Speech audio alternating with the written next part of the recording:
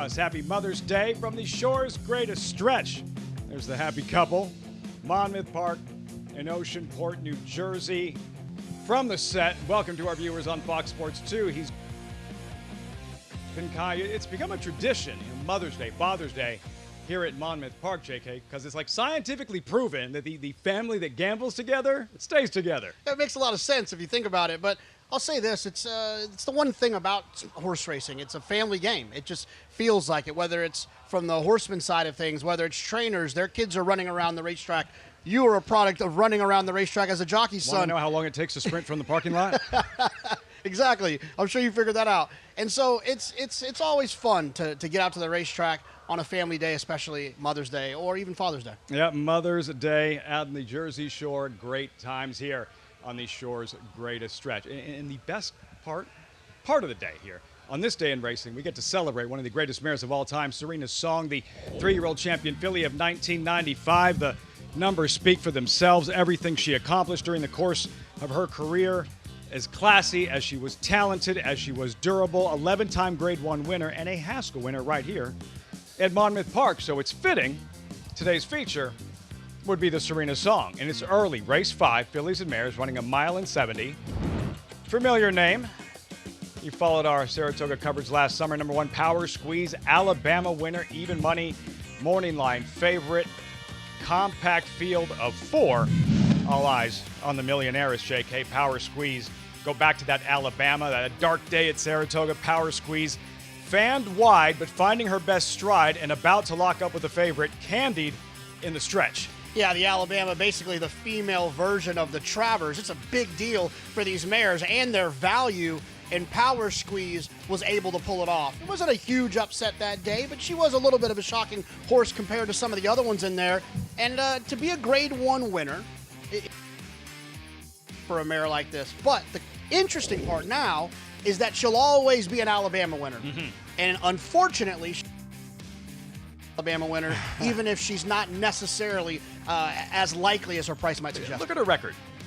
She's 6 for 14, all right? The 8 losses, 5 of them combined to White Avario and Torpedo Anna. JK, this time no champions, no horses of the year to deal with in the Serena Song. Yeah, I mean, that's pretty good company, right? White Avario winning the Breeders' Cup Classic a couple of years back. Torpedo Anna, Horse of the Year last year. So Power Squeeze, there's no Torpedo Annas or White Avarios in here today. But I worry her price is just going to be a little bit too light for me. Could be some other opportunities. Power Squeeze, strictly the one to beat in the Serena Song, but no such thing as a sure thing. We'll dive deeper into this Serena Song field, the featured day 2 on this brand new Monmouth meet here, the Shore's greatest stretch. And of course, we invite you to play with us.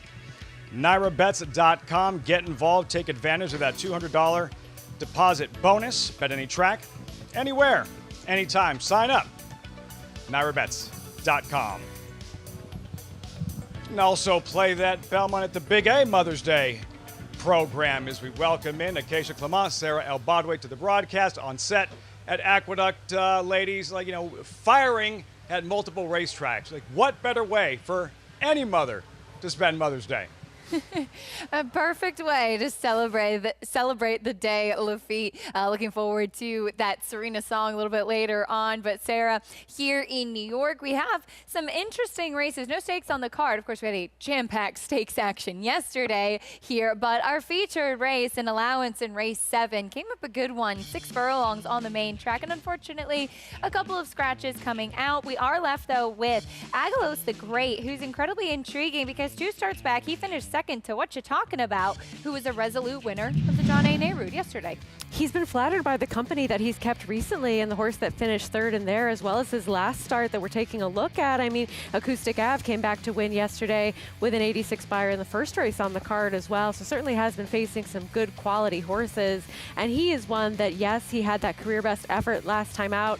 92 buyer speed figure. We haven't seen him since February, and this was maybe a day that the outside flow was in play, and he did take advantage of that. But he's always had ability, even since he was a 2-year-old. 2-year-old, and he is now going to be facing open company for the first time. Any concerns about that, the fact that he is stepping out of restricted New York bred company? Well, he did benefit from the scratch of your morning line favorite in Mish, the 9-5 morning line favorite. Master of Arms is going to be a decent rival for him, but Light the Way also comes out a horse that likes to be forward. So with what's left in this field, I feel as though he is one that is definitely poised to take on this test of open company and certainly stacks up well against these.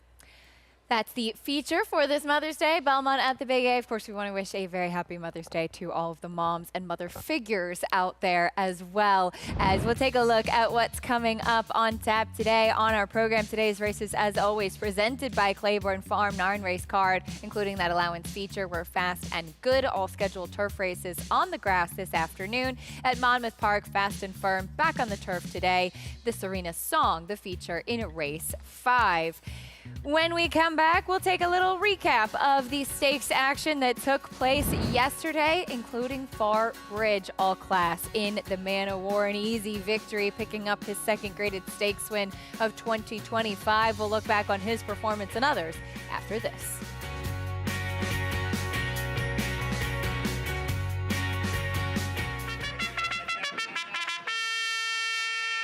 For years now, Monmouth Park's 50-cent Win Early Pick 5 has helped players win early and often. This year, we're adding more. Monmouth Park's new Middle Pick 5 boasts a player-friendly 15% takeout and more opportunity to score. Start your day winning early. Continue to winning more. Play Monmouth Park's Win Early and Middle Pick 5. First post, 1250.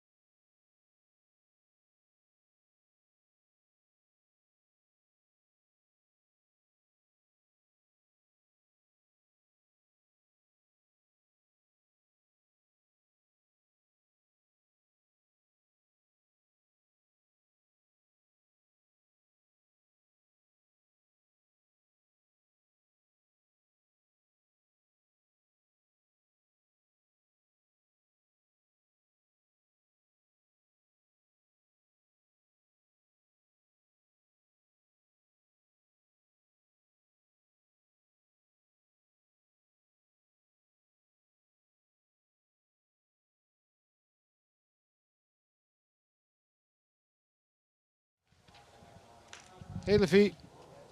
Paul, what's going on? Good, I got you. I got him good. Nothing much. Oh. Hi, Keisha.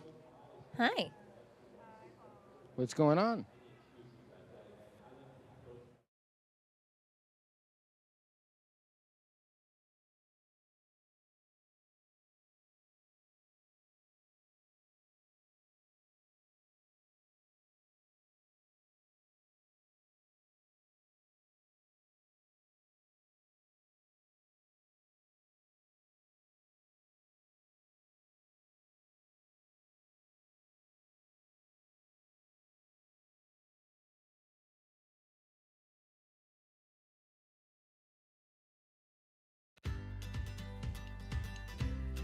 We're back on America's Day at the Races, brought to you in part by Claiborne Farm. 100 years of doing the usual, unusually well. Thanks for joining us on this Mother's Day card. Acacia and Sarah here in New York. As we talked about, we have plenty of exciting action coming up, but yesterday was where we really had all of the big stakes action. Sarah, what was your most impressive performance on the card?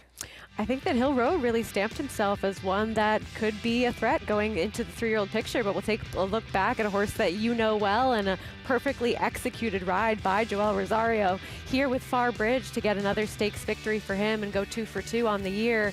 This is the patented Joel Rosario save ground, patient ride, able to get the clear running room just at the point in time when it matters most, and just very hands and heels all the way to the wire without overexerting himself or Farbridge to get that victory. A 3 stakes win afternoon for Joel Rosario yesterday. Kicked off in race 2 with Farbridge in this Man War. And yeah, you could say he took one little peek back and he says, I'm clear. I have enough. I'm not going to push my horse for anymore. He certainly, you could see, saved a lot. Just hands and heels to the wire with Farbridge. And this was the start of a banner day for him. As you mentioned, multiple victories in various stakes races, Jody's Pride being one of them as well. And this was the kickoff to all of that action, a horse that he really gets along with and has a good relationship with. And I love seeing the little ear come up and go back and forth at the wire. But then right up, he knew his job was finished. Farbridge now 2 for 2 in 2025 99 Beyer speed figure for the victory in the Man War. It looks like it's all systems go moving forward onto the Manhattan on the Belmont Stakes undercard up at Saratoga. As Farbridge kicked off the action with the stakes yesterday afternoon, as mentioned.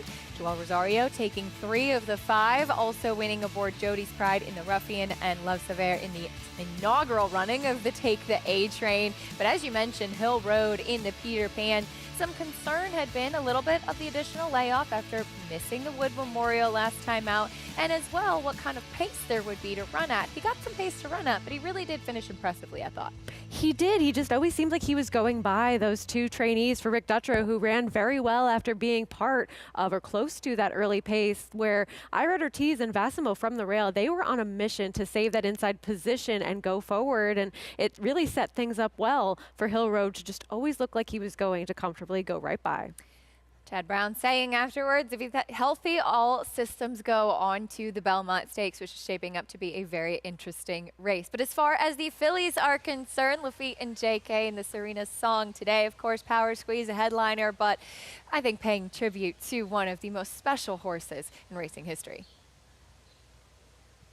So accomplished, so classy, campaigned by Bob and Beverly Lewis, trained by D. Wayne Lucas, took on the boys in the Kentucky Derby. Things didn't work out on that afternoon, but she did win the Haskell here, and that was yesterday's featured event, the Long Branch, and they next step towards the Naira Bets Haskell mid-July. These 3-year-olds that are not yet household names, but on the improve, and get familiar with this colt in Kentucky Outlaw, in which so much went wrong in the Long Branch, JK, right from the start, and still victorious in the end. Yeah, I mean, he showed the talent he has by overcoming this trip, right?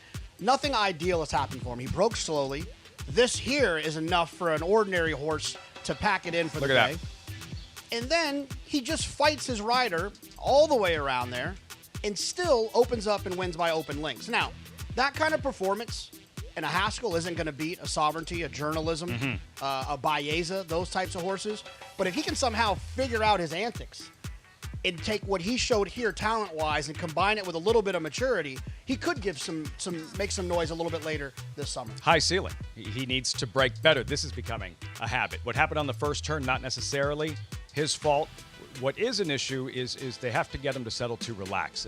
Aggressive and pulling, horse wasting energy by fighting Jockey, and Jockey fighting with the racehorse. And still, we were both expecting him to pack it in, and then at the top of the stretch, he's still full of run. Yeah, and the bigger races are going to get a little bit longer too, right? If you want to dream big and think about a Travers in the summer at 1.25 miles or a Haskell at 1.125 miles, you're going to have to work out the ability to relax, because if you're going to waste that much energy early, you're going to need that energy when you're facing some of the bigger horses. Sounds like the Ohio Derby is the next target, and maybe the Haskell, July 19th, will have a chance to see a Kentucky Outlaw. He has earned a spot in the starting gate. The Haskell, of course, Monmouth's signature race, and the key 3-year-old races you'll want to follow here locally for horses prepping for the Haskell. Of course, yesterday's Long Branch, the series does continue. The competition's going to get much tougher once you reach the Haskell. Naturally, as JK mentioned, the Sovereignties, maybe the Journalisms of the world. Naira Bets Pegasus on June 14th, and eventually the Haskell on the 19th of July. And today's feature, we talked about Power Squeeze and strictly the one to beat. Yeah, Paul, but again, no such thing as a sure thing. Take the Money Honey, representing Speed. What kind of a chance do you give her to steal this Serena Song this afternoon? Well, I think the right word is steal, because she's going to have to steal this race, because when you know the inside runner in here, Power Squeeze, has got the, I guess, the experience on her and going around 2 turns. This will be the first time that she's going to go around 2 turns, take the money, honey. And she's fast. She's really fast. And Michael Moore got this Maryland bred by Golden Lad, a horse that Wesley Ward trained. That was a very, very fast horse. So it remains to be seen if she can get the mile in the 16th as we get the call for the post for race number 1. And she's going to have to maybe run them off the feet. Now with the scratches in the race, we have a short field, so Power Squeeze probably gets put in a pretty good spot. But Take This Money, Honey is a fast filly. And like you said, Lafitte, these are fillies that somewhat you didn't really know about, but they might make a name for themselves today. And on Mother's Day, I'd like to wish all the fillies and all the mothers out there a happy Mother's Day. The Serena Song Mother's Day feature, Monmouth Park. Race number 5 starts the Jersey City 6. We'll have it for you right here on Fox Sports 2, along with the opener as we get closer to post time. 5 minutes out, just a $7,500 claiming crew, mile and a 16th. And the field with Brown Don't Stop, number 3, the 2-1 favorite as they hit the track. Let's meet the field. We'll start with Bold de Plata. Just mentioned the Ohio Derby, Bold de Plata, and Ohio bred. And Sonny Leon, Kentucky Derby winning jockey, spending his first summer, summer here at Monmouth Park. He had a win on opening day, has the call on Bold de Plata. Yeah, look, I mean, it's Sonny Leon is a one thing they could never take from him. He's a Derby winning rider. And I would imagine in that profession, it's a pretty special thing to tag next to your name. Anybody involved with horse racing, have you ever been to the Kentucky Derby? Have you ever had a chance to compete in the Kentucky Derby? If you find out somebody's a jockey, a trainer, and then naturally, have you ever won a Kentucky Derby? Sonny Leon can say, yeah, I did, on an 80-1 shot who wasn't in the race the day before the race. I like to call that the question I get whether I'm in an Uber or if I'm sitting next to someone on a plane, they find out what you're doing. Oh, have you been? Yeah. So I would imagine for Bill Mott this year, he used to probably answer, yes, I won the Derby, but now he gets to answer, yes, I won the Derby. Yes, outright. I won the Derby, had yes. a chance to see the horse he trains cross the wire in first. Much more on the developing 3-year-old scene. Preakness next Saturday. Post-parade, race 1 right here, right now. Monmouth, another look, Bold de Plata and Sonny Leon, 3-1. You're going to pick up a theme here for me. This horse has no early speed. None. Surfboard, 1 for 25 lifetime. This horse does not have very much early speed either. Brown Don't Stop by 08 Haskell winner, Big Brown. This is the only horse in this race with any early speed. Only 2-1. Then Magical Road, last 7 races at Parks, Monmouth debut. Yeah, it has a couple of back races, but we'll need to find those to stay close. Number 5 here, Mama Band Me, Mother's Day, hunch play, sort of. Yeah, absolutely. A hunch play. Maybe that's why this horse is 5-2, because I don't see much in the form that suggests he should be that price. 5 of them. Mile and a 16th. And the favorite, 2-1 Brown Don't Stop. Competitive first race, Monmouth Park, while we celebrate this opening weekend. Important to remember how it all came to be. Let's go by the numbers. First opened 1870, nearby Eatontown. It was 33 years before the first official World Series was played. 2 decades later, new racetrack constructed, opened to the old location where racing continued. For more than half century, fast forward 1946, the last move to Oceanport under the steady guidance of Amory Haskell. 40 years later, a sale. Monmouth Park acquired by the New Jersey Sports and Exposition Authority. 2007, Monmouth Park hosted the 24th Breeders' Cup World Championships. The weather was not great. Curlin was brilliant. 3 years later, 2020, the $1 Million Meet. 50 days of racing, $50 million in purses offered. Biggest crowd, no surprise, the number 60,983. The day a Triple Crown winner won the Haskell American Pharoah in 2015. And this season, 80th anniversary, you'll see 9 graded stakes races, $7.8 million in stakes purses. The Naira Bets Haskell, July 19th, Monmouth Park by the numbers. The history, the tradition, and a great place to spend Mother's Day, naturally, as we get set for the first race. Horses warming up, Polly standing by as we look at Brown Don't Stop. Polly, is this favorite trustworthy, in your opinion? Well, when you get 1 for 18, I don't know if you're trustworthy, but in this race, you know, you find races. I remember my father always used to tell me there's always a race, even a horse that's 0 for 18, they're going to find a race to win sooner or later. And, you know, this horse is 1 for 18, but like JK said, there's not much in here. And, I was 3-4 in here. I thought the 4 Magical Road was the other horse in here. Brown Don't Stop puts the blinkers on. Juan Bernardini has not a lot of starters this year, but he's a very good conditioner. Dexter Haddock, very good rider too as well. And Isaac Castillo and Silvera Martinez, the connections of the 4, I thought that horse looked the best. Now, I just don't know whether that horse can stay close enough. I'll go with the 4 in here, Magical Road, because I just think he looked the best. He's got to stay within tact of the other colts in here. And I just don't understand the money on Mama Band Me. This horse has got no pace. Maybe they're thinking with a short field that this horse can maybe outfoot these horses late, but I really don't get it. So I was 4-3, 3-4 in here, Lafitte. Paulie, as we've reached post time with Brown Don't Stop, still looking at Magical Road. JK, handicapping this first race, what did you find? What was the key for you? Yeah, I think the 3 Brown Don't Stop, putting the blinkers on, doesn't look. It's not one of those horses that's like a blazing fast early speed horse that finds himself on the lead all the time. But in this group, looking at the pace figures of what it's like a buyer speed figure is the higher the better. Mm-hmm. The pace figures are just broke down in incremental parts of the race, so you can understand how fast a race was run early or late. Brown Don't Stop projects to be on the front end to make the lead. I think Brown Don't Stop might be the best horse anyways, and then to get loose in here, I think the 8-5 is a gift. And I got to tell you, with the 5, it's a real thing. The hunch horses, wise guy horses, they can take money, and it can get a little bit skewed. This horse does not deserve to be this price at 9-2. But if you think about it, there's currently, if I'm not mistaken, there's $37,000, $27,000, in the win pool. It doesn't take that many $10, hey, Mom, I love you bets to make that price go down a little bit. And I think that's what we're seeing. I really do think that this horse is taking money because of the name Mama Band Me, because it's Mother's Day. 9-2. Now Brown Don't Stop. 3-2 as they've reached the starting gate. Certain tracks and that they have certain reputations. Some of them apply, some don't. Monmouth always, it's considered a speed favoring racetrack, right? A little bit like a Gulfstream. Do you subscribe to that theory? I think dirt racing inherently is speed favoring, wherever you're at, typically. And I think that they do have a handful of lower level races, and those could also be speed favoring. I don't think I wouldn't not play a closer in a spot like this, but I think dirt racing in general, I want something that's going to be forward. His sire was pretty fast. Brown Don't Stop. Big Brown Florida Derby, Preakness, and Haskell winner. The sire of the favorite in the opener. Happy Mother's Day from all of us at America's Day at the Races. Here's Matt Dinnerman.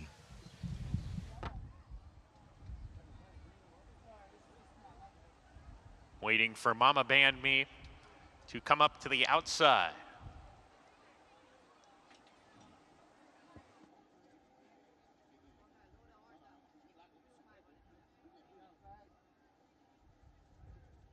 Mama Band Me going in. 10 races on the docket today. Good luck. We're ready to go.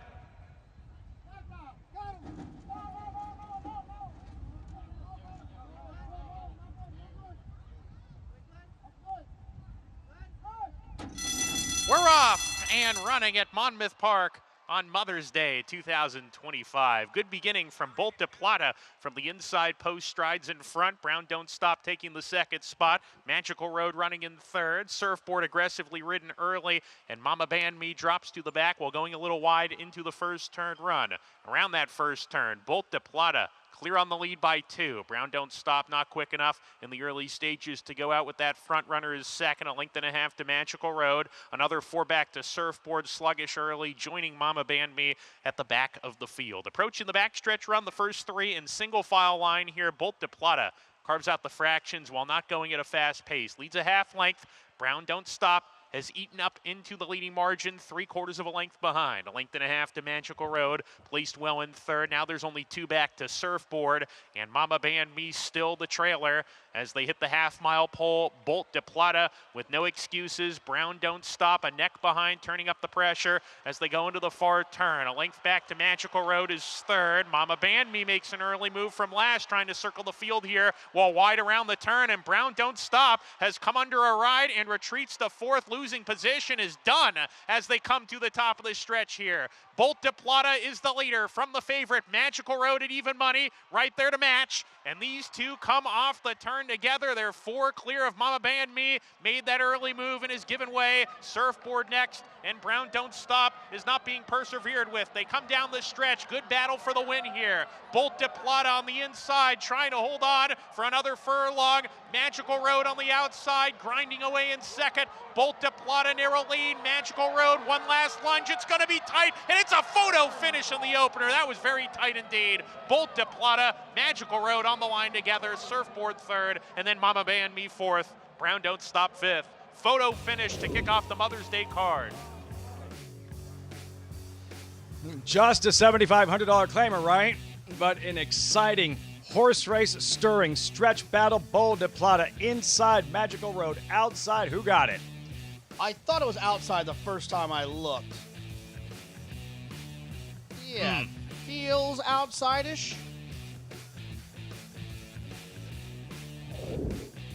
Bolt de Plata, Sonny Leon, Derby-winning jockey, won a race yesterday, battling with Isaac Castillo. Castillo won the second race yesterday. He was on Magical Road. It looked like in the very end, Magical Road got his nose down, but maybe Bolt de Plata, JK, the best of the Bob. Heads up ride by Sonny Leon regardless here, right? To find himself with a horse who came from way out of it last time to make the lead in here. It was a weapon to find the front end, and Sonny Leon did that. I just don't know if it was quite enough. So close. You hear the crowd here reacting to the replays as they eagerly await the photo to be revealed. Bolt de Plata, the Ohio-bred Magical Road. Bolt de Plata was 5-1 Magical Road. Even money favorite, and it is. Who is it? Is it the 4? Yeah. It is the 4. Magical Road on the outside. Picks off Bolt de Plata, who does everything but win. Thriller in the opener on this Mother's Day card at Monmouth Park. No, absolutely. It was a heck of a stretch drive. Bolt de Plata and Sonny Leon did a great job finding themselves on the front end, but Magical Road just kept on coming. Brown Don't Stop. Obviously, something went wrong. They basically eased and galloped across the wire, but wasn't today. Exciting finish to kick things off. Magical Road results when we come back. 4, 1, 2, 5, 3 in race 1. Plus a recap of the stakes activity yesterday. Jody's Pride does what she does, win at Aqueduct. A look back at her ruffian score yesterday at the Big A. You're watching America's Day at the Races on Fox Sports 2.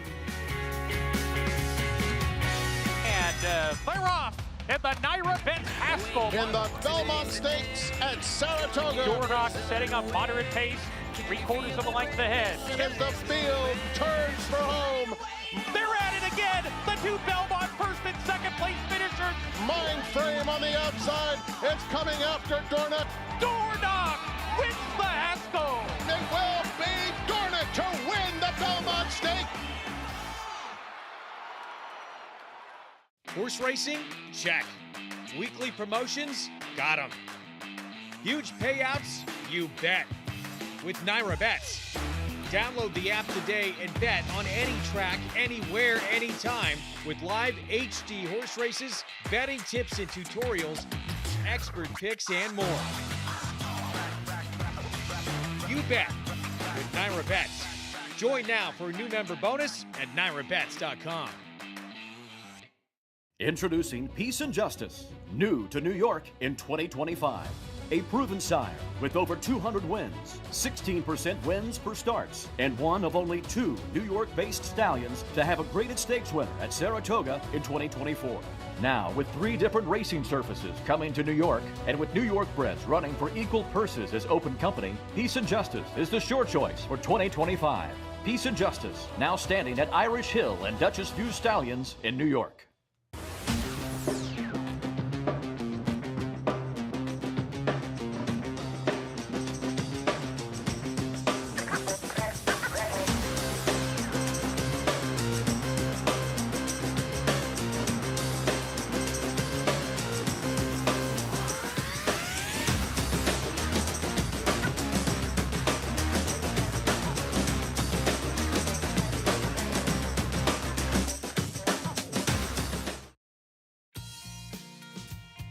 We're back on America's Day at the Races, brought to you by Naira Bets. You can bet any track, anywhere, anytime. Get started at nairabets.com today. The opener from Belmont at the Big Egg coming up on this lovely Sunday afternoon. A beautiful day for Mother's Day. If you're doing Mother's Day brunch at the racetrack, or maybe getting ready to watch the races later. But there's a look at fully booked first-time starter Fort Chad Brown in the paddock as we welcome in Maggie Wolfendale, getting a good look at these maidens. Maggie, a very happy Mother's Day to you. Thank you so much, Acacia. It's really a special day to be, just share the love that you feel when you're a mom. As my girls showered me with gifts and brought me breakfast in bed. So all things good here and enjoying a spectacular day for racing with this opener in the paddock. And it feels like this race centered around first-time starters, as your favorite and heavy favorite is a firster from the Todd Pletcher barn in number 1, Be Real. And tip of the hat to our morning line odds maker, David Aragona, who is also an incredibly astute handicapper, in noting that this horse was actually going to run up at Saratoga as a 2-year-old and somewhat highly regarded in the Todd Pletcher barn. Never made it, had a setback, but now he shows up here, in which is probably an easier spot than the maiden he was drawn into in Saratoga. But despite the pedigree that says, yeah, he probably can go a bit further, being a son of Curlin. And while the dam, she actually won her first start. She was a graded stakes placed dirt sprinter. He's a half to Swiftsure, who also won his first start. And he was pretty proficient, kind of at a middle distance, 7/8 to a mile on dirt and turf. Needless to say, this guy looks quick. It looks like he should be able to fire out of that inside hole with speed, and maybe, as the board would indicate, see this race from gate to wire out. So I like what I'm seeing from him. He looks strong and ready to go. Now, to his outside is number 2, Fully Booked, a son of McLean's Music. The dam, she was a little bit better on synthetic, and the foal that Chad Brown also trained earlier on, Martingale, she never broke her maiden for him, and it took her until the week of the Kentucky Derby down at Churchill and a maiden claimer to finally get the job done in start number 9. So it's not that great of a pedigree in the first generation. This horse, he came in, he was really kind of quiet and laid back. They put the tack on him. Then he kind of wanted to act a little bit on the common side, kind of wanted to lay himself down and suck back and half rear up. I just don't love to see that. I don't like horses that act like that per se. And furthermore, physically, while he looks fit and lean, he also looks as though he might need to strengthen up a bit here. So preferring the inside runner over him. And then I thought number 4, Solutions, was a little bit interesting, as he is a son of Violence, who does get 15% with his older horses making their debuts. The dam, while she never won a race while only running on synthetic and turf, the half-sibling won on synthetic, and the dam is a full sister to Consumer Credit, who is a multiple stakes winner on the turf, also graded stakes winner Lady Radnor on the turf. So why has Dave Donk entered Solutions here? Maybe it's counterintuitive, maybe it's just a race to get him going. I can't say that he does look overly turf. He has a bit of a turf hoof, but he's actually quite upright through his pasture and through his forearm. He's kind of a good-sized horse, but he also lacks a little bit of length in that forearm, so definitely built like a sprinting type. And I like the way he's handled himself. He looks fit. In my heart of hearts, I feel like this might be a race to get him going, but then again, Acacia, Dave Donk, when he reaches out to John Velasquez, usually means business. Usually a very good sign, Maggie. Thank you. Reaching out for the master, John Velasquez, who will climb aboard first-time starter Solutions. And as Maggie touched on, it does seem that the first-time starters, the 3 of them, are really the most interesting in this field. It centers around whether or not you think one of them is going to show up today. And if one of them does, they're likely going to win. Making their way out, we will meet the field in a little bit more detail, starting off with the favorite, Be Real. This one has the pedigree to win early. As Maggie touched on, Todd Pletcher has good numbers, debuting 3-year-olds in dirt sprints at Naira. 4-5 right now on that first start. Here's another first-time starter fully booked. This one doesn't have as much going for him in the immediate pedigree. Seems to be working okay, but we'll see. There's not quite as much to latch onto as with the number 1. Little bit green, linking with the pony out there. Here is Into Inspiration. Second time for Jose Jimenez. This one does have some early speed. Did show that in his 3-year-old debut. The only race that he was bet was actually his debut as a 2-year-old at Keeneland last April. Third first-time starter, Solutions. We'll see what we get from this one. Donk not necessarily known for success with first-time starters, but certainly could have them ready to go, and maybe this is a starting point. Maybe this is where this horse wants to run.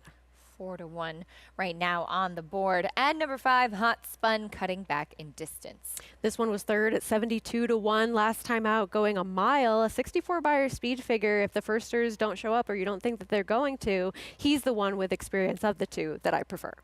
That's the field for the opener. There's a look at Be Real, your current favorite at 4-5, first-time starter debuting here. And this one debuting for Todd Pletcher and owned by Rapoli Stable, who it seems he's back. As we take a look at the Ali Sheba, as these two teamed up with Fierceness, getting the win there. I know it had not initially been the plan for Fierceness, but very exciting to see him back as a 4-year-old and for a horse that last year, at least at the start of his 3-year-old season and when he was a 2-year-old as well, we often questioned which version we would get. Got the good Fierceness on Kentucky Derby weekend. We did. He showed up in a big way and ran a very competitive number and absolutely destroyed his stablemate and Locked, who really just did not fire that day. He was able to sit kindly off the pace for John Velasquez and show up with one of his better efforts. And maybe it's a sign of good things to come for him, because the consistent Fierceness, the one that we saw in the Travers, in the Breeders' Cup Classic finishing second, and then in that Ali Sheba, that's going to be one of the leading older horses. Yeah, and this year, as we've talked about a bit, the older horse division seems to be just a deeper, stronger division from top to bottom than it was last year, where it really seemed like it was lacking a star.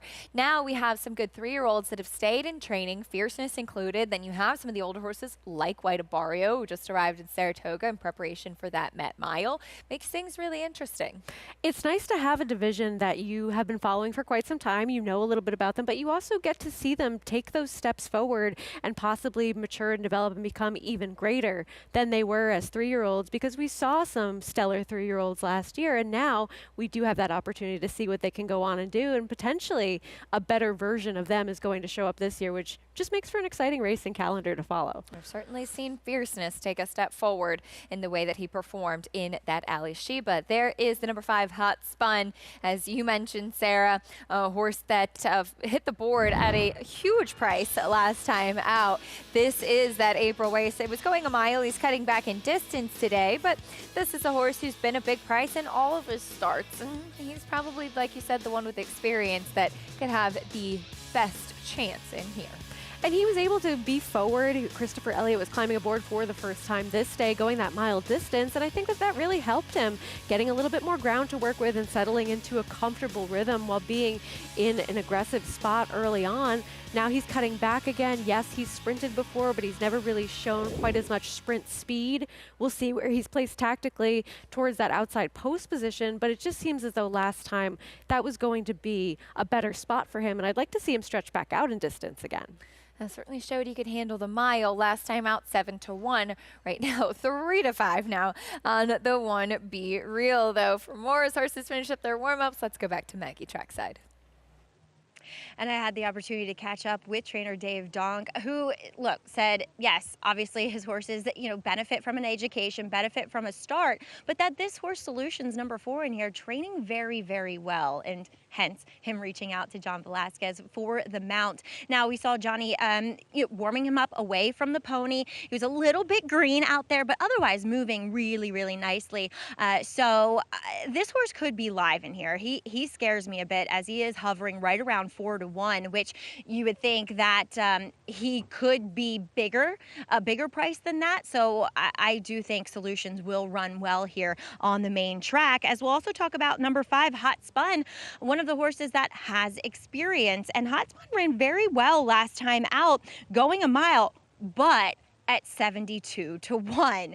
Now, was it the ability for him going the mile to assume the lead with Christopher Elliott? Yes, possibly. I think that's what turned this horse's form around a bit. So with the cutback in distance and the probability that the one at least has a bit of speed, it does harm his chances, but at least he's drawn outside. And honestly, physically, Acacia, he does look as though a sprint is within his wheelhouse because he is a bit smaller and shorter coupled. So we'll see how he does. You know, I do think the firsters are the ones you want here, but never hurts to have that experience. Absolutely. Maggie, thank you. He's been there, done that. Hot Spun on his toes out there on the track at 7 to 1. The one negative I will say is that, yes, he's a bit of a price, especially compared to the firsters, but you got him at 72 to 1 last time out, and now you're going to have to take a little bit more of a shorter price on him. And if you like him today, I think that you have the opinion that none of these first-time starters are going to show up. And there's 3 of them. There's one that's 3 to 5. There's 2 that are coming from capable outfits as well. You would have to think that at least one of them is going to run well in here and make a respectable showing of themselves, and that's probably going to be more than good enough to get the job done in here. Yeah, very good point. As we take a look at Fully Booked, too, has maybe not been the most professional of the first-time starters throughout the preliminaries, but there he is, seems to have settled nicely under Flavien Prat, debuting for Chad Brown, always something that's dangerous. Absolutely, and I would say, to touch on Maggie's point about how Solutions could be a bigger price, he could be a shorter price, but he's 7 to 2, and so all of that attention, all of that money gravitating towards the inside, a little bit Irad Ortiz Jr. factor, but also just that this horse was in Saratoga, was working well as a 2-year-old, and then had some time away and had some work start back up regularly on a weekly basis, really in March, got back on the work tab in January, so plenty of time to strengthen up and have that foundational fitness to come in here. They're a little bit cold, I would say, on Fully Booked. A very good point as well, as of course Flavien Prat and Chad Brown teamed up to win the Peter Pan yesterday with Hill Road closing from off of it. And it will be interesting because, of course, Flavien Prat rode Baeza in the Kentucky Derby, who finished 3rd, who right after the Derby they said he'll ship back to California to prep and come for the Belmont Stakes. Where do you think Flavien will end up for the Belmont? Baeza. Where would you go? I would go to Baeza as well. Yeah. I don't blame him. Yeah. A little more tactical ability, a little more proven form. And of course, Flavien rides a lot of horses for Chad Brown, and you know it's a good problem to have. But you've got a horse that just finished a lightly raced 3rd in the Kentucky Derby, fresh horse coming in for the Belmont Stakes. And if you're a Gallopout fan, his was best. That's true. That's very true. Not an angle that I use too much, but it was noticeable that he was gaining late, and certainly is one that could take a step forward off of that Kentucky Derby effort. Yeah, not to mention Baeza, half-brother to Belmont Stakes winner in Dornick. As 1 to 2 on a first-time starter, Be Real loading in, debuting for Todd Pletcher. Irad Ortiz going to be in the saddle. Maidens sprinting on the main track to kick off this Mother's Day. Belmont at the Big A. There goes first-time starter Solutions in. A fun way to start the day. The future is bright for these maidens, as we'll send it up to Chris Griffin for the call. Hot Spun.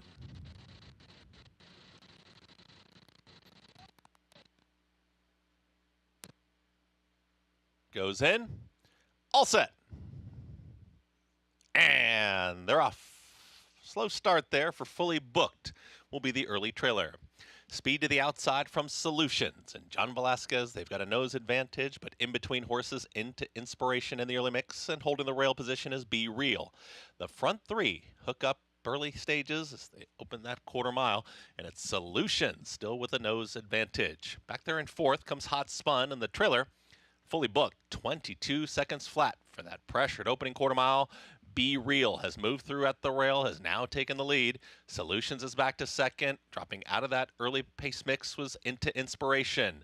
Hot Spun starts to make up some ground from 4th, had some pace to chase as the front 2 are nose to nose, approaching a quarter left to go. The trailer continues to be Fully Booked. They reach the top of the stretch, and Be Real is trying to kick away. Solutions is going right with that leader, and the front 2 still just duking it out, and Hot Spun was watching that early pace, dives down to the rail, and here comes Hot Spun with a furlong left to go. Be Real is in front, but Hot Spun is catching with every single stride. It's these 2 down to the line. Hot Spun has taken the advantage. Hot Spun out of Ruby Roan wins the opener.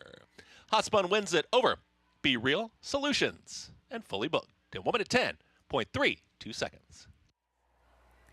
Hot Spun with the win. Experience does indeed pay off in here, coming up the rail under Christopher Elliott. But as we go back to the start, Sarah, as we talked about the way that the board was reflecting the first-time starter and the two fully booked, you could kind of tell right off the bat when he broke slowly, not going to fire at first asking. No, he was sluggish to go. Flavien Prat, you can see there, really trying to encourage him to keep up and keep in contact with the field, and he just was a little bit slower to go, and just seems like one that's going to benefit from this early experience. And look at the 5, your eventual winner, Hot Spun. What turned out to be a very smart move by Christopher Elliott, kind of sitting right off that early pace scramble as well. It was kind of a tale of two races in here. Well, if you liked Hot Spun today, as I said before the race started, you had to think that the first-time starters weren't going to show up. One of them didn't get out of the gate, and the other two eliminated each other.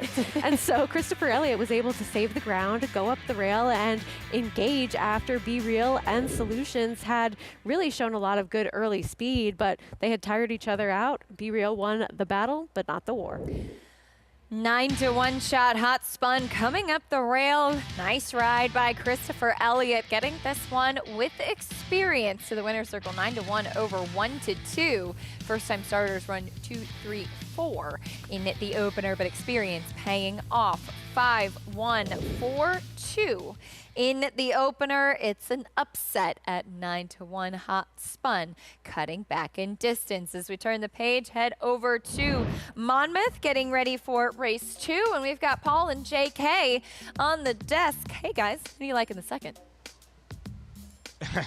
I don't know yet, Acacia. JK, I know we both like the same horse in here. As we'll start the post-braid, Paul Duca in the host seat, and I am not Lafitte Pinkai. Jonathan Kinchin next to me. Here's the start of the post-braid, Miss MM. Yeah, this horse is drawn towards the inside. 2 races back, this horse actually ran pretty well. Awesome pick.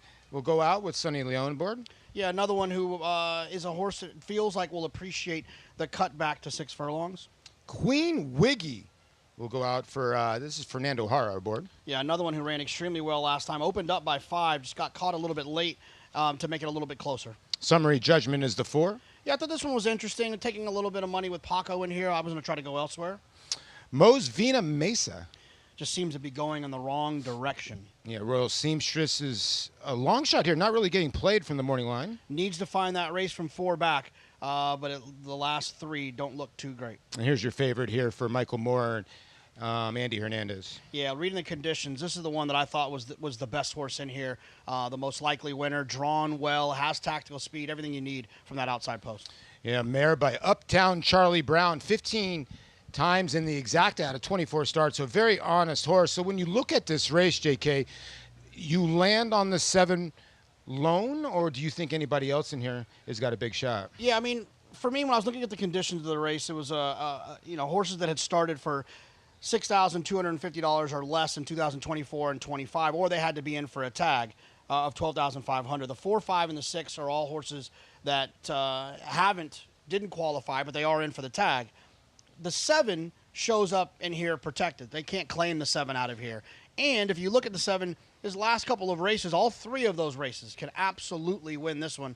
So for me, it was just the 7 in here. I think everything kind of works out perfectly for that horse, drawn outside, and the other horses to the inside. I just don't necessarily trust any of them. All right, this starts your early pick 4. Don't forget the new wager here at Monmouth Park, and go to your Naira Bets. In race 3, they have pick 5. That's the new wager here. You have a pick 5 in race 1 and a pick 5 in race 3, but this will be your first pick 4 of the day. Yeah, I mean, summary judgment is very hard to figure out here for Paco Lopez. Is this Paco Lopez money?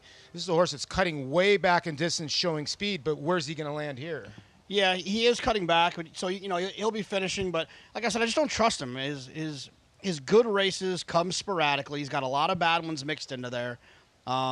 He's going to have to be hustled a little bit more than he typically is. Yes, he's typically a forward horse, but not only is he going to be forward here, he's going to have to go a little bit quicker because they're going so much shorter than what he typically goes. Look, it's Paco. I've learned the hard way when it comes to trying to beat Paco at Monmouth, but I just don't need him in here. I think the 7 should be tough. We saw Mo's Vina Mesa with Christian Marat.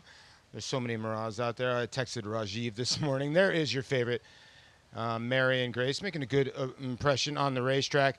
You know, she's a 5-year-old mare, JK, and she's done some good work, $227,000 in the bank, and you make a good point. She's not in for the tag. That is huge in here because, they're giving her a race, try to maybe win this race, give her a little confidence. So I completely get where you're going here. Was there anybody here that you liked underneath, maybe at a little bit of a price? Yeah, I mean, some of these horses, I think you gotta hope that they're gonna come back to some of their older races. I suppose at the price, the 6, who's getting ignored a little bit. That horse does have some back races.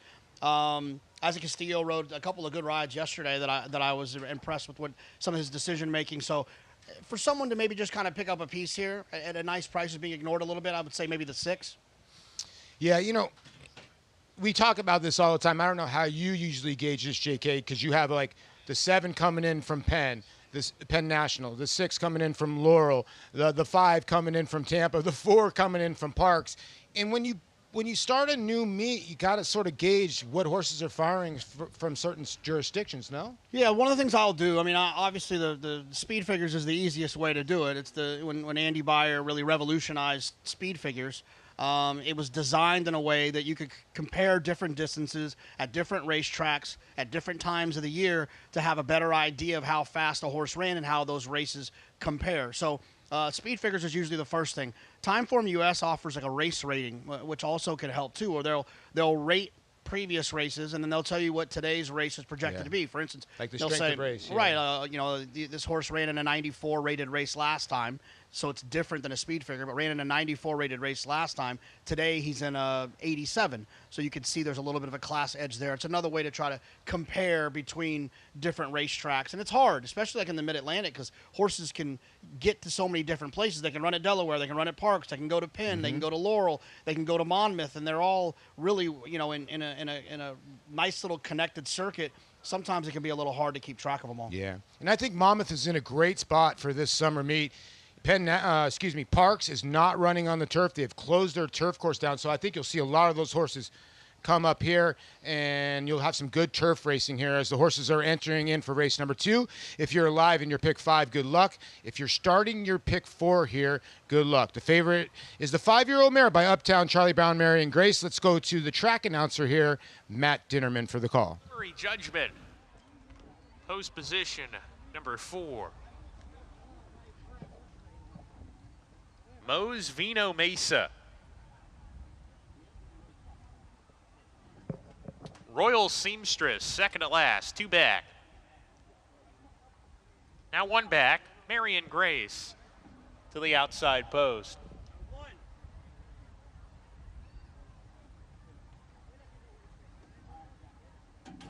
We're ready to go. And they're off. Good beginning for all. Marion Grace on the far outside is alert right out of the gate and is up on the lead here. Awesome Pick taking the second position with Queen Wiggy. Summary Judgment in that line of runners. Royal Seamstress not far off, only 2 off the lead. Gap of 2 to Miss MM at the back with Mose Vino Mesa as they head down the backstretch. Compact group, Marion Grace, the favorite, leads by a half length. Awesome Pick to the inside, sticking to her. A length and a half back to another pair. Royal Seamstress, Summary Judgment are side by side. Miss MM broke on the rails, now in about the 5 path as they round the far turn. She's only 2.5 lengths behind. Queen Wiggy gets shuffled back to the second last spot, attempts to re-rally while having some horse behind horses. Big gap back to Mose Vino Mesa as they come to the top of the lane. Marion Grace, quarter mile more to get, still in charge and turns for home with a 2-length lead. Awesome Pick tipping outside into the 2 path to come and challenge. Queen Wiggy mustering up a rally on the far outside. Marion Grace, furlong to go, has the lead, a length and a half from Awesome Pick. Queen Wiggy starting to flatten out, 16th more to go for Marion Grace, still in control, and Marion Grace is going to do it. Marion Grace a length and a quarter ahead. Awesome Pick was second, Queen Wiggy third, Miss MM fourth. 7-2-3-1 as Marion Grace gets the job done, and just how you drew it up, JK, got the lead early, was able to ration out the speed, and then little bit of anxiousness right here, was able to draw away. Yeah, I mean, she had to work to get that take that position, but I'd much prefer a horse like this, the best horse in the race, be ridden aggressively. You don't want to invite horses into the race because in a situation like that, you could get run by. And I think they did a great job putting her in the spot. Andy Hernandez opened up with her, and at the end of the day, I think they kind of could have went around again. Only the 2 was ever really going to get by her. Yeah, good second by Awesome Pick with Sunny Leon. But the favorite gets it done here, Acacia. Back to you with the prices from race number 1. Favorite at Monmouth, Paul, we had an upset here in New York as it was the number 5 Hot Spun Sarah. The experience paying off as this one came up the rail late. He did a great ride by Christopher Elliott to guide this horse up the fence. He had been aggressive with this horse going a route of ground last time out, maybe showing some signs that he was moving in the right direction. You beat a 1-2, so that's going to play big in all of your multi-race sequences that started there. And I will say this barn, they've had horses outrun their odds lately. They had a 46-1 winner back on April 23rd in Screaming Uncle, and a 20-1 horse finished 3rd in the same race. Dad's Good Runner.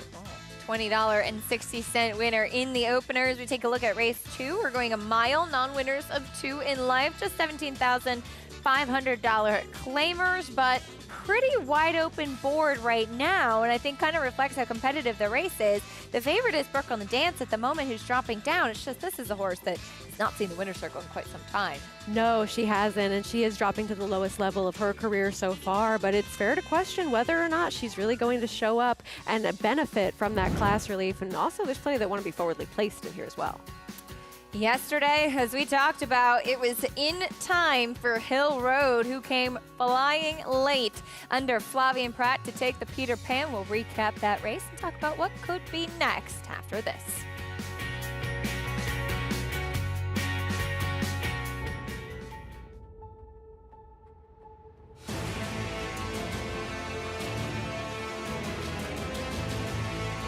They come on for the finish in the Pilgrim Stakes. Annapolis by a head. It is Annapolis in front. It is Annapolis to win the Coolmore Turf Mile.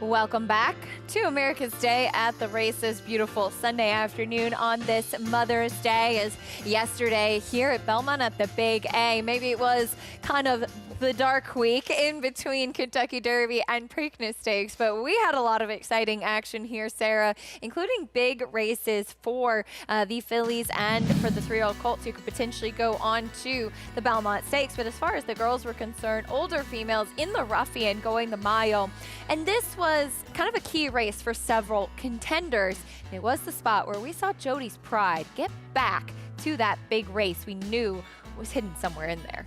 Absolutely, a horse that just always seemed to have plenty of ability and able to really parlay that into a nice victory here with Joel Rosario winning yet another stakes race on the card, able to find the clear running room for her and hold off Sterling Silver, ultra consistent New York bred that was running her usual race and finishing a valiant second in there. And Jody's Pride really got running once she had that clear daylight. You can see her just kind of taking off from the rest of the body of the field. And this is that time of year where we do see plenty of division rankings change, and maybe she is one that's putting herself in the game to be a player going forwards. And Jody's Pride looked the best that I've seen her look in a long time yesterday, coming into it in the right way. And you can see her trainer Jorge Abreu have some emotions afterwards, because it's been a tough road with this filly, one who had shown so much promise as a 2-year-old, and then kind of hoping to get her back on track. And as we discuss kind of what could be next as far as the division is concerned for older filly and mares, something that her trainer said yesterday is, I think after what we've seen, we really do want to keep her at the 1 turn. Which is completely fair, because she's just now really starting to make good on the promise that they were witnessing all along with her, and have all of that come to fruition with the hard work and effort that they've put in. If things are working, usually you don't want to make too many big changes, and maybe she is one that just excels with a little bit less ground to work with. Said probably looking for something 7 furlongs to a 1-turn mile next time out. But as we look at the stakes schedule for the older filly and mare division, some really exciting ones. And I think there's also a big hope that we may see perhaps Horse of the Year, Torpedo Anna in one of these as well. You have Randomized back. You have several strong horses in the filly and mare division that could make things quite interesting moving forward. Absolutely. Raging Sea, able to get her due with some pace to close into and defeat her stablemate Randomized as well. A horse that had run well in that Breeders' Cup filly and mare distaff in the past. But, I mean, Torpedo Anna, if she can bounce back from that effort last time out in the La Troyenne, where she just did not fire that day with some trouble on the first turn, she's still the leader of the division. But it's a question that's fair to ask when we've seen a bit of a vulnerability. Gives us something to talk about, that's for sure. Well, as we bring Maggie Wolfendale into the conversation, Maggie, as far as the 3-year-old picture is concerned, of course, our eyes all on to the Belmont Stakes. What were your thoughts on Hill Road in the Peter Pan yesterday afternoon? Well, Acacia, I thought he got the setup that I wasn't necessarily anticipating that he would, because we saw Arado Ortiz, and rightfully so, because Vassimo, who he was on, ran his better races earlier on in his career when he showed early speed. So we didn't see Captain Cook necessarily have a walk in the park. He set some honest fractions up there. It looked as though his stablemate McAfee was getting the right kind of trip just in behind, but Hill Road taking a lot of kickback and rallying from well off of it yesterday. So that was good to see from him, earning a 94 Beyer speed figure, the fastest race that he has run to date here on the main track. So a horse that has had some stops and starts in his career. He was supposed to make it to the Wood Memorial, but unfortunately had to be a scratch that day for Chad because of a fever. So patience paying off for a horse that could make some noise later on in the season. You would have to think with the Belmont in his sights that later on down the road, the Travers could be too. And circling back to Jody's Pride, Acacia, I'm licking my chops for her as my early pick in the Ballerina. I'm with you, Maggie. Can't wait to see her there. Perfect spot for her. But as we take a look at yesterday's stakes winners here, Belmont at the Big A, Jody's Pride was the biggest price of them, I think in large part because the betting public had a lot of questions of what version of Jody's Pride would we get, and it was very good to see her, clearly a talented filly, get back on track. Absolutely. Just one that when you know there's that talent and ability in there somewhere, it's just always so satisfying when you actually get to see everything come together out on the racetrack. Horses stepping onto the track for race 2 today, Fast Main Track, as we take a look at the field, going this 1-turn mile, starting off with Focus Pocus. She does have early speed. There'll be speed to her outside as well. She has an anomaly race in Breaking Her Maiden. Here's Daniil stretching out in distance. This one broke her maiden 2 starts back sprinting, ran very well in a start going the distance a few back. 7-2 right now. Here's another 7-2 shot. That's the fact, Jack. This one finished 3rd last time ahead of Focus Pocus. She did want to go, but was rated and settled behind her. We'll see what the plan is today with her. Rudy Rodriguez trains your favorite. He also has this mare, Accelerina. This one has no early speed whatsoever, not exactly moving in the right direction, and the big price reflects that. Big drop in class for the 5, Brooklyn Dance. She's been facing tougher company in her entire career. This is the lowest level that she has been offered for, but it's not as though she's coming in with stellar form. And Princess Cairo to the outside, going from synthetic and turf back to the dirt for the first time in a while. Kind of a wild card, does have 2 races on dirt to start out her career that suggest that she can handle it and show some early speed. We'll see what she does with that advantageous outside post. 4-1 right now on Princess Cairo, making the first start for Chris Engelhart. For more on the rest of this field, though, let's go back to Maggie trackside. And Acacia will start with number 2 in here, Daniil, who will be my pick. And I just think that she's going to be the one that's pressuring the current favorite in at number 2, that is Focus Pocus, whom I've tried so many times with her, and she has disappointed me time and time again. So I don't want her as the favorite, to be honest. And Daniil is one that I have been chasing. We'll see if I sign a divorce papers on her today. But I didn't think she ran that poorly in her last start. Going the 6.5 furlongs, she kind of drug Romero Mirage to the lead. The other pace horse stopped, and you know, she had to dive to the rail late in the game that day when she was kind of cut off by the eventual winner or second place horse. So I like Daniil, and I don't mind her getting more ground to work with, stretching out to this mile. She's a big, robust filly, and honestly, this is one of the most fit times I've seen her. Just really tucked up, really behaved herself well today. Sometimes she can be a bit of a handful in the paddock when saddling, not the case whatsoever. So it'll be Daniil on top for me. And then Rudy Rodriguez will send out another horse in here, and that is Accelerina. Look, she might be awful, kind of showing that she is, but she looks sensational. It's just on these lower levels, sometimes you just find a horse that looks as though they're doing incredibly well on the day / coming into the race, and that's what I've observed with Accelerina. As we'll also take a look at the new face, and that's number 6 in here, Princess Cairo, who, at least as of now, I can't see the doubles from where I am, but doesn't seem to be taking as much money as I thought. Now, she's warming up beautifully out there. I will say, though, that those dirt races that are good early on in her career did come around 2 turns. Well, a mile, okay, that's fine, but I wonder if she's one that's a little more suited to that because, you know, she used to have some speed, and maybe she can get back to it, as she was very laid back, though, in the paddock. She's warming up very nicely and framed herself up beautifully, but still somewhat a reserved type of warm-up. So we'll see where Dylan Davis opts to put her. I'm okay with her getting back to this surface, and she fits nicely with this group. I just thought that maybe she'd take a little bit more money than what she is as of now, Acacia. The wild card of the race, Maggie. Thank you, Princess Cairo, currently 7-2. First time on dirt since trying that 7 furlong race in December of 2023 at Laurel. And that day, things did not go well for her. She was forwardly placed in there and just faded. But there was a subsequent layoff, and she is one that has tried all 3 surfaces, with the lone win being for the $12,500 tag on the Tapeta over at Gulfstream, sprinting 5.5 furlongs. Look, she has to sort of refine that speed, or at least the ability to be somewhat in contention on this surface, but she's making a lot of changes. She's off since March. She has the trainer change, back to dirt.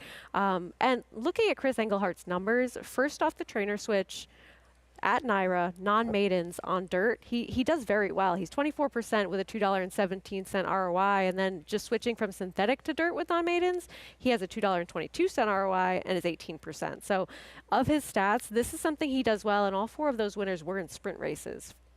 Interesting numbers there for the barn, as Brooklyn Dance continues to be your favorite, though, on the drop in class. I know this is the lowest that she has run at in quite some time. Is running against way tougher competition, both in the claiming races and, of course, New York Bred Allowance Company as well. That being said, can you really trust her as a favorite? No, and she doesn't have any early speed either, which may work to her benefit in this spot, as it seems as though Focus Pocus, and that's the fact Jack, and even Daniil all like to be forwardly placed, but she is also wheeling back very quickly. She just ran on the 2nd of May as well, so it seems like they're just ready to move on from her. Top pick for you in here? I went with the 6, Princess Cairo. New face, 7-2 right now. We have a pick 4 kicking off here, loading in race 2, Belmont at the Big A. Here's Chris Griffin. Brooklyn Dance. Last hello, Princess Cairo to the outside. Getting set for race number 2, start of the early pick 4 on the afternoon. Goes in, all set. And they're off. Good speed from That's the Fact Jack in between horses. Accelerina's in the early mix. Brooklyn Dance is right there too. Out wider Princess Cairo, and here at the rail there's Focus Pocus. Focus Pocus in a tightly bunched field has a neck advantage, but they all want a piece of the front end as they get set to come out of the chute. Here's Focus Pocus with that head in front. Will get over to the rail and tries to clear off, is up by a half length. Tracking from second is That's the Fact Jack, is right there with an out wide. Accelerina and Brooklyn Dance is going to be 4 wide in that group. Daniil gets a nice journey as towards the inside. Red Silks is just drafting in behind. This leading group is going to ride the rail and save all the ground. And the trailer, wide running Princess Cairo. 23.47 for the opening quarter mile. Focus Pocus has the lead. It's Focus Pocus and Ruben Silvera taking to him a half mile left to go. Is up by 3/4 of a length. Chasing is That's the Fact Jack, and Katie Davis is in pursuit. Daniil has had the best journey so far, and Manny Franco is there in third, is about to challenge for second, just waiting for a seam, and here is the seam for Daniil, who's going to burst on through. Focus Pocus now gets the cue, 47 seconds flat for a half mile time. Focus Pocus saw the challenge to the inside, has kept the advantage so far. Focus Pocus, Daniil with that ground-saving journey is trying to push on by as they reach the top of the stretch, and the front two have skipped away from the rest. Focus Pocus to the outside, Daniil to the inside, and these two are now nose and nose as they approach a final furlong, and now Daniil is edging clear. Daniil has a final furlong to get, is opening up here in the late stages, is now up by 2.5. Focus Pocus a clear second. It's going to be a photo for the show, but it's all Daniil, geared down out of Miss Vigilance to get the victory. Daniil wins it, Focus Pocus Accelerina, and That's the Fact Jack in 1 minute 38.52 seconds. Daniil with the win coming up the rail under Manny Franco, certainly able to handle the stretch out in distance. And maybe a good idea to keep an eye on how the rail plays throughout the card, as we did see the first 2 winners go and tackle that inside position with success. But Maggie was all over this race. She liked Daniil coming into this spot. She had a race that was able to really show that she could handle the mile distance, and even pointed out your 19-1 third place finisher, Accelerina, showing up and looking good on the day. And Focus Pocus, things were going to be working against her after braking so slowly. She broke slowly from the rail, then had to rush up inside and set the pace, which was already turning out to be a contentious pace early on as well, and then tiring late. You can certainly understand that, but it was Daniil at 7-2 getting the victory here in the second. 2-1-4-3. 19-1 Accelerina, as you mentioned, checking in third. Bring you prices and more in a moment. We'll also look ahead to the Serena song still to come over at Monmouth Park. Power Squeeze, a Grade 1 winner back at Monmouth, looking to pick up another stakes victory and getting some class relief this afternoon.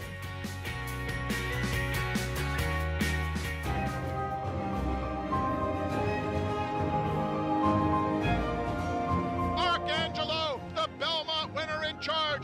The Grade 1 Whitney to Arthur's ride. And a Dare Manor will take the Clementel Hirsch. Olympiad gets the gold. It is Timberlake who's going to win. Tap it twice! Tap it twice! Sierra Leone in the Breeders' Cup Classic. The only major U.S. 2-year-old sale held over a dirt surface, Mid-Atlantic May, continues to produce graded stakes winners across the globe and on all surfaces. Recent grads include Eclipse champion Straight No Chaser, brilliant winner of the Breeders' Cup Sprint, as well as this year's Riyadh Dirt Sprint at the Saudi Cup, plus Grade 1 winners Full Count Felicia and Sacred Wish. The Fasig-Tipton Mid-Atlantic May 2-year-olds in training sale, May 19th and 20th in Timonium, Maryland. Where will you be?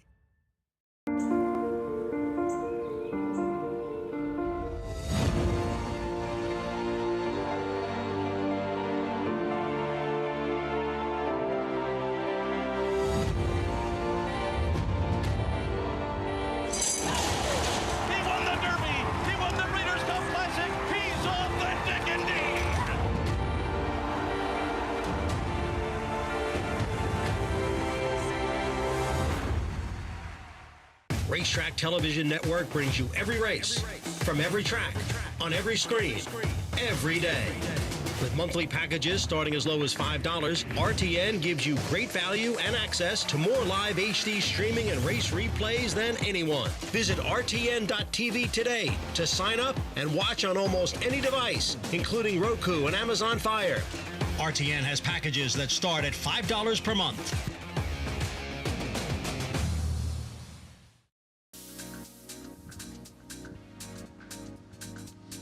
Welcome back to the Jersey Shore. Paulo Duca and Jonathan Kitchen here. We'll resume with America's Day at the Races as we're going to get our first race on the turf of the 2025 Monmouth Park meet. And it's a 5.5 furlong turf race for $16,000 claimers. And like I was saying before, this starts off the new wagers that they have here, a pick 5.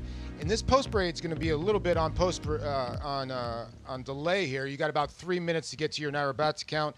We'll start with the 1, Final Drama. Yeah, a horse that has some early speed doesn't have any much turf pedigree, though. The 2 will be Spice Bag, as you see Final Drama still going through. Spice Bag here from Mike Deeney. Yeah, the 2 won turf sprinting on debut, but it was a slow figure. The 3 will be Love Hate. Another one with some early speed, but doesn't have a lot of turf to lean on.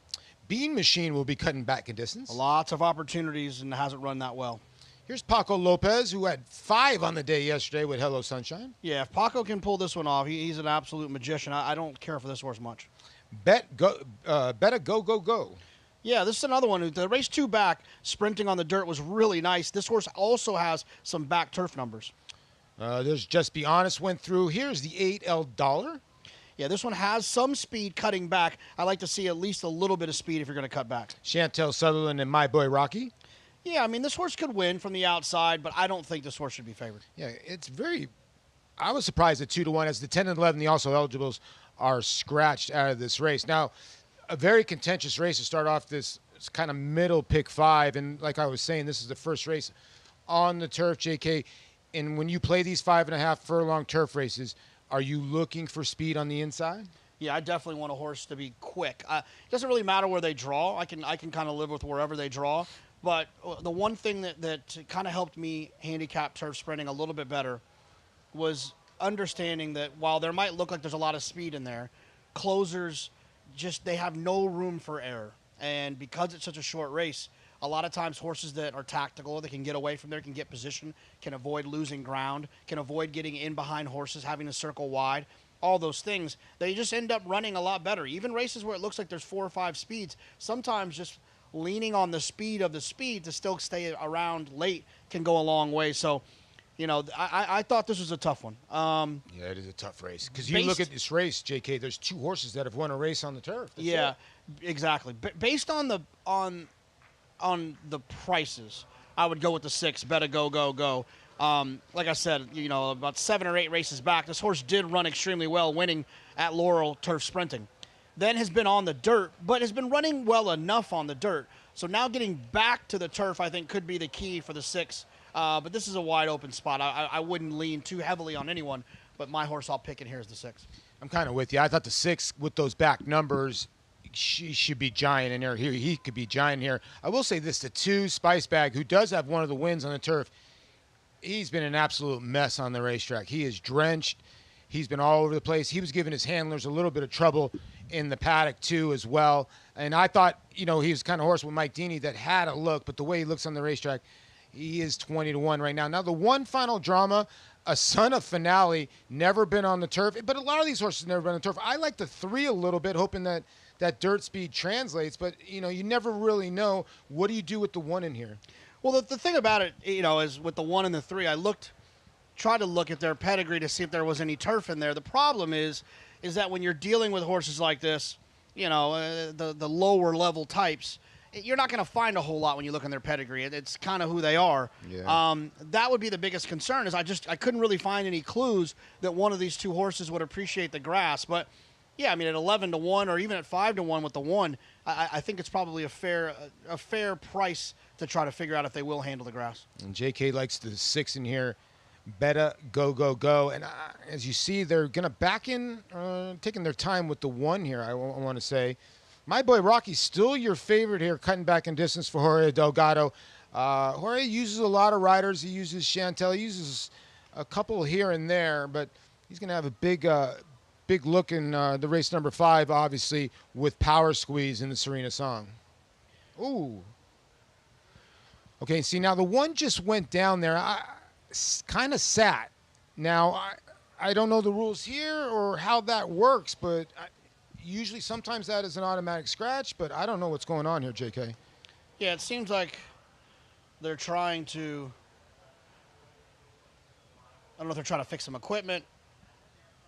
Yeah, you could see, I'm hearing Matt Dinnerman in the background, but I can't really hear what he's saying.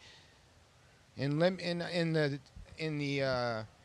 gate crew is telling the one, lend me your ear here, as they're going to grab him by the ear and try to get him in the gate. Is that the one? I might be mistaken here, but this horse went down and then sat back up. Not a good thing usually. I mean, some jurisdictions, if a horse does fall, maybe not sit down, they are automatic scratch, but they're now walking the one around. I think the one just wanted all the handlers away from him. Yeah, it looks like they're going to try to get him back in now without the rider. The rider will get on. He's having nothing of it. Swishing that tail a little bit. And like I said, the 2 might not be much of a prize as well as the way he was acting. And, you know, these horses are obviously creatures of habit, and the other horses see this horse acting up, and they might say, well, you know, he acted up for a little while. But hopefully they can get this one in. But at this time, this horse is not having any of it, as you see the beautiful crowd here on Mother's Day. I was saying earlier, I think that there might be, it feels like when I look over my shoulder, I feel like there's more people here today than there was yesterday for opening day. Yeah, 100%. That place is really packed. We do have some food trucks in the back. You were talking about a lot of hot dogs and hamburgers here. There's so many different places if you come out here to eat. And you can bring your own fill if you have the grill. Yeah, hello to you too as well. Happy Mother's Day to everybody out there. But yeah, great crowd and some great shots by our cameramen. There's so many nice little kind of nooks here at Monmouth Park, right? There's I think they're called the parterre boxes that are up. They're kind of old school boxes that you can get. They've got these new lounges that are right here on our level. And then all the way towards the top of the stretch, there's all the umbrellas and the picnic tables, and there's benches, and it's just a unique racetrack. It's got a nice old feel to it, kind of like Saratoga. I was at Churchill Downs last weekend for the Derby, and it's nice and shiny with some of the new additions there. Belmont Park, obviously, the new Belmont Park is going to be nice and shiny. But there's something about an old school racetrack that really gets me going, and Monmouth is one of those types of racetracks. Yeah, I think you don't realize till you come here how big Monmouth is. And you're right, there's a lot of different rooms and nooks and crannies. And I think one of the best things they did today is walking in, they were giving away roses to every mother that walked into Monmouth today. I thought that was an absolutely beautiful touch by the Monmouth staff here. John Himes does an unbelievable job here. As they did get the one in, it looks like, and the 2 went in. Looks like they got 3 horses loaded up. No, the 2's not in, but it looks like they're trying to get the 1 set. We still got about 6 or 7 horses behind the gate here.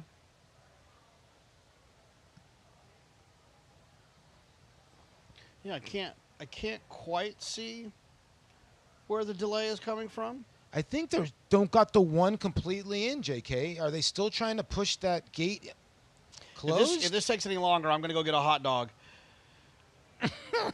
I'll just let you hold it down over here. This is one of those things when you got an 1,100-pound animal that's just saying, I do not want to go into this little gate right now. And I don't know if they got that closed yet. And you can see the jockeys, Sammy Camacho, they have little, things they can stand on. I know Mig would attest to this. Like, at one point, do you really want to get on this horse after a while? And this horse has not dropped in odds, considering taking a long time to load here. Yeah, absolutely. It looks like they're starting to get going here. Here we go now. So the 2 goes in, and now the 6. Now JK's on the 6. I'm going to take a little flyer with the 3 as the 6 is now clicked to your 9-5 favorite. If you're alive in your pick 4s, pick 5s, or you're starting your pick 5 here from the Jersey Shore, a couple more left to load. You don't want to hear us anymore. Let's go to Matt Dinnerman for the call. Just be honest. Just be honest goes it. Bean Machine. 2 back. El Dollar. Hand to the outside post. My boy Rocky. My boy Rocky. Chantal Sutherland to the outside going in. We're ready to go. And we're off. Some crowning at the break. Beta Go Go Go got the worst of it. He's at the back of the field, no problems from Love Hate, who darts away to a 3-length lead. Love Hate all alone on the lead early from My Boy Rocky, who runs in second. El Dollar third to the inside of Spice Bag. Gap of 2 to Final Drama. Bean Machine is next. They're 2 clear of Hello Sunshine. Beta Go Go Go second to last. Just Be Honest at the back as they go into the far turn. Love Hate wings it on the lead. Hits the 3 furlong pole with a 2.5-length lead.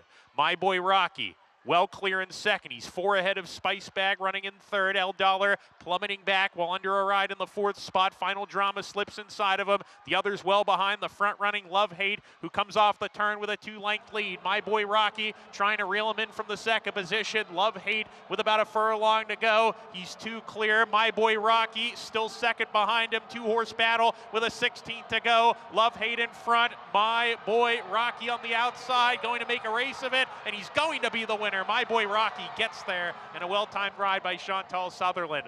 Love Hate led every step of the way except the last couple yards. Then Final Drama and Spice Bag, who was 4th. Chantal Sutherland gets home for Jorge Delgado. Maybe some good things coming. As a 3, Love Hate. I got a kind of love-hate relationship already with this horse. You can see Sammy Marin keep looking back.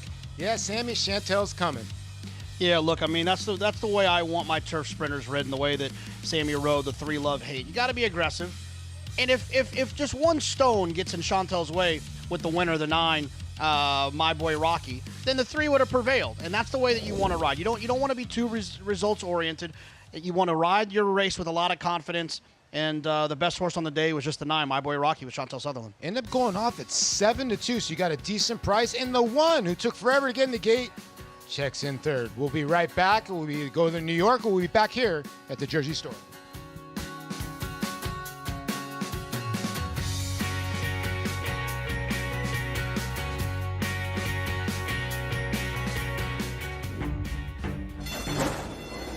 They're off in the Churchill Downs Stakes. And Gun Pilot 22.66 was that first quarter.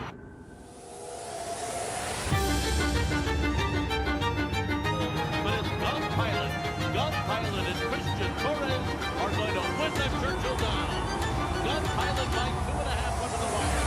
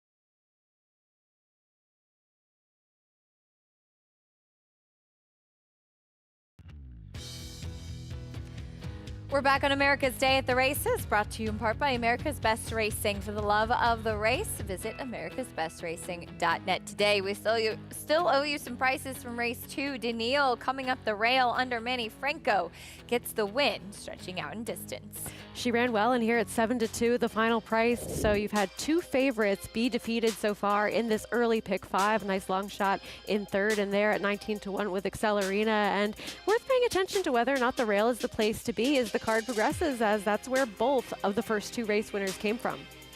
$9.70 winner in the second. Let's meet the field for the third, starting off with, I love this name, Not My Stepping Stone. Lane Leslie knows this horse well and knows to use her early speed. Given the rail draw, you have to think that they're going to try to be aggressive with her, as that's been her path to victory so far. Speed from the inside. We'll see how she navigates this field at 9-1. Next in the post parade, we go to the 3, Spun Size. This one does also possess that early speed. Finished second to Awesome Roberta 2 starts back, and then came back to win in her own right. So trending in the right direction, but would still need to take a step forward. Stepping up in class as well after breaking her maiden for New York bred $30,000 company. Here's Brooklyn Rhapsody 6-1. This one does have some of the faster races coming in that make her one of the 3 main contenders towards the outside. Second last time out to Vehamente. And then the 2 that are taking the most of attention here, starting off with Passage East. Facing winners for the first time, did break her maiden last time out at Keeneland with a competitive, in this field, 69 buyer. Broadway Lights dropping class. This one has the LSU a big weekend in her favor. A 71 buyer speed figure last year is the fastest fig that anyone's run. And out last in the post parade, here's Awesome Roberta. She needs to take a step forward, but she is in good form. She's trending in the right direction, and we'll see how she handles the step up in class. That's the field for race 3. As we take a look at the 5 Passage East, Maggie, a new face here to the NYRA circuit. What is she showing you? Yeah, I thought she was a bit interesting here, and while I have no problems with your current favorite, Broadway Lights, I just like the effort that we saw from Passage East last time out when she was able to break her maiden in that restricted maiden special weight down at Keeneland, in which she sat behind the early pace, and it just looked like her jock was full of run, sitting behind those early leaders, and once he kind of got that seam down towards the rail, she was ready to fire on through to level off and draw away nicely to win by 2 lengths. Now, I noticed in that replay that she looked like an awfully big filly. She is. She's quite tall, quite lanky, and so I kind of understand why they thought going longer might prove to be best. Now, often when they turn back for the first time, that's when you'll see the best performance, much like we have. Now, can she replicate that same performance coming in here? I don't see why not, at least based on what she's showing me here physically. Warming up beautifully, Katie giving her an aggressive warm-up, and Hugh McMahon shipping her here from Laurel. And going back to Katie Davis's early days, she was riding on the Mid-Atlantic circuit. So I know that they both had success together, reunited here for this 3rd race. Now, I do think the one is incredibly dangerous. I wish I had a little radio to Lane Leslie saying, Lane, don't leave the rail open, because she's the fastest horse in here early, and she was showing it. She was touting herself in the paddock, saying, I want to get out there and just run as fast as I possibly can for as long as I can, which has been her MO from the start of her career, given she is a Bustin' Stones, of course, but she's been on her toes, full of energy, and she's kind of second off that layoff, right? I always feel like Bruce Levine, his horses tend to do better with a race under their belt, coming off the bench, or even in their debuts. She looks probably the best I've ever seen her appear. She looks the strongest that she's ever appeared before a race, and she's also grown a little bit, which I appreciate. She kind of is a nice size Bustin' Stones now, which is often not the case. They tend to be smaller types of horses, but the fact that she's a 3-year-old filly and the way she's put together, she's really caught my eye. So I think Lane Leslie has a job, and that is to get out there and just don't leave it open. I'm going to take her, though I do think the 5 is really intriguing in the face of the favorite as well. Acacia? She's a nice price at 10-1. Maggie, thank you. And yeah, I think a lot of horsemen out here would love if it was like, oop, there's a little the energy Maggie was talking about. Love if it was like Formula One, you know, when you had that radio to talk to your drivers, talk to your rider out on the track and tell them when to go, when to wait. I think it's like how they do sometimes with the workouts in the morning to have that little access and communication here as we do see a late scratch now being announced of the number 4 Brooklyn Rhapsody attack coming off that one. But look, I think that when you have so many voices in your ear, as we know from being up here, it can be a little distracting, and sometimes it might alarm one of the riders to go with a plan that isn't their natural instinct, and you don't see the same vantage point from the screen as you do when you're actually out there and running in real time. But I would also like everyone to be aware that the rail might be the place to be, so I don't blame Maggie for that whatsoever. We saw Jose Lezcano on his feet. There's Brooklyn Rhapsody heading out. Let's go down to Maggie for an update.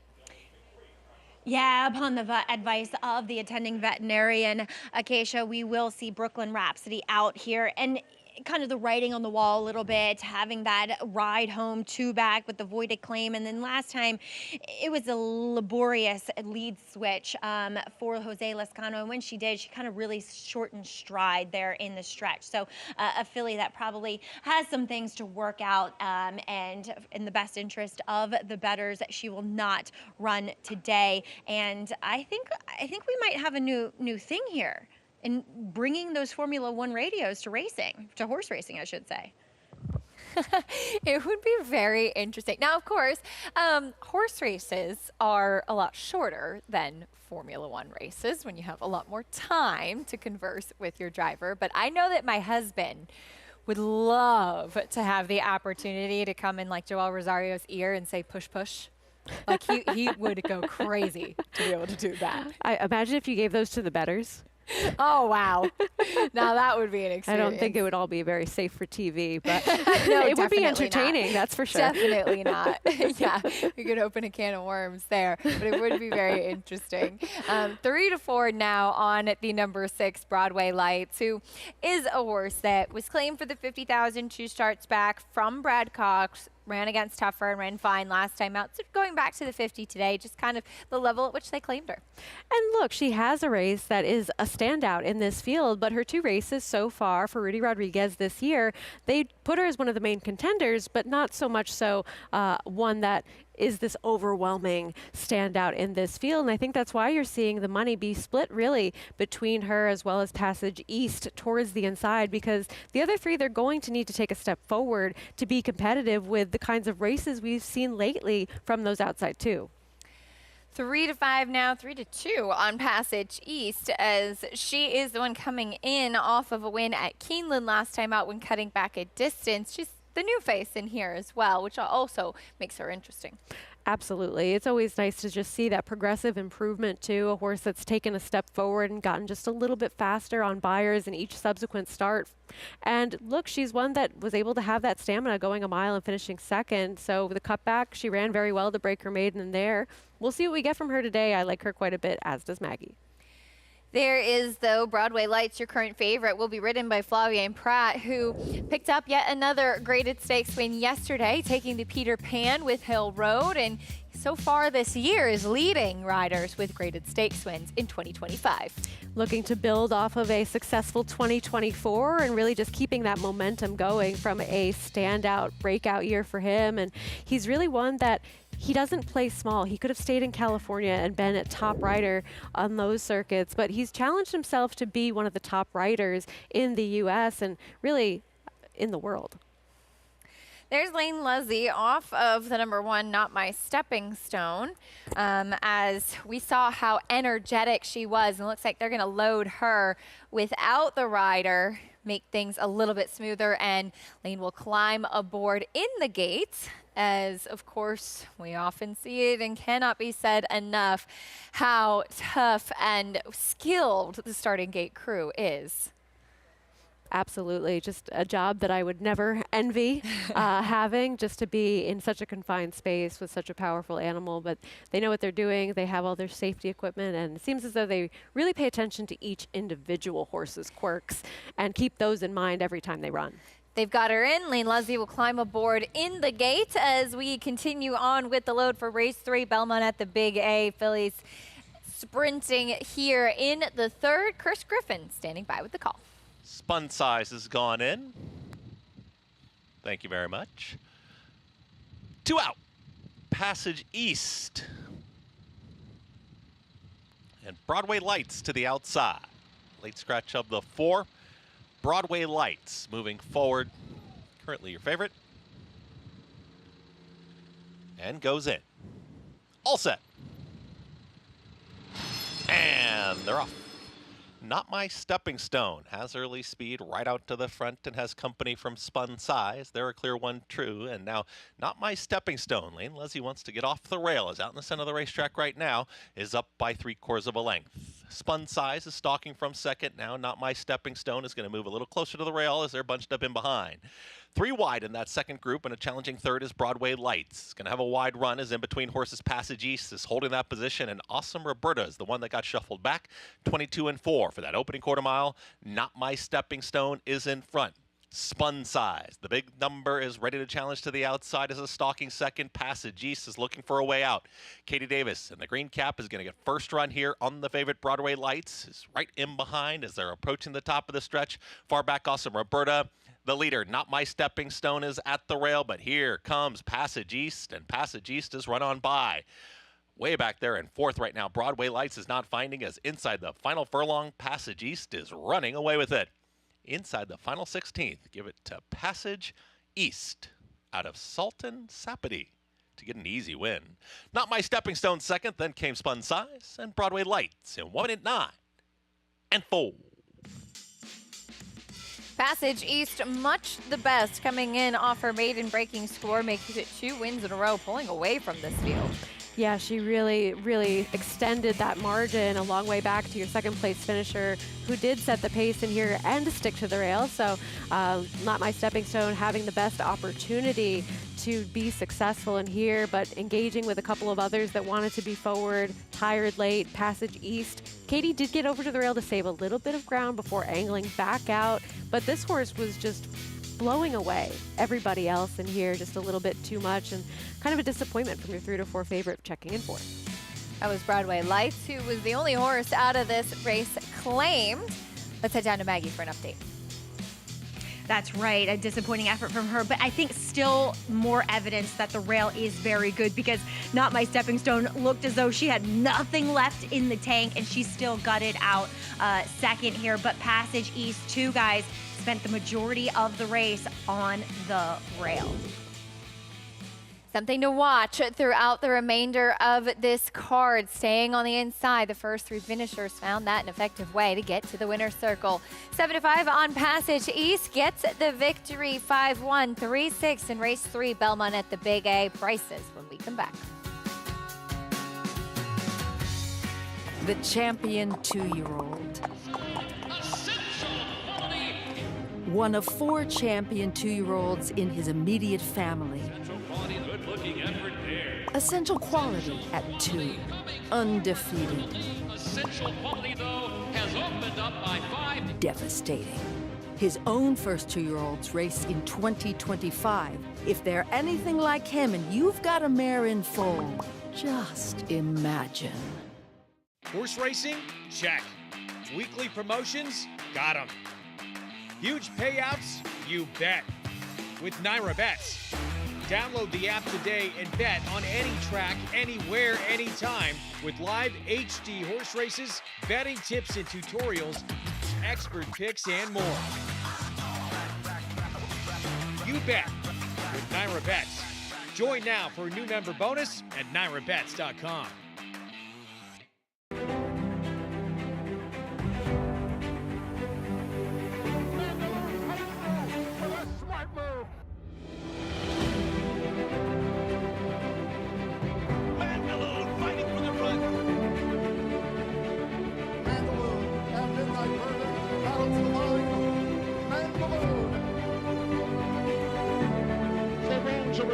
It's Mandaloun, and Mandaloun wins. Adelphi Racing Club offers the unparalleled excitement of owning thoroughbred racehorses at a fraction of the cost. We're not just a syndicate, And our members aren't just investors. We are partners. Our New York-based high-performing equine athletes, trainers, and jockeys compete and win at the highest level circuits. Contact us online to get a taste of the Adelphi difference, and let's win races together. We're back on America's Day at the races as we see race 3 winner Passage East head into the winner's circle, getting the victory. Much the best here in the third. Yeah, just had too much horse, and I think a good point that this horse was able to save ground, though not on the front end at some point during the race before angling out for that clear room. Katie Davis and Passage East getting the victory in here, and certainly worth paying attention to the rail as the day goes on because it's playing very strongly. Because of course we are right next door to JFK Airport, and we take a look at race 4 coming up next. New York bred maiden claiming for $30,000 going a mile, and Runnamore a short price now at 1-9 on the board. Favorites all defeated so far in this early pick 5 sequence, and if you beat this one as well, you're going to have a pretty hefty payday. Yeah, we'll see if that trend continues. As Sarah, we're saying goodbye to you, and it was fun as always, and happy Dog Mom Mother's Day. Oh, thank you very much. I guess I have a plane to catch, though, out there. Yeah, it looks like it. Your As plane well. is waiting. Yeah, I mean, got to run away and get it to it. But great time as always, and just, looking forward to the rest of the card today and seeing how that bias plays out. We'll keep an eye on it for sure. Richard Migliori coming up on the desk to join me for a bit after this, and we will head back over to the Jersey Shore. Our Monmouth crew has some analysis for you on the upcoming 4th race at Monmouth Park after this.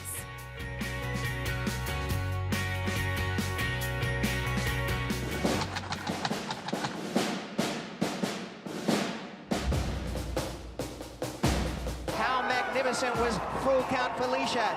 Never in doubt. Coming down to the finish, First World War. Fort Washington on the outside. They're coming down to the line, and Goliad does it. Warfront, standing at Claiborne Farm.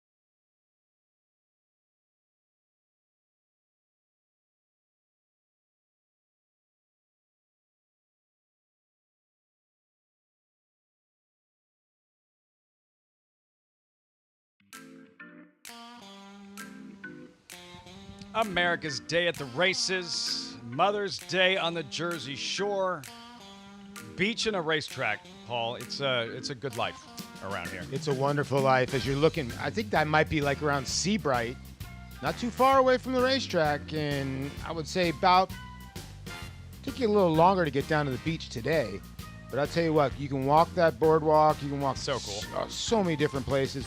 And a lot of great places to eat around here. Bet JK's down there already. You think he gets back in time for this arena song? Not likely. It's early, the feature. Race number 5, first things first, is fourth race. $7,500 claimer. Had a $7,500 claimer to kick off the show. Thrilling finish. Will this one be as competitive? There's this time, yes. 13-1 maiden winner in his 12th career start, followed by Put the Pass Behind and Isaac Castillo, who won the opener by a nose. Yeah, Diane Marici had a horse run a pretty good race yesterday. This is one of the horses in here.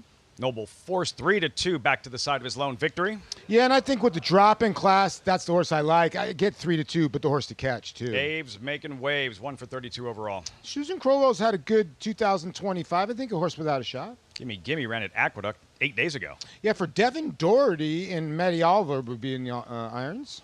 Long shot side by side. There you see a sweaty young gun followed by Teporical, the New York bred. Yeah, the New York bred for Ramon Martin, 1 for 20 lifetime. Pal, because old guys rule. Old guys rule. Pal is 9 years old. The jockey Jose Ferrer, 61, and still out there doing his thing. Yeah, 1 for 36 lifetime. I don't know if, like, when somebody calls you pal or chief, it upsets you even more. Hey, chief. Guy. Guy is what gets me. Okay. Guy is as dismissive as it gets. What's up, Guy? Yeah, I get it. Yeah. It's What like up, Chief? it's like a chief isn't much better, is it? And it's all in the tone and delivery. It is. It is. Pal. This is, I mean, easy to root for, that particular story. The 9-year-old gelding, 37 career starts, and 61-year-old jockey Jose Ferrer. Does he have a chance to upset him here? Listen, he's 1 for 36 lifetime, like I said. His son- Aside from that. No, he's 9-1 in this race. It just shows you the rest of the field's not much in here. And Jimmy Frangella, if you ever want to go to Angelica's, and I'll tell you right now, some of the best Italian food I've ever eaten around the corner here. Wow. You better get to know James Frangella because you can't get in the place. And, pal for Jose Ferrer. Jose Ferrer's a good rider, so you do get a good rider on top of the horse. I just think Noble Force has got this field kind of over a barrel when it comes to the early pace and just might be in front and be too hard to catch. If he's not at his best, and if it is not the Sunshine Boys' day here, is there another poised for a potential upset? I thought this was very formful. I would go 5-2. I think Gimme, new trainer, been in some good barns. Brad Cox, David Duggan, and Linda Rice. So that horse is class, and then the 2. But again, I think the 3 is going to be really tough here. See how it all unfolds. The 4th race on the Mother's Day program from Monmouth Park, the Shore's greatest stretch. Matt Ditterman with the load and call. It's post time. Young Gun has got it.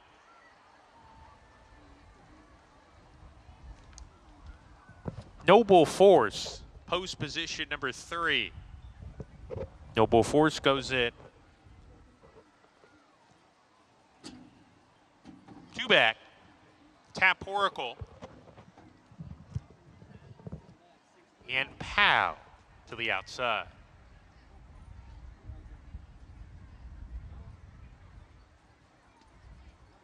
Here's Pow.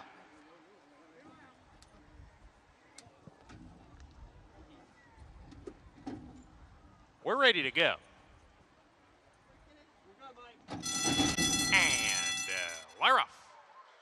Pretty even dispatch. Abe's Making Waves to the lead at once. Noble Force put into play, taking the second spot, but Abe's Making Waves bounces away to a length lead on Noble Force. This time, yes, running in third. Gimme, and the green jacket being swarmed on both sides. Put the Bass Behind the Gray is right there in a line with Young Gun, Tap Oracle, and Pal, who's deep as they hit the half-mile pole. Noble Force punches forward on the inside and grabs the lead away from Abe's Making Waves, who's behind in second. Noble Force into the turn, clearly ahead of length. Abe's Making Waves still in the second position. Put the Pass Behind is third between horses, shaken up rounding the forward turn, now losing that spot to Gimme, who's also pumped upon 2 off the lead. This time, yes, is within 4 lengths from the front while losing position. The others well out of it, top of the lane. Noble Force, Abe's Making Waves came right back at him, and these 2 are off the turn together with Gimme on the grandstand side, motoring home. Put the Pass Behind, has to do a little more, still in with a shot. They're down the stretch. Noble Force clings on to the lead.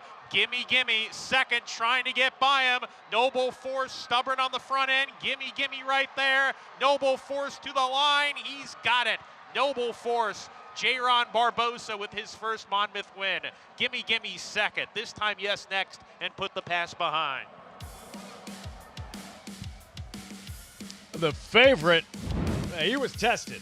Noble Force just able to turn back Gimme Gimme and deliver as the chalk in the fourth at Monmouth Park. He didn't break that well, and he had to get outside of the 4, and good job by J-Ron Barbosa to kind of get outside of that horse, move forward. You could see the 5 with Maddie Oliver. Looked like she had momentum with Gimme Gimme, but the 3 was able to hold off just late. Your 2 favorites run 1-2, and it looks like the 1 might have gotten third over the 2.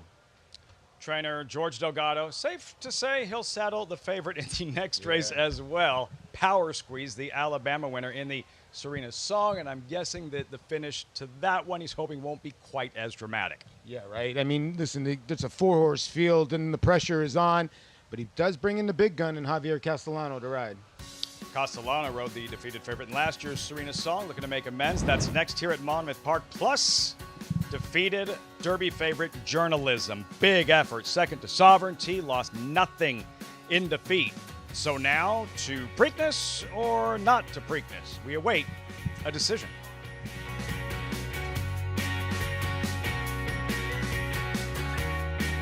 The sun shines bright on Caraconte. His first crops of racing age are showing brilliance on the racetrack with a high percentage of stakes winners. His versatility is evidenced by winners on all surfaces across the globe. Spandarella could not have been more impressive. She feels more than pretty. She feels fantastic. It is all she feels pretty. The sun shines bright on this value sire. Caraconte, standing at Gainesway. It's America's original sport, and no one covers it better than americasbestracing.net. From the sport to the lifestyle, the best races, horses, and destination venues, cocktails, gambling, fashion, and more. americasbestracing.net is a sport for you.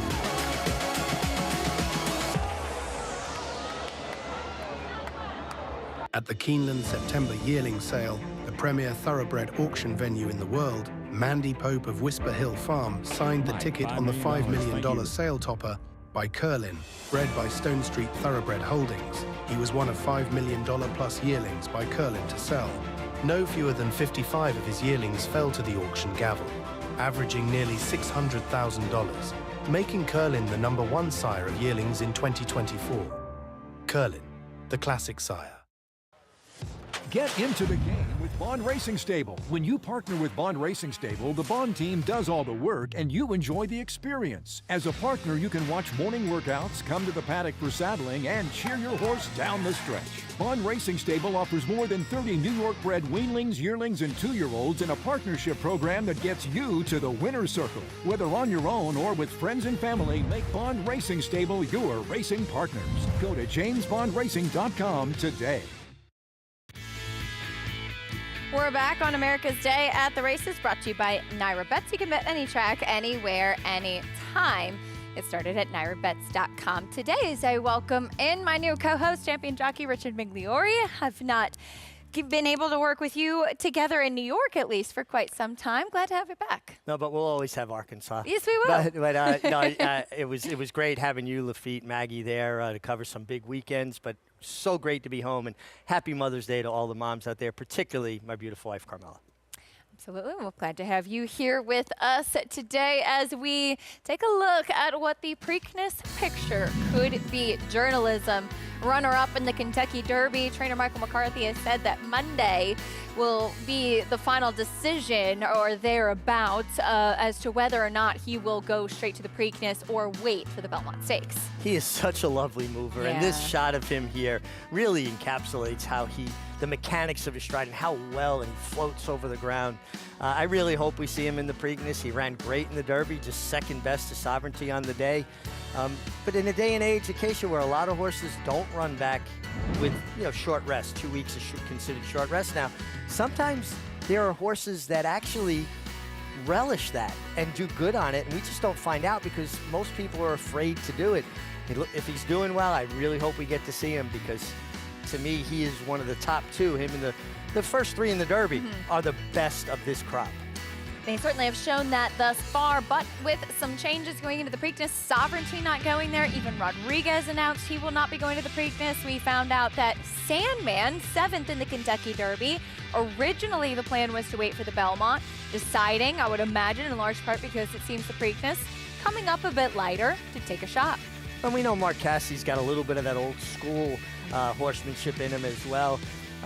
He really struggled. Out of all the horses, I thought he struggled the most with the conditions on Kentucky Derby Day. He was slow early. It looked like he just didn't like the kickback or handle the track really much at all.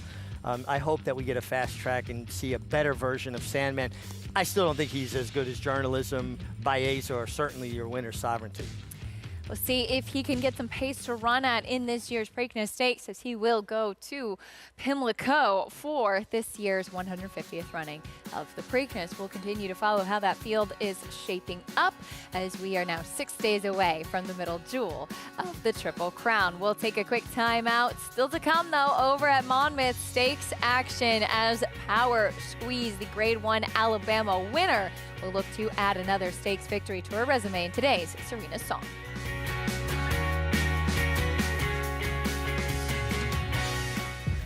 Zandon's Poetry in Motion, big horse, but light on his feet. And he's always showed up and been consistent and been right there with some of the top horses in training.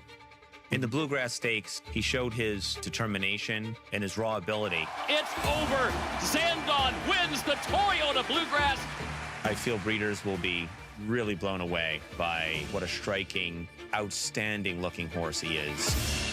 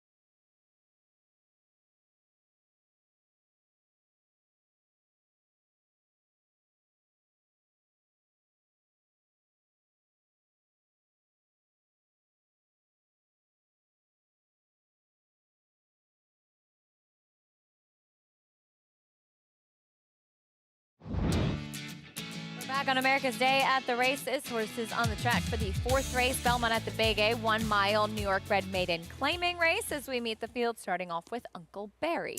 Is going to have to improve, adds blinkers for this try. Blinkers move this horse up that much? We'll see if we can turn things around. Here is Vesuvio, big price. Yeah, big price. Ran a couple of okay races at Finger Lakes. Last race left a lot to be desired. Your short price favorite, Runnamore. Has speed and has races just faster than the majority of this field. Here's Fines Creek, blinkers off. Coming off a layoff, he's going to have to improve as well. Yo Bro, first time in the dirt. Yeah, horse that's trying dirt, but more of a turf pedigree, particularly on the female side of the family. Big price on Monomoy's Partner. Yeah, just a form that's going to have to turn around dramatically to be competitive here. And No More Sins stretching out. Well, this horse broke extremely slow on debut, didn't show a lot, didn't take a lot of money. Maybe with the race under his belt and an outside post could improve, but it's going to have to improve dramatically. 1-4 on that horse, Runnamore. Maggie, he's a clear standout on the board. Is he a standout in person as well? Well, I feel like that's a loaded question, Acacia, because, it's all relative. It's all about who you're facing. And I can't say that he is necessarily a standout against this field, but it feels like he has so many advantages over this field, right? Even his race in which he posted that 72 buyer, in which he actually won but was DQ'd, even if he doesn't run back to that race, his 2 before and after that would likely make him a winner here too. And furthermore, he has speed. And I think that's just so dangerous when you're at this type of level. Now, physically, I wish there was a little bit more substance to him. He's kind of that leggy, spindly looking horse. And, it's all kind of what we talk about with horses and how you can relate them to how they're built to how their human counterparts are. When you talk about a marathon runner, they're generally just all legs. They don't have much of a torso and they're very, very lean types, whereas you look at a running back, for instance, who has those short bursts of speed, they're muscle bound, they're very well muscled through their thighs and legs. So these horses look more like those marathon runners. Now, he does wear a hood, not your typical hood in which he has the ear muffs. It's actually a titanium hood in which there's nothing on his ears, but that titanium is meant to kind of calm a horse down. It's done the desired effect. He's very relaxed. And he's just the horse to beat. I don't really see anybody that's that capable, at least on paper, too, to beat him. But Fines Creek, I like his physical appearance. Now, he'll take the blinkers off after putting some decent efforts together with them on. I'm wondering if he needs them, though. I wish I would have talked to Jimmy Ryerson to get the reasoning behind it, as he does come off a bit of a layoff, and possibly he's working better without them on. He has filled out. He has gotten stronger with the time away from the races. He makes a great physical impression. I just wish I knew if those blinkers off would have the desired effect. No More Sins looks incredibly slow, but what do you do with a horse that looks incredibly slow? You stretch him out. Definitely more suited to this mile distance. As Yo Bro, as Richie said, has much more of a turf pedigree. And I didn't particularly like him from an overall standpoint. We'll see. He's 6-1 on the board. I can understand taking an unknown, though, in this field, Acacia. He is the wild card. Maggie, thank you, has shown absolutely nothing in the 2 turf starts, and we'll see if he can turn things around on the dirt. Yeah, and listen, horses create their own pedigree, so it's just one, metric that we use to try to decipher these races. Thing about Runnamore, your favorite, he already has a roadmap to the winner's circle. He didn't get to keep the victory, but at least he's finished in front of a field of horses before. Let's see if he can do it again. Looks like he might find exactly the right spot to do it today for trainer Adrienne DeVove, making the first start in her barn. Race 4 at Belmont at the Big A coming up. Here's Chris Griffin. Yo Bro's in, 2 out. Monomoy's partner.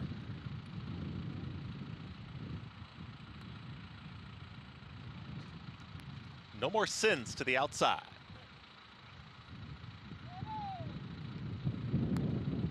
No More Sins. Goes in, all set. And they're off. Yo Bro gets the first call. It's Yo Bro right out to the front, and Fines Creek is in the early mix too. Runnamore is trying to keep up, is towards the inside with Uncle Barry. It's these 4 across the racetrack early. Out wider, trying to tuck in as Monomoy's partner, is kind of resisting right now, is out in the center of the racetrack as they get set to come out of the chute, is trying to get out, is moving forward is Vesuvio. The early trailer is No More Sins. Tightly bunched on the front end, and now the favorite puts a neck in front, 23.65. For the opening quarter mile, Runnamore and Luis Rivera Jr., they're in front. They're chased to the outside here by Fines Creek, to the inside by Uncle Barry. That's the leading trio. Is losing touch with the field there was Yo Bro, is now back to 5th. Just got past to the inside by the smooth traveling Vesuvio, and Katie Davis is splitting rivals, is challenging for the 4th position. Getting the hurry up is Monomoy's partner while still wide, and the trailer is No More Sins. 47.76 for a half-mile time, and now up top It's the top two. It's Runnamore towards the inside to the outside finds Creek. Vesuvio's had a nice journey. Monomoy's partner is circling rivals too. And here comes Monomoy's partner who's on the move. Runnamore, the big favorite, is still in front, but is chased to the outside here by Monomoy's partner, who is now a challenging second. While wide, they reach the top of the stretch. No excuses for Runnamore. Is now sprinting for home. It's Runnamore trying to close the deal. Monomoy's partner is up on the outside. Vesuvio dives down to the inside. Runnamore has got to find more in the final furlong. It's still Runnamore in front. Vesuvio is chasing to the inside, to the outside. Monomoy's partner, Runnamore, and a stubborn contender in Vesuvio. Runnamore just finding enough so far. It's going to be close down the line. Vesuvio out of Solar Vortex gets the win in a tight finish at 21-1. Vesuvio over Runnamore. Then another photo for show in 1 minute 40.37 seconds. An upset in race 4. Runnamore started drifting in the stretch. Richie and Katie Davis on Vesuvio took advantage of that, diving down to the rail. Yeah, worked out a really nice trip, ducked down to the inside. Runnamore had his opportunities, maybe got a little bit too involved with that pace early. I guess if you're splitting hairs when you're on a big favorite, I would have done the same thing. Put him on the lead and, just hope that his ability in his class would get him there, and just didn't see it out. I think it's also fair to say that's now race 4. The rail is really where you want to be on this main track. Yeah, it's kind of interesting, too, because she was trying to angle out, and then when that option wasn't there, she angled back in, and it was almost like she hit that moving sidewalk that we talk about. You're in the airport, you're going along, and you step on that moving sidewalk, and it just kind of shuttles you along, and that's what it looked like here. 21-1 over 1-4. Favorites still winless in the early pick 4 here, but 2-3, 6-1, 21-1 shot upsetting with Vesuvio. Coming up next at Monmouth, though, as we have the Serena Song still to come. Power Squeeze, no surprise, 4-5, and Richie paying tribute to Serena Song, truly one of the greats. She was just so tenacious. She was a pit bull. She would lock on you and not let go. Used to run with her head out and down. It lent itself to that efficiency of stride. She was an 18-time winner, earner of over $3.2 million. And nice that a race is named for her because she was really, really good. Still alive at Denali Stud at the age of 36, I believe. That's fantastic. Yeah. And that's a credit to everybody at Denali. To have a mare, horses don't live that long. I have a 35-year-old mare at my place, and it's just very unusual, but it's wonderful to hear that she's still around. That was the 1995 Belding we were taking a look at, so really 30 years ago that she was winning. Of course, trained by the coach Dwayne Lucas, inducted into the Hall of Fame in 2002. Serena's Song, the stake in her honor, coming up next at Monmouth Park. Time for me to step away, though. I'll be back reporting here in New York a little bit later on. And Andy Serling coming up on the desk to join you, but fun to have a little bit of time, as always. Brief, but great. And now I'm stuck with Andy the rest of the day? No, kidding. Stay with us on America's Day at the Races, because now it is time to send it over to the Monmouth crew, Lafitte and JK. Looking forward to the Serena Song coming up. What we were all thinking, Richie, what we were all thinking. Yes, that Serena Song is next. Looking back at that Beldame and those memories with Gary Stevens. She turned back the Phipps Star and Heavenly Prize. 4 stakes wins at Belmont Park, including the last of her career, a Grade 1. Now the Ogden Phipps, and the fact that she's still around and the fact that we honor her legacy with the Mother's Day feature today. I don't know that Power Squeeze is like Serena's Song good, but she is a Grade 1 Alabama winner, JK, and strictly the one to beat. No, she's definitely the one to beat. I mean, look, you're a Grade 1 winner. It's hard to win Grade 1s. You know, you can ask Chad Brown how long it took him to win a Grade 1 in the 4-star date, right? Being a dominant trainer that he is in New York. It's hard to win Grade 1s. Power Squeeze won one. She deserves the credit she gets. And there she is, the millionaires and heavily backed favorite, Power Squeeze. Javier Castellano in town to ride. Yeah, like you mentioned earlier at the top of the show, doesn't have to deal with Torpedo Anna, doesn't have to deal with White Abarrio, both Breeders' Cup winners. Take the money, honey, the one to catch. Yeah, look, she's the one that's going to be the main competition. She does have a weapon in speed, although Power Squeeze was a little bit closer last time. Take the money, honey, has that weapon. A Vinci Girl, late-running sprinter, not sprinting today. Yeah, and the assumption that late-running sprinters want a little bit of extra ground doesn't always check out, especially when the waters get deeper. Catherine Wheel, number 5, Honest Filly, in the money in all 7 starts. Yeah, 2 starts back. She beat Take the Money Honey. So she's obviously a horse that you can consider, and she comes from the extremely powerful barn of Chad Brown. Compact field of 4, mile and 70 yards, the Serena Song with a $100,000 purse.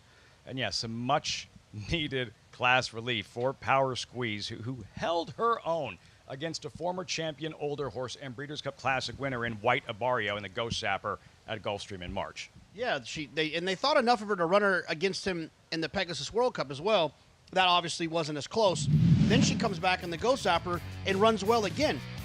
White Abarrio, to be clear, is a horse that won the Breeders' Cup Classic a couple years back. So the fact that she was able to keep company with them says a lot. And then this performance, one of her best performances, obviously, too, the Grade 1 Alabama up at Saratoga, the female version of the Travers. Same distance as the Travers in the Kentucky Derby, 1.25 miles. A very, very historic and important race. And for her to win that race, it shows a lot. You don't just kind of luck into that situation. She's a very talented horse. The biggest issue I thought was going to be her price. I thought she'd be... That feels like a big number, relatively speaking. Power Squeeze 3 to 5. That was Javier Castellano in the saddle then. It's Javier Castellano in the saddle now, trained by Jorge Delgado. Standing by live with Paul. Yeah, Lafitte, I tried to get Jorge, but he didn't want to do the interview. He was like, it's a little too close to the race. But I had him talking to him for a little while, and he told me, listen, I have to stay close. I understand the 2 is very talented. But he also mentioned to me something very interesting. He said the other 3 horses haven't gone around 2 turns, so we have the advantage there. So we can maybe sit back. Now the 2 will go to the front end. And you know what? Take the Money Honey looked tremendous. I think actually looked a little bit better than the 1. But you're taking a horse that's never gone around 2 turns. The race at Laurel's a 1-turn mile, same at Aqueduct. And the other 2 horses have never run 2 turns. So you do got a horse, and what JK mentions, behind White Abarrio, only 5 lengths behind that horse. I know White Abarrio was kind of on the cruise down, but she's a filly that's running Torpedo Anna a couple times. She's just going to be really tough to handle in this spot. And Jorge thought, listen, with the shorter field, I'm a little bit more worried, but I can at least stay close enough to the pace. He doesn't think the 2 will get away from him that far, but he also thinks, he told Castellano, don't get at least about 4 or 5 lengths behind the 2 and let that horse get brave. Has to take the Money Honey in her sights. Thanks so much, Paul. Perhaps we'll hear from Jorge Delgado after the Serena Song. And these are like a pressure-packed situation for jockey, for the trainer, for anyone associated with a Grade 1 Alabama winner in Power Squeeze. In a race like this, where anything short of a victory, and a convincing victory, is going to feel like a real disappointment. Look, I would imagine, I've never sat on one's back, I never trained one. You've bet on them before, but when you're 1 to 2, there's got to be a lot of pressure. Now, I certainly would imagine that you'd prefer to be 1 to 2. I'm sure if you asked your father when he was riding, if he wanted to be 1 to 2 or 5 to 1, I think he would like to be 1 to 2 every time. But there still is a level of pressure that comes with it because the public and the paper and the expectations are that you're going to run well. And so that is an added pressure, even though you're on the best horse. It's one of those deals. You can see it in sports, too, as they talk about, oh, this team doesn't have anything to lose. Oh, this team's playing with house money. Well, I think the pressure is definitely significant because when you have a horse like Power Squeeze, the more that she can rack up graded stakes wins and stakes wins to continue to add to the fact that she is a Grade 1 winner, her value goes up quite a bit for her next career, which is to be a mother. Seeking a first win since that Alabama victory, Power Squeeze. You're looking at Take the Money Honey, trained by Michael Moore, seeking a second win on the afternoon. And this was her most recent at Laurel, mid-April. Take the Money Honey in control from Jump Street and wins going away. To me, that's what her win would look like today. Wire to wire, right? Taking advantage of Power Squeeze, maybe not having as much early speed. The problem is that if she turns for home here, she's probably clear by 3 or 4 lengths, which I think is exactly what she's going to want to do with Power Squeeze. If she invites Power Squeeze into the race, tries to walk the dog on the front end, I worry that Power Squeeze will blow by her. When I say I worry for her, not for me, because I like Power Squeeze in this spot if the price stays the same. She's going to want to try to run her off her feet. get out there, use your speed as a weapon. So I like to compare it a little bit to Steph Curry. It's like telling Steph Curry to go out there and just shoot a bunch of layups. His weapon is shooting threes. Her weapon is speed. Open up, see what happens. If she invites Power Squeeze into the race, Power Squeeze is entirely too classy, she'll run by her. And I get it. She hasn't done this around 2 turns, and that's a question mark. But I've heard jockey Gary Stevens make this reference, and Richie Migliori as well. Happy Mother's Day, kids and moms.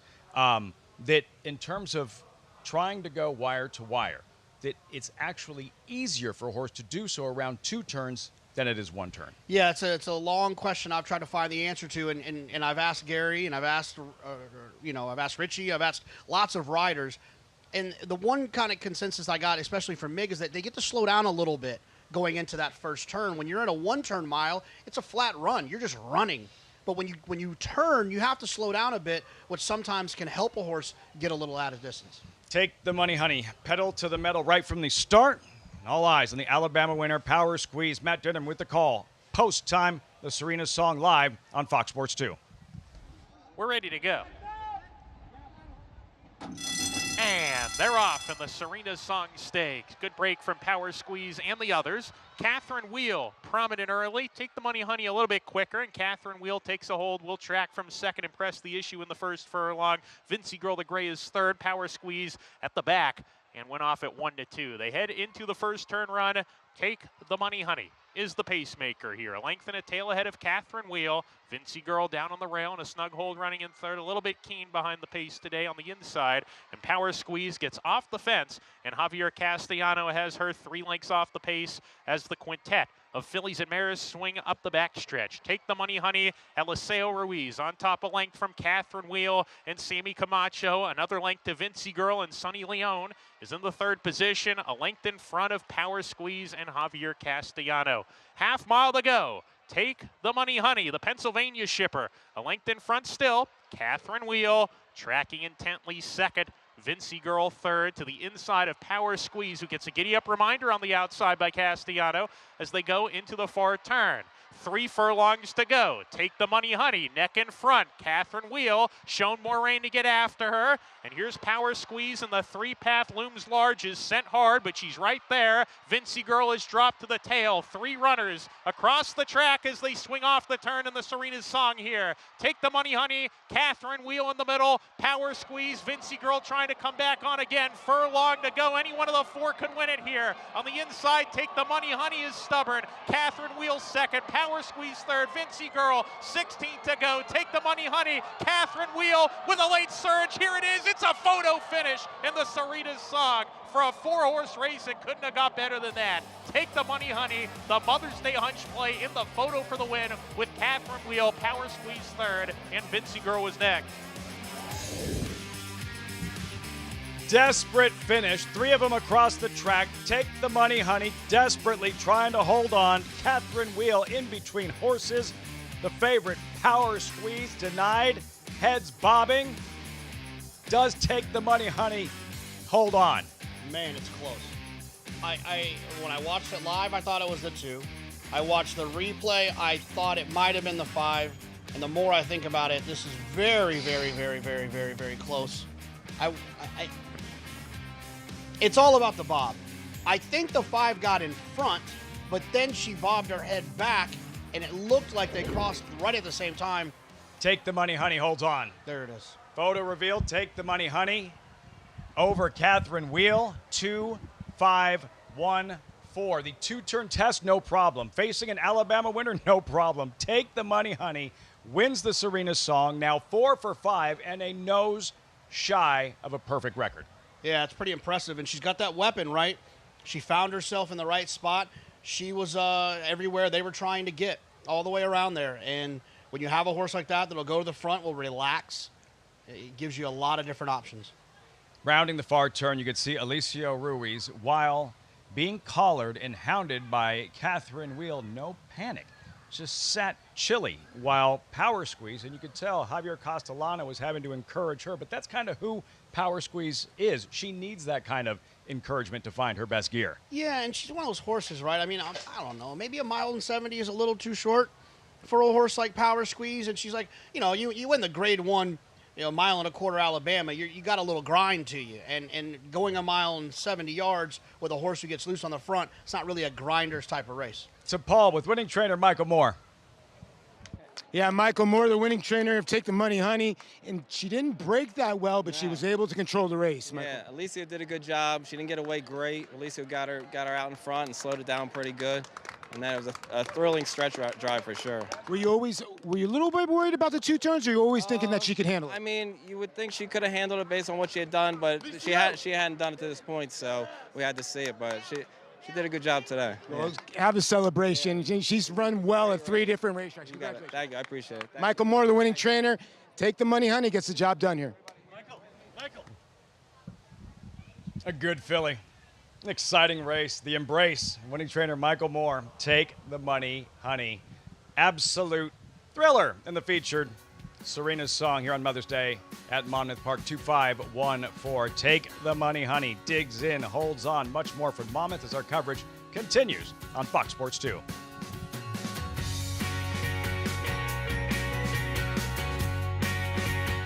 Twirling Candy, proving Lane's End's stallion-making tradition.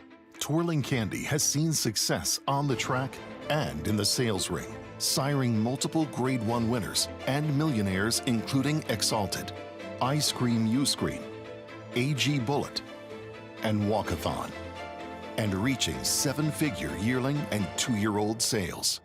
Twirling Candy, a leader of his generation. Horse racing? Check. Weekly promotions? Got 'em. Huge payouts? You bet. With Naira Bets. Download the app today and bet on any track, anywhere, anytime with live HD horse races, betting tips and tutorials, expert picks, and more. You bet with Naira Bets. Join now for a new member bonus at NairaBets.com. The brilliance of the legendary Arrogate and the speed and stamina of the sire of sires, Uncle Mo.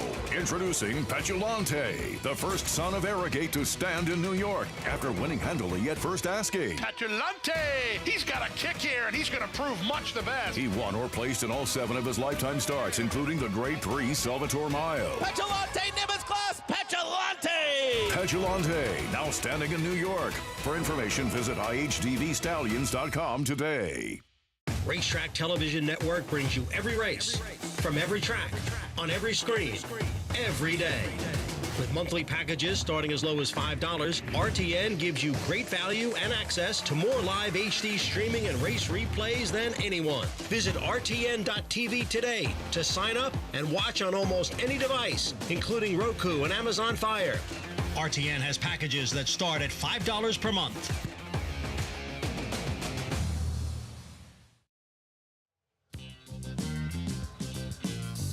Crowd still buzzing following that stirring performance. Take the Money Honey in the Serena's Song. Winner's Circle lead-in brought to you by Phasic Tipton Mid-Atlantic. May 2-year-olds in training sale to be held May 19th and 20th in Timonium, Maryland. After the Preakness, where will you be? Look at all them. Big crowd in the Winner's Circle celebrating this victory, this effort. 3 of them abreast, 3 of them across the track. Take the Money Honey is swarmed and responds. You got to think Michael Moore and the team have to be happy about this performance, not only because they won, but also the measuring stick, right? You beat a Chad Brown horse in Catherine Wheel. You beat a horse in Power Squeeze, the Grade 1 winner. It's a nice measuring stick for what you have. Maybe give a little bit more confidence into your next start, where you go next. Maybe taking on some of the bigger mares, fillies and mares in the country. So it's not only is it great to do this and get your picture taken on Mother's Day. Exactly. It's also great to know that you got a pretty darn good horse. Presentation of what looks like the glassware, the winner of the Serena's Song. Serena's Song, Haskell winner here in 2005. Not saying Take the Money Honey is Serena's Song, but I know the race, it just happened. Do you think this was more about Take the Money Honey stepping up, or did we simply not see Power Squeeze's best? I think it's a combination of both. I think that Take the Money Honey got herself into a race with a Grade 1 winner, and she took advantage of the fact that she has a weapon. She wired this field. Power Squeeze, I think, probably wants a little bit more ground, probably wants a little bit more of an honest pace to close into.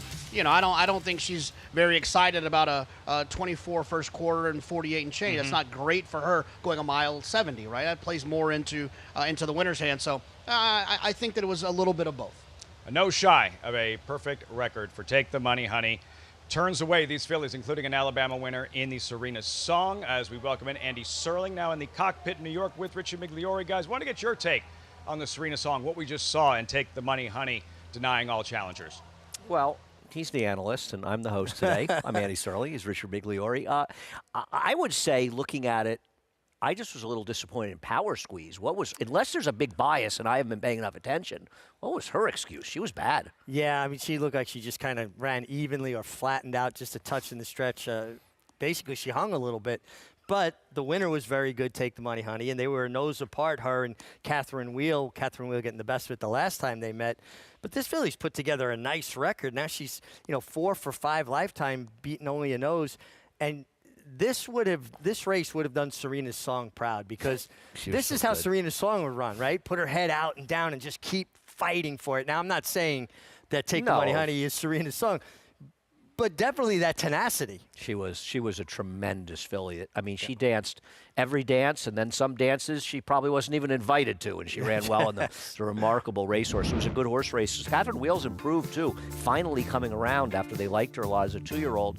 As we move on to the turf for race number 5, and we just saw an upset to begin the pick 6 in race 4, got to think you're going to need a slew of logical results not to have a carryover after the upset of a huge, heavy favorite in the last race by a 20-1 shot. And I think the race will probably focus between the inside and the outside, the speed of the outside, but the one cutting back in distance. Cognoscenti goes out for Lisa Lewis. Nice to see Lisa with a horse in New York riding Irad Ortiz. Yeah, horse trying New York bred company for the first time. He's been running against Open Company at Gulfstream. Isn't it a little bit glaring, though? The best race was actually synthetic, and the turf races weren't quite as good. Yeah, from a speed figure standpoint, it's a good point. Did get kind of a crazy trip last time. The 2 went by Salamini's Legacy, a long shot. Kay Davis, who's won 2 on the card. The 3 Fresh Start. Dave Donk, second turf start.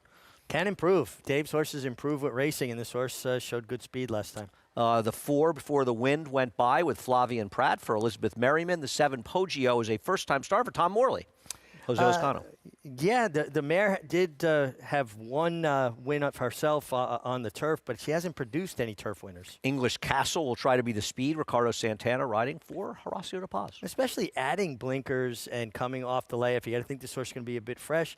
And this horse has actually run the best buyer figures on turf. Yeah, I thought she was going to be the one to catch. The public is more enamored right now with the 1, and that probably, Irad Ortiz probably has something to do with it. The first race I thought was a solid enough effort. Not that strong a field, though I don't think that he's meeting any killers here. Last time out at a 1 3/8, and this is the debut, I just think he had a lousy trip, and maybe the distance was too far. Yeah, I think that's fair. This horse also has a little bit of a propensity to break a bit awkwardly. Hopped at the break, 2 back, was off slow last time, was off slow in the debut from the inside in a short field. Of course, it kind of had his chance, though, there, didn't it? I guess, yeah, I agree. But the question to you is there somebody in here besides the 1 and 8? And I picked a race 8-1, so I didn't see it, that you think is an interesting alternative to those 2 horses that'll be the short price first and second choice? The only other one that I would take a look at is the 4 Before the Wind. This is another horse that has not run against New York breds. 5.5 last year, too sharp.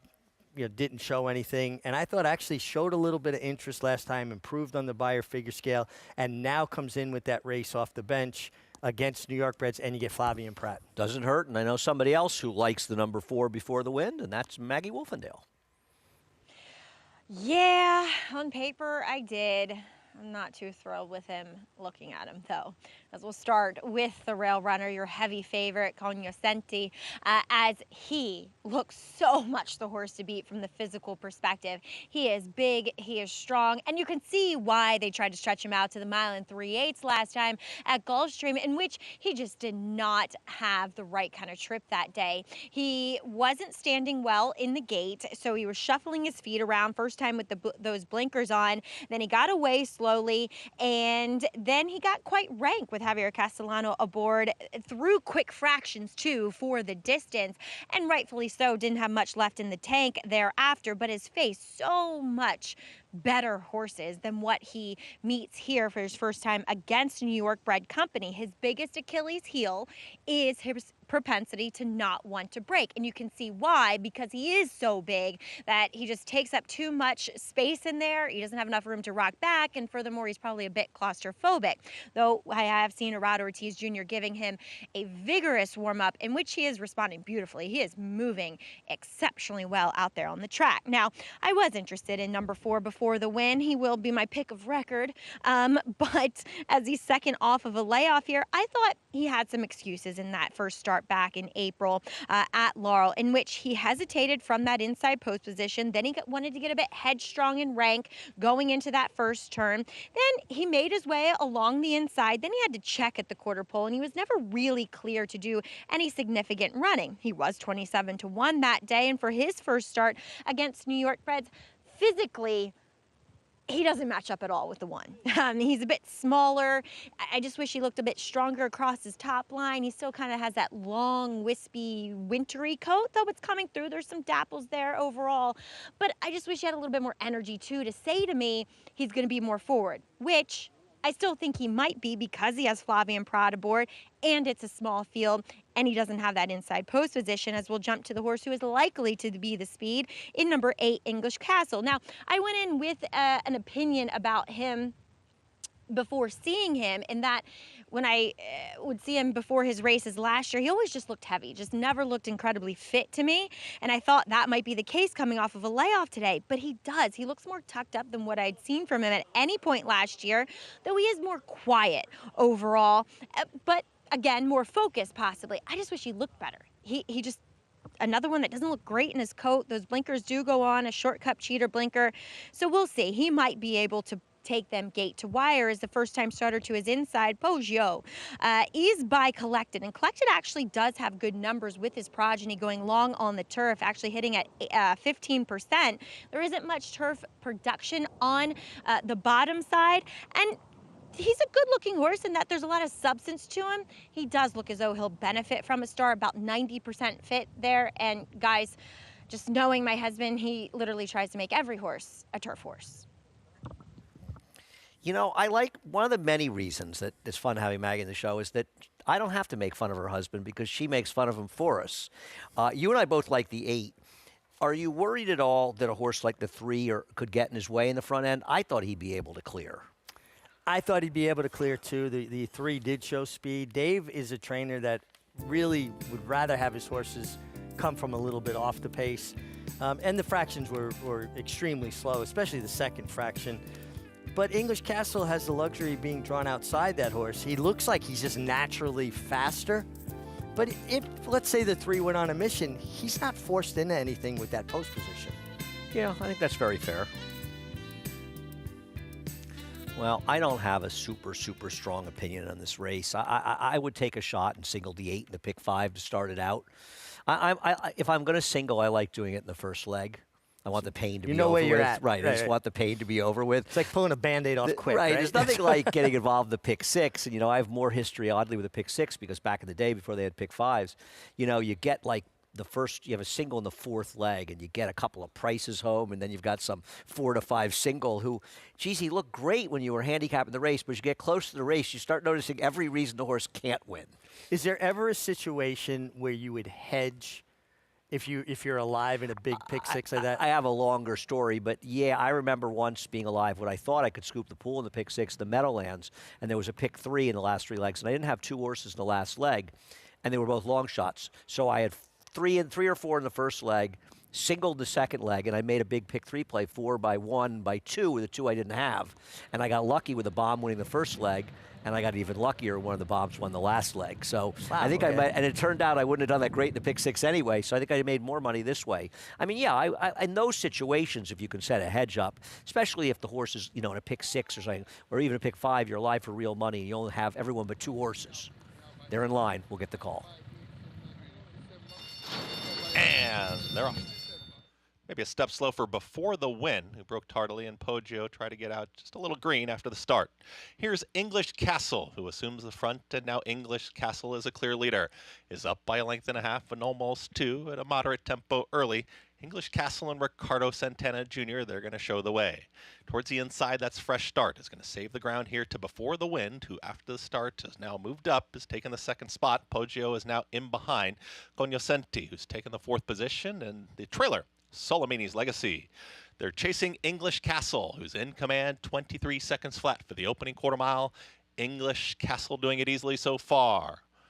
English Castle is up by a length and a half and still almost 2 now, as Before the Wind is content to sit right there a stalking second with At the Rail Fresh Start.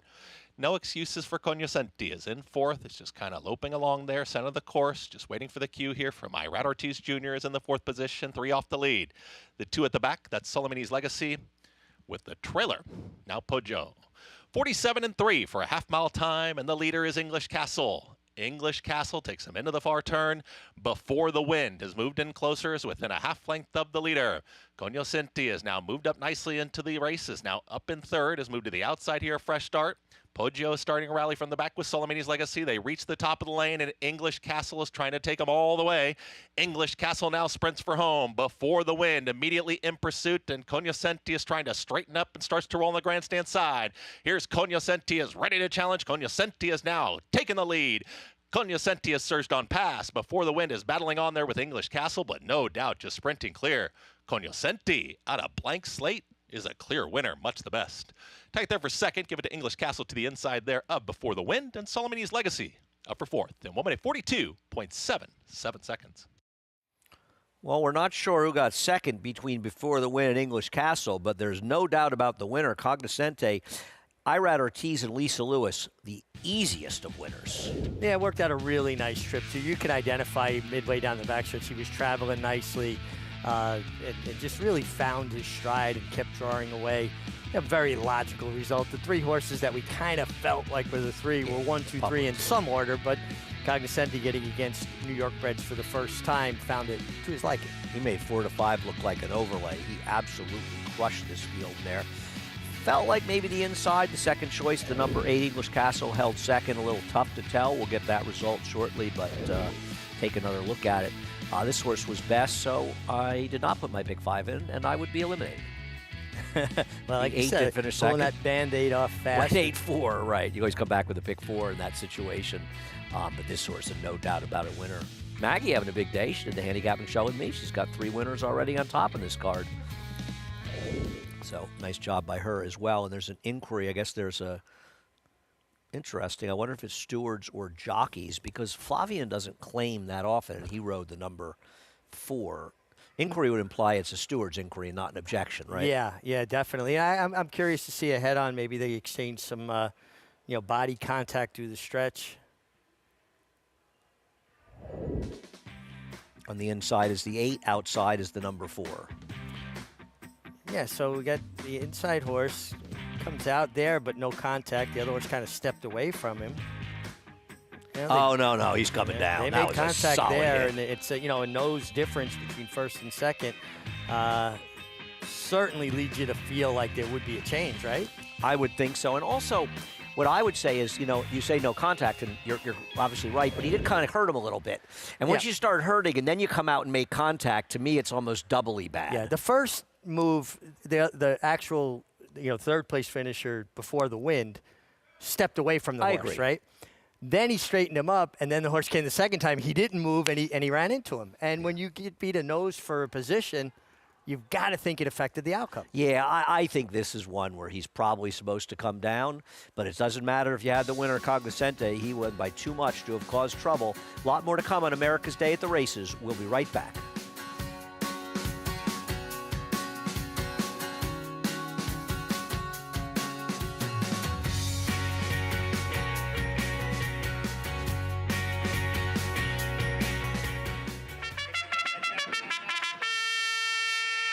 For years now, Monmouth Park's 50-cent win early pick 5 has helped players win early and often. This year, we're adding more. Monmouth Park's new Middle Pick 5 boasts a player-friendly 15% takeout and more opportunity to score.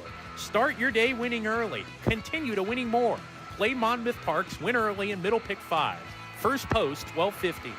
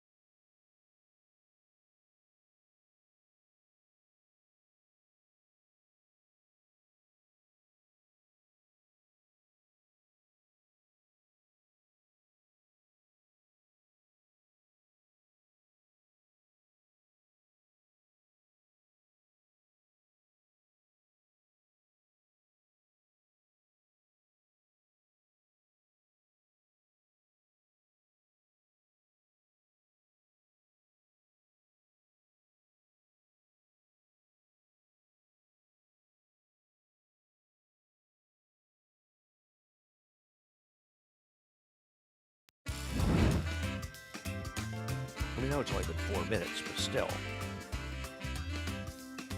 Brought to you in part by Naira Bets. Any track, anywhere, anytime, visit nairabets.com or download the Naira Bets app to get started. Beaches, boardwalks, sandcastles, something for everyone around here. Now, what we don't have is a decision just yet from the stewards. Belmont at the Big A. Inquiry pending. 1-842 for now. Let's meet the field. Race 6, Monmouth Park, in this $30,000 claiming sprint. God with us, the favorite, 2-1. Javier Castellano defeated on Power Squeeze in the Serena Song. Rides the favorite here. It has some early speed, but I worry that there's horses outside of this one that also have early speed. Could be a tough trip. Number 2, JJ Valentin. Paco Lopez. Paco without a win today. Like, what's that all about? Well, I'm sure that'll change at some point. I just don't know if it's going to be here. 7-2 second choice. Don't be so grouchy. 2 solid efforts since joining the Patrick McBurney stable. Yeah, and if the pace can heat up, this horse could take advantage of that. Run Happy Pappy, 5-year-old debut, idle since August. Yeah, another one that has some early speed to the outside. The problem is hasn't had a lot of finish. Says Mark Spirit. Big effort at Penn National, 32-1. Yeah, going a little bit further. We'll be cutting back this time. We'll see if the cutback helps. El Medianoche, you don't bother trying. It'll just hurt my ears. Coelho Pati, representing outside speed. Yeah, this is the horse I like in here. I thought this horse ran extremely well, 2 and 3 and 4 back. This horse has a lot of early speed. He is, in my opinion, the speed of the speed, and he's drawn outside. You see here, he was coming from the one hole, so he's down inside. That's a much more uncomfortable trip. Now he gets to go outside. He gets a much more comfortable version of it. And the trainer said hello to me last night at dinner, so not that has anything to do with it. But that goes a long way as far as your handicapping and zeroing in on a contender. Coelho Pati, that was 2 starts back. March at Parks, in front, in charge. What is the on paper? What does the pace scenario look like for him? Well, I mean, it looks like it could be a little bit quick, but the good thing is that because this horse to 7, what'd you say? Coelho Pati. Coelho. It's Pati. The El Medianoche is what I really want you to stay away from. You know, look, I got a shot here. I was not very good in Spanish class, but the fact that this horse is drawn outside gives options. now. You can see what the horses to the inside do. You don't have to find yourself in a duel. You can find yourself pop away from there and let them go, and then hopefully you can rate off of them, and then they can set the fast pace, and you can get first run. If you're drawn on the inside, like this horse was last time, or like the one God With Us, the favorite is now, your hand is kind of forced. You're a speed horse. You got to send away from there. You don't want to take back, eat a bunch of dirt, and do something that's uncomfortable for your horse. 2 of his last 3 starts now make it 3 of 4. God With Us has had to deal with the rail. He won from the fence at Tampa 2 starts back, so he has been there before. It won't be unfamiliar. Just keeping you posted with the inquiry, Belmont at the Big A. There is a change. There a disqualification now 1-4-8-2. English Castle, the second place finisher, placed 3rd before the win. Now the second place finisher 1-4-8-2 in the 5th Belmont at the Big A. There it is. All squared away there.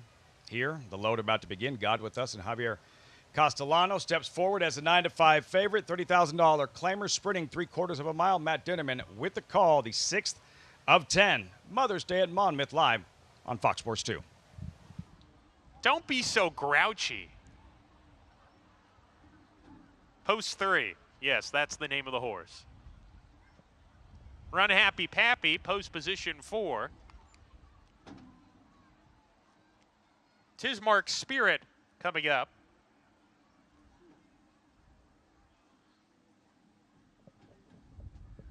Two back, El Medianoche. And to the outside, Coelho Pati.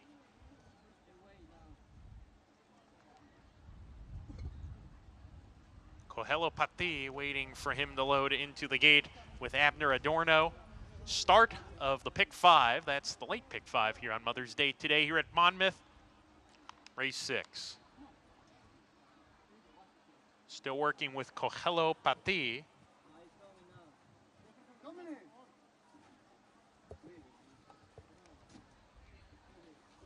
He's in. We're ready to go.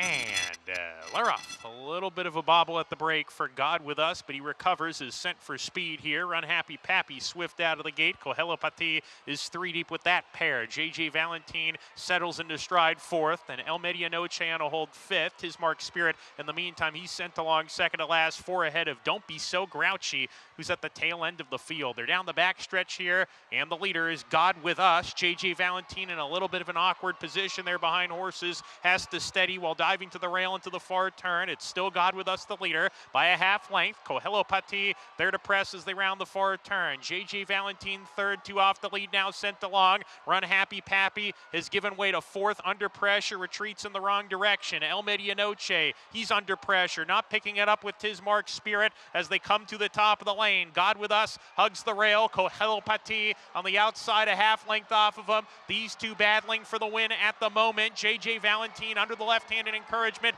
drifts out. He's very green today. It's a battle on the lead between the top pair, and they're going to decide it. God With Us, Javier Castellano, Coelho Pati, Abner Adorno, Coelho Pati to win it.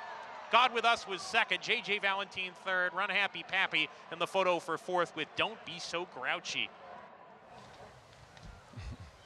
Exciting finish. Coelho Pati from just off the pace lengthens his stride late and runs down God With Us and Javier Castellano in the stretch. I mean, to me, the difference was the draw.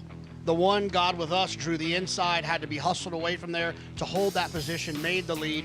The 7 was allowed to kind of just break away from there, let's see what happens to the inside, sit comfortably on the outside, move when he wanted to move rather than being dictated when he wanted to move. To me, that was the difference between the outcome.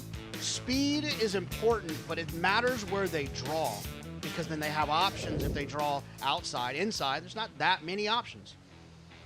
For Coelho Pati, high percentage trainer Michael Pino, Abner Adorno going to work.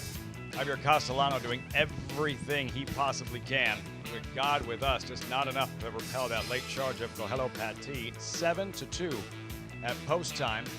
Those two well clear of the rest. 7, 1, 2, 4, 3 in this sixth race.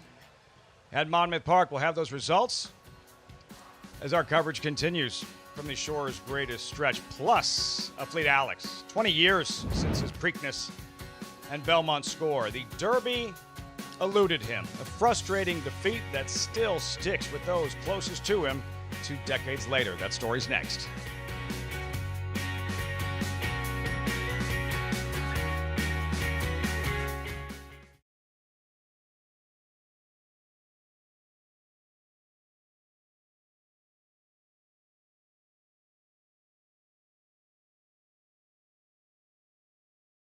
And clear off at the Naira Betts Haskell. In the Belmont Stakes at Saratoga. Dornoch setting up moderate pace, 3/4 of a length ahead. As the field turns for home. They're at it again. The two Belmont first and second place finishers. Mind frame on the outside. It's coming after Dornoch. Dornoch wins the Haskell. It will be Dornoch to win the Belmont Stake. Horse racing? Check. Weekly promotions? Got 'em. Huge payouts? You bet. With Naira Bets. Download the app today and bet on any track, anywhere, anytime with live HD horse races, betting tips and tutorials, expert picks, and more. You bet with Naira Bets. Join now for a new member bonus at NairaBets.com.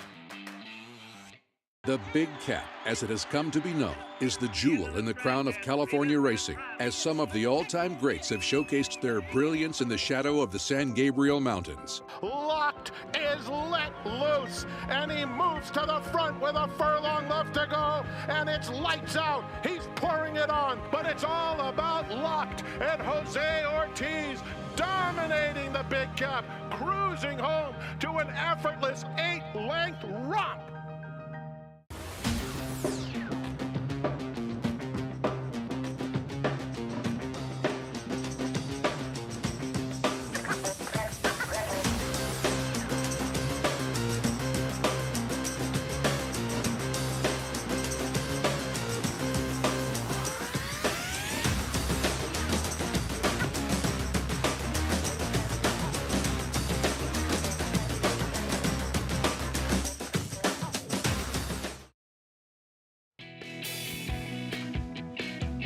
Gorgeous Mother's Day afternoon in Oceanport, New Jersey. Welcome back. America's Day at the Races on Fox Sports 2. 6 down, 4 left. The late pick 4 to get started at Monmouth.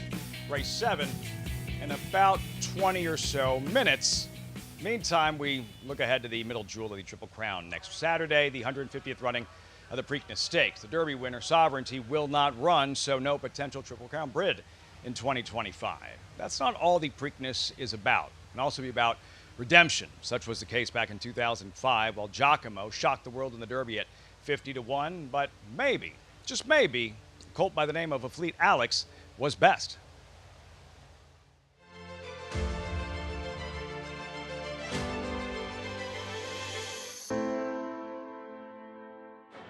After the Derby, I still had complete confidence in a Fleet Alex. It wasn't the horse, it was the ride. We felt good going in, did some interviews, talked to Tim. Tim was confident as always. I thought we had a hell of a shot to win. The two horses that beat us, they weren't going to beat us again. Jeremy was feeling good. As long as I rode a smart race, I didn't think there was any chance I'd get beat. And they're off. We had an outside post. As soon as I left the gate, we went straight to the rail. A couple horses got hung out. A Fleet Alex is racing in 10th. So I just bide my time down the backside. If I kiss to him and I have a ton, he's gonna run over top of horses. So I have to sit there and hope I have a lot. And then a Fleet Alex, he's bottled up down toward the inside. And I have a horse in front of me. All of a sudden, for whatever reason, I'm not sure, he goes and just opens up the rail wide open. He went to like a 3-path. I was like, oh, it's game over. And Scrappy T comes away with the lead. Didn't expect what was gonna happen in the cord pull.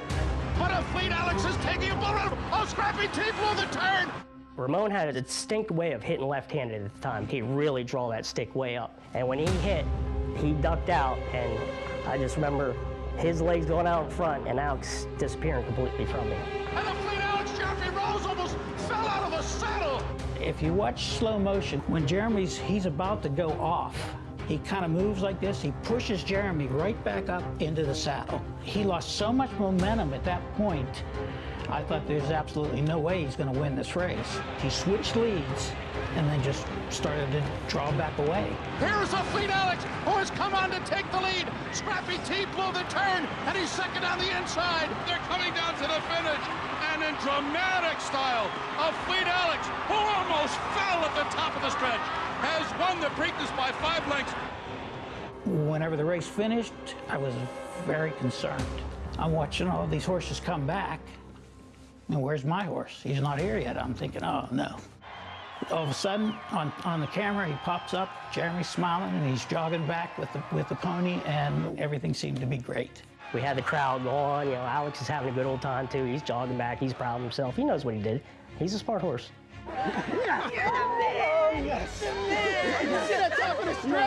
That's the Alex we know. That's what we were hoping for in the Derby. That's what we got in the Preakness. We know we have the best 3-year-old in the country, and he showed it today. You know, he was such an athlete to do that. In a split second, you got 1,000 pounds of horse going to the ground because he was hit by another 1,000-pound horse. Just to recover and come back up and then to keep running was absolutely an amazing thing.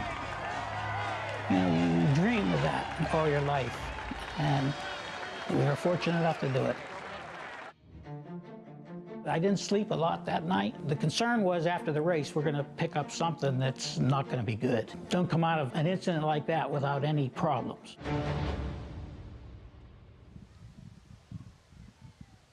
Redemption for a Fleet Alex in the Preakness Stakes after that frustrating loss, the 3rd place finish in the Kentucky Derby, and one of the most impressive displays of athleticism like you'll ever see from a thoroughbred on a racetrack. Yeah, I was still kind of new to the game at that time. You know, I was, I tell people my origin story. It was when Giacomo won the Derby that year. I'm surprised still now seeing it that happened. Like, you don't see that every day. I haven't seen something like that since. I mean, I cannot believe he didn't fall, and then I cannot believe he did not continue to run, that he did continue to run the way that he did. It was just one of the most sensational things I've ever seen. And to hear Jeremy Rose take responsibility, it's obvious Tim Ritchie agrees that it was the ride and a mistake that it cost a Fleet Alex the Derby and a Triple Crown. Yeah, I mean, look, when you look back, there's a few that you think they really should have probably won the Triple Crown, right? Like, you know, California Chrome kind of got beat on the square, but it feels like with a Fleet Alex, he was supposed to win. I would imagine some people will feel the same way about a Point Given, the way that the talent that he had. For me, a Fleet Alex is one of them that should have won. Hard to believe it's been 20 years since. A champion 3-year-old, though, a Fleet Alex Preakness Belmont winner back in 2005. Meantime, back to Belmont Park. Andy and Ritchie, it doesn't matter how many times you've seen it, but if a little bit of time has passed, you see that replay and what took place at the top of the stretch of the Preakness, it's still mind-blowing. No question about it. Amazing. Incredible, because, you know, we've seen horses clip heels, stumble, and maybe even manage to win. He clipped heels, went to the ground, and got up and accelerated just as fast as he stumbled. I've never seen as much athletic prowess in one sequence as you're going to see there. And the way when he clipped heels, he had to reach out with his right front leg to catch himself. He was completely splayed out. What an incredible athletic ability. No, he was an amazing horse. It's funny how Jonathan was saying, you know, and I'm not saying he's wrong, you know, about how he could have been a Triple Crown winner. That's what I love about the Triple Crown, though. It's hard. It's great because it's hard. Because you've got to show up with your best race in all 3 of them and hope that nothing goes wrong. And he did run a decent race in the Derby. I'm not denying it. And he could have won the Triple Crown.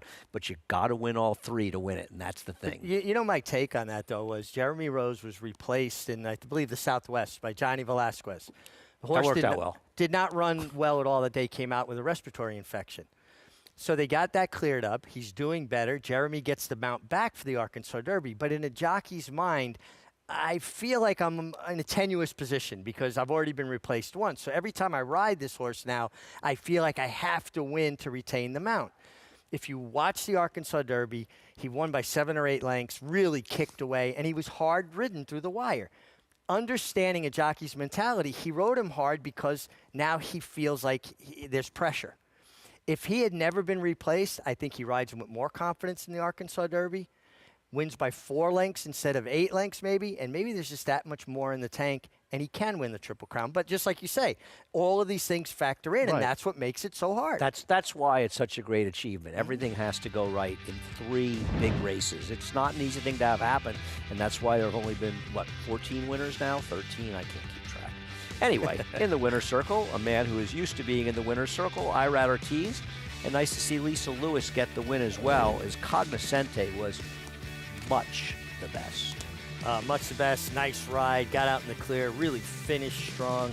And Irad Ortiz, over 110 winners now on the year. For the last 10 years, he's ridden at least 300 winners a year for 10 years. Really? That's over 3,000 wins in 10 years. Remarkable, the kind of statistics that Irad Ortiz continues to put up year in, year out. It's a testament not only, obviously, his skills as a rider, and his agent, Steve Rushing, does a great job with him as well, but it's also from the fact that Irad never takes a day off. He never takes an hour off. No. He never takes a race off. No. And as yourself as a jockey, that's a tough thing to do. It's human nature. It's hard to do. It's hard to maintain that level of intensity, that level of desire, especially when you've scaled the mountaintop, which he has. But it doesn't matter if it's a 10-claimer on a Wednesday at Gulfstream or a Grade 1 in Saratoga. You are going to get a hard ride from Irad Ortiz. And you could tell when you speak to him, or Maggie or Acacia speak to him, how much he enjoys the game and the challenge and the way he looks at it. And I'm not saying other people don't ride like that, and riders ride hard, but it's kind of admirable how devoted he is to the game and his intensity. Absolutely. I respect it, admire it. And like you said, it's not easy to be up every single day, every single race. No question about it. We're coming upon race number 6, starting off the late pick 4 here at Belmont at the Big A. And there's the heavy favorite, maybe a little over bet right now, 1-4, Tazara for trainer Chad Brown and Resolute Racing. We'll be back in just a moment.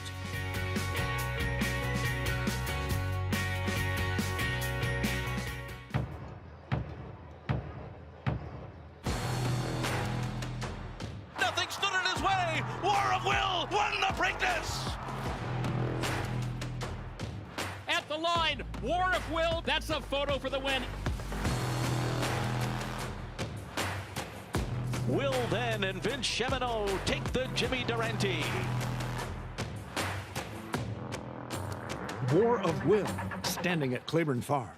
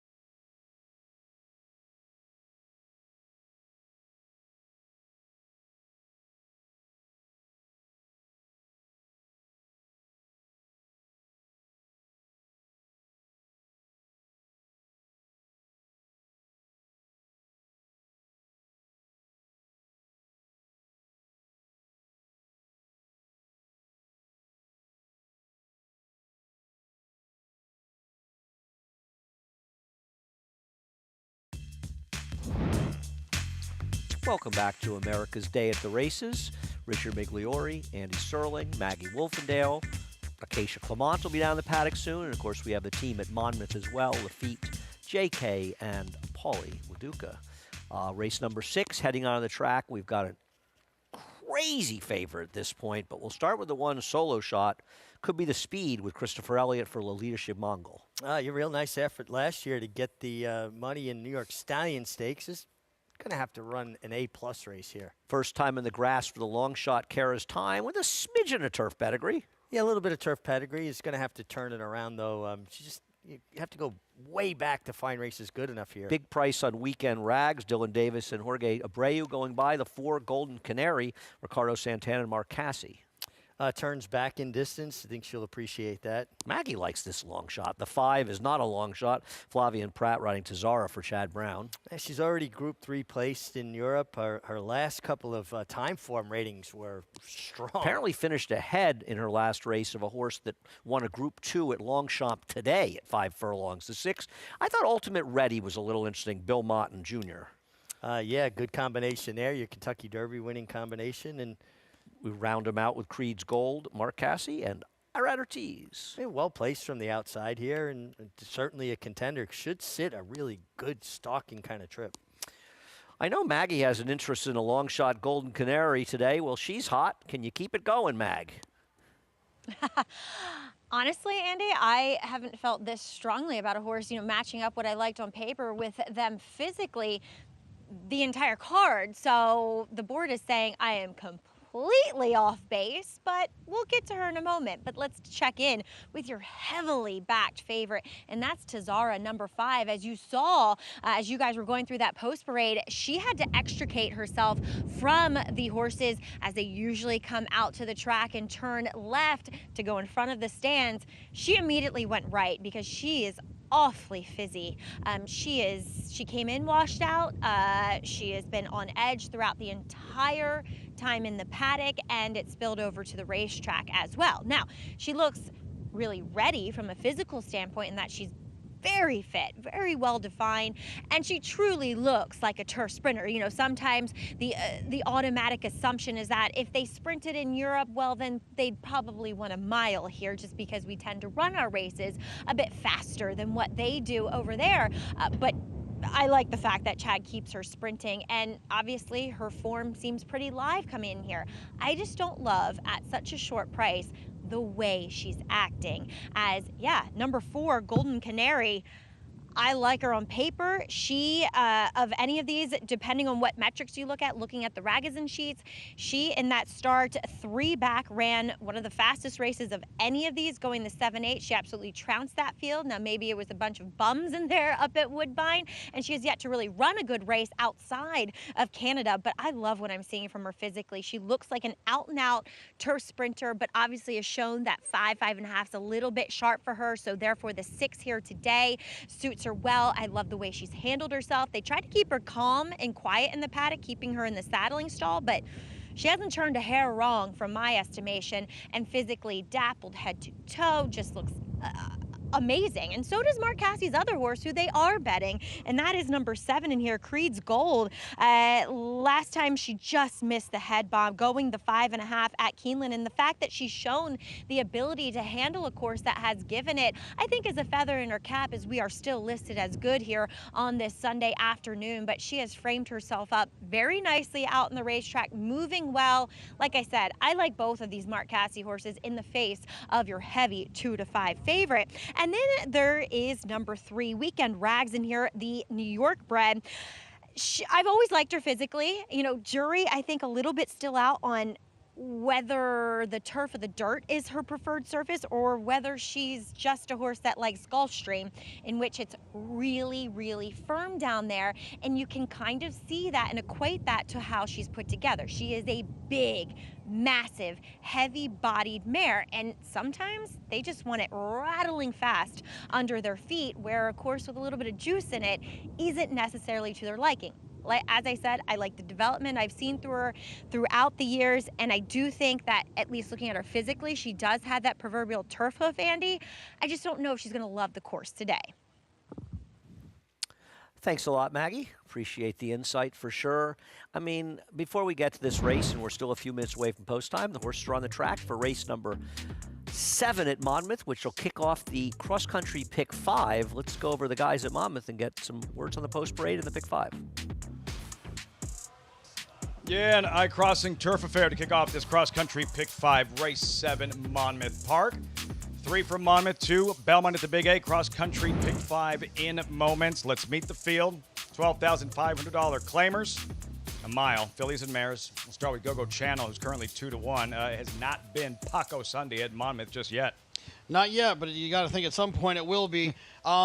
This horse has been running on the synthetic, but has some okay turf races in the past.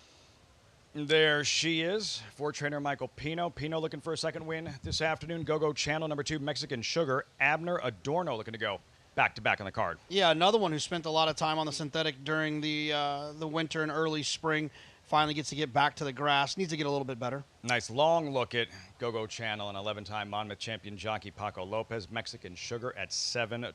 2-time winner off the board. A lone try here at Monmouth in the 3, Gurley the Butcher. Yeah, Gurley the Butcher doesn't have a lot of early speed. Would like to have some tactical speed from this inside position. Abital Hero and Serena Song winning jockey. Alicio Ruiz, the 5, once an Eagle, last 5 on dirt and synthetic. Yeah, has been running on dirt and synthetic, but does have some back turf numbers as well. You kind of see that around this time of the year. Popular at the claim box, Rose Summer, then the 7 on this Harvest Moon. On this Harvest Moon, that's a song, isn't it? Something like that. I think I'm supposed to know that. Yeah, I think you are. Upper sleeve pictured. Hasn't been finishing well.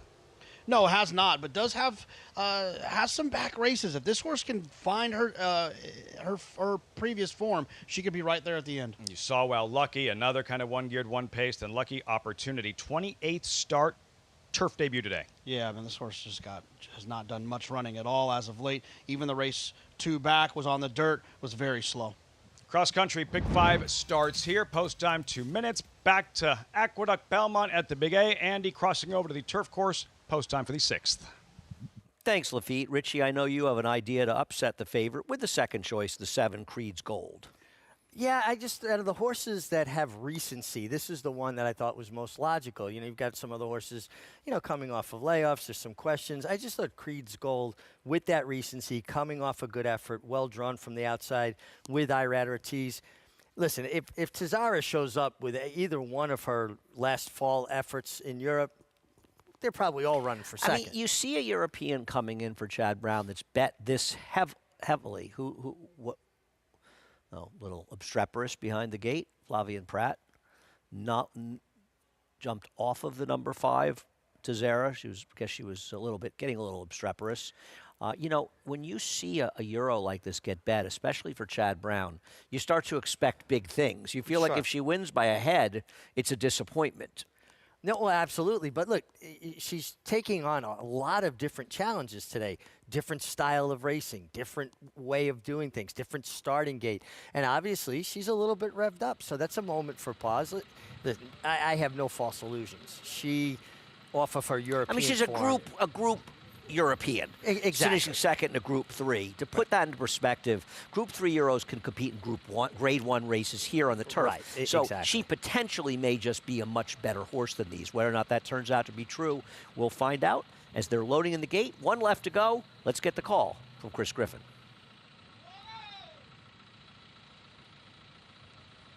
Creed's Gold. Going in. All set. And they're off. Creed's Gold flashes early speed. Tazara's in the early mix too, and Tazara right out to the front, easily up by a half length. Tazara will show the way. Up on the outside is Creed's Gold. It's a challenging second. In between horses now is Weekend Rags, and at the rail, that Solo Shot, who moves on through, is going to claim that 3rd position away. Pushes Weekend Rags back to 4th for the back. Ultimate Ready is now in the 5th spot, while 3 wide. The 2 at the back, Kara's Time with Golden Canary. 22-4 for Tazara, who works into the far turn, is sprinting clear. Tazara looking very strong here into the turn. Solo Shot to the inside, and Creed's Gold there 2nd and 3rd, and chasing. Weekend Rags is in the 4th position. Now hustled along here from 4th, and at the rail, that's the gray. Kara's Time. Tazara has looked very strong since breaking from the gate. Tazara reaches the top of the lane, and Tazara is trying to win it right now. Sprints away. Creed's Gold is a big contender towards the outside, though, and Creed's Gold is ranging up here to Tazara, and Creed's Gold is challenging this leader, and here comes Creed's Gold to put ahead in front. Creed's Gold has a 16th left to go, is opening up late. Creed's Gold out of Foxy from Fairbanks. That's your winner. Tazara second, then came a late run here from Golden Canary and Kara's time in 1 minute 8.90 seconds.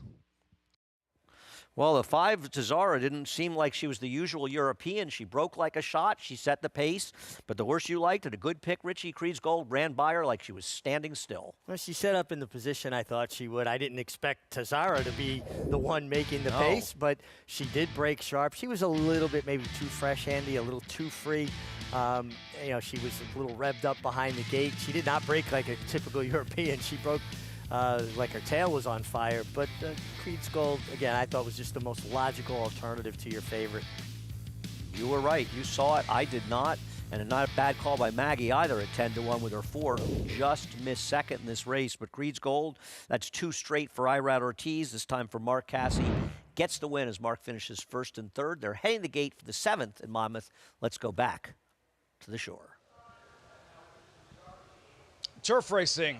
2 of them just moments apart and ready for this cross-country pick 5. Crossing over to the turf course, Go-Go Chanel, the favorite at 2-1. The Wertheimer brothers may never speak to me again, JK. You'll be all right. What do you like?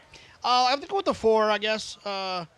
This horse, the last couple of starts, has not shown a lot of early speed, but there is some grass starts where there is a lot of speed, and I'm just hoping this horse will get a little bit forward and hold that inside position, hopefully get into that pocket trip here against this group. With Serena's Song winning jockey, Alicia Ruiz. Moving into line, cross-country pick 5. All set. The 7th from Monmouth, live on Fox Sports 2. Here's Matt Dinneman.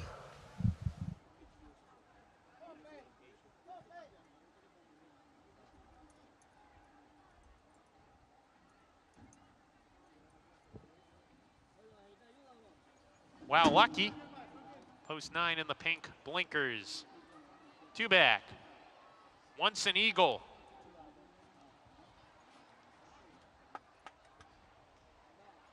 And to the outside post, Lucky Opportunity. Start of the late pick 4 here. We're ready to go. And Laroff on this Harvest Moon wins the start, takes advantage, goes to the front right away. Lucky Opportunity taking the 2nd position, coming after the front runner. These 2 together with 1 lap to go. Good Chanel running in the 3rd position early on. Mexican Sugar has to tap on the brakes when in tight, plummets back to midfield. Avatal Hero now 3rd with Good Go-Go Chanel as they go into the 1st turn. Wow Lucky parked 3 wide. That trio's 2 lengths ahead of Mexican Sugar, settles off the speed, 8 lengths off the pace, 1.5 lengths clear of Gurley the Butcher. Then up her sleeve, Rose Summer, and Once an Eagle is trailing. Approaching the backstretch, Lucky Opportunity strings them out at 65-1. A 2-length lead and 5 furlongs to go. On this Harvest Moon running in 2nd, then a line of 3.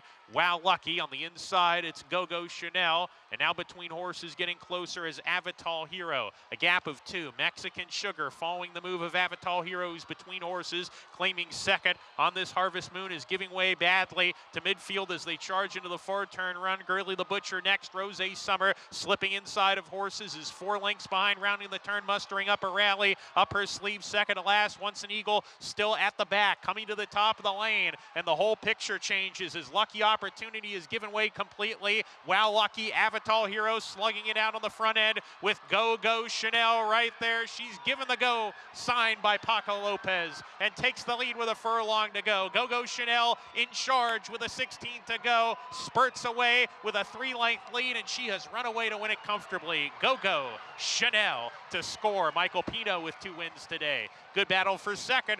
Gurley the Butcher might have just got there over Wow Lucky, and Rose Summer, who was between them, was 4th.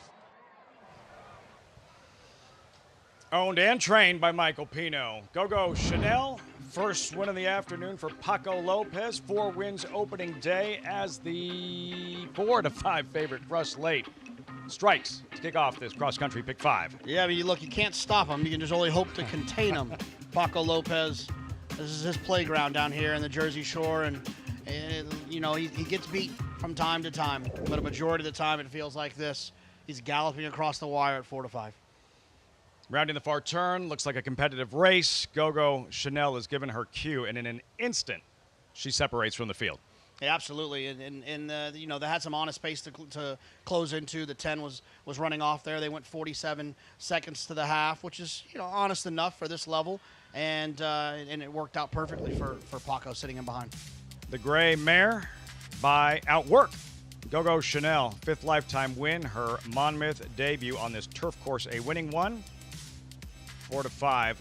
No question about the winner. A photo for second pending. Gogo Chanel to kick off the cross-country Pick 5 results when we come back. Plus, the weekend in between the Derby and the Preakness, still busy on the 3-year-old front. Yesterday, Hill Road victorious in the Peter Pan. Belmont Stakes is next. And here, Kentucky Outlaw scores in the Long Branch, earning a spot in the Naira Betts Haskell starting gate. That's next.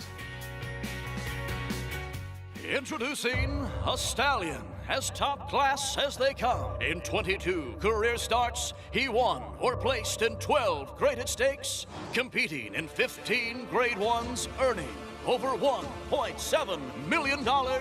His undisputed speed is evidenced by 7 100-plus buyer speed figures, a 3-time grade 1 winner, Raging Bull. RaceLens is the most in-depth product in horse racing, with unique features found nowhere else. True odds, predictive analysis, and pace projection. RaceLens. It will change the way you follow horse racing and take your game to the next level. General admission tickets are on sale now for the Belmont Stakes on June 7th at Saratoga Racecourse. Don't miss your chance to witness the historical third leg of the Triple Crown. Get your tickets today by visiting belmontstakes.com/tickets. McMahon of Saratoga Thoroughbreds, proudly standing 4-time champion New York sire Central Banker, sire of multiple stakes winner Bank Frenzy. Now Bank Frenzy means business and he'll win the Haynesfield. Also standing Salamini, sire of Grade 2 winner Winstock, and 7-time stake horse Doc Sullivan. Doc Sullivan dominates the Mike Lee. And Provocateur, the only Grade 1 son of Into Mischief standing in New York, half-brother to Wood Memorial winner Rodriguez. At McMahon of Saratoga Thoroughbreds, New York stallions that deliver. Racetrack Television Network brings you every race, from every track, on every screen, every day.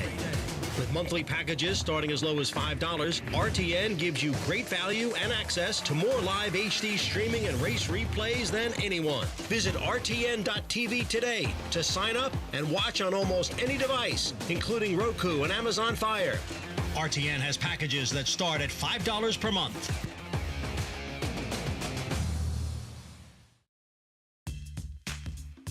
Welcome back to America's Day at the Races, brought to you in part by Hillendale Adelapa.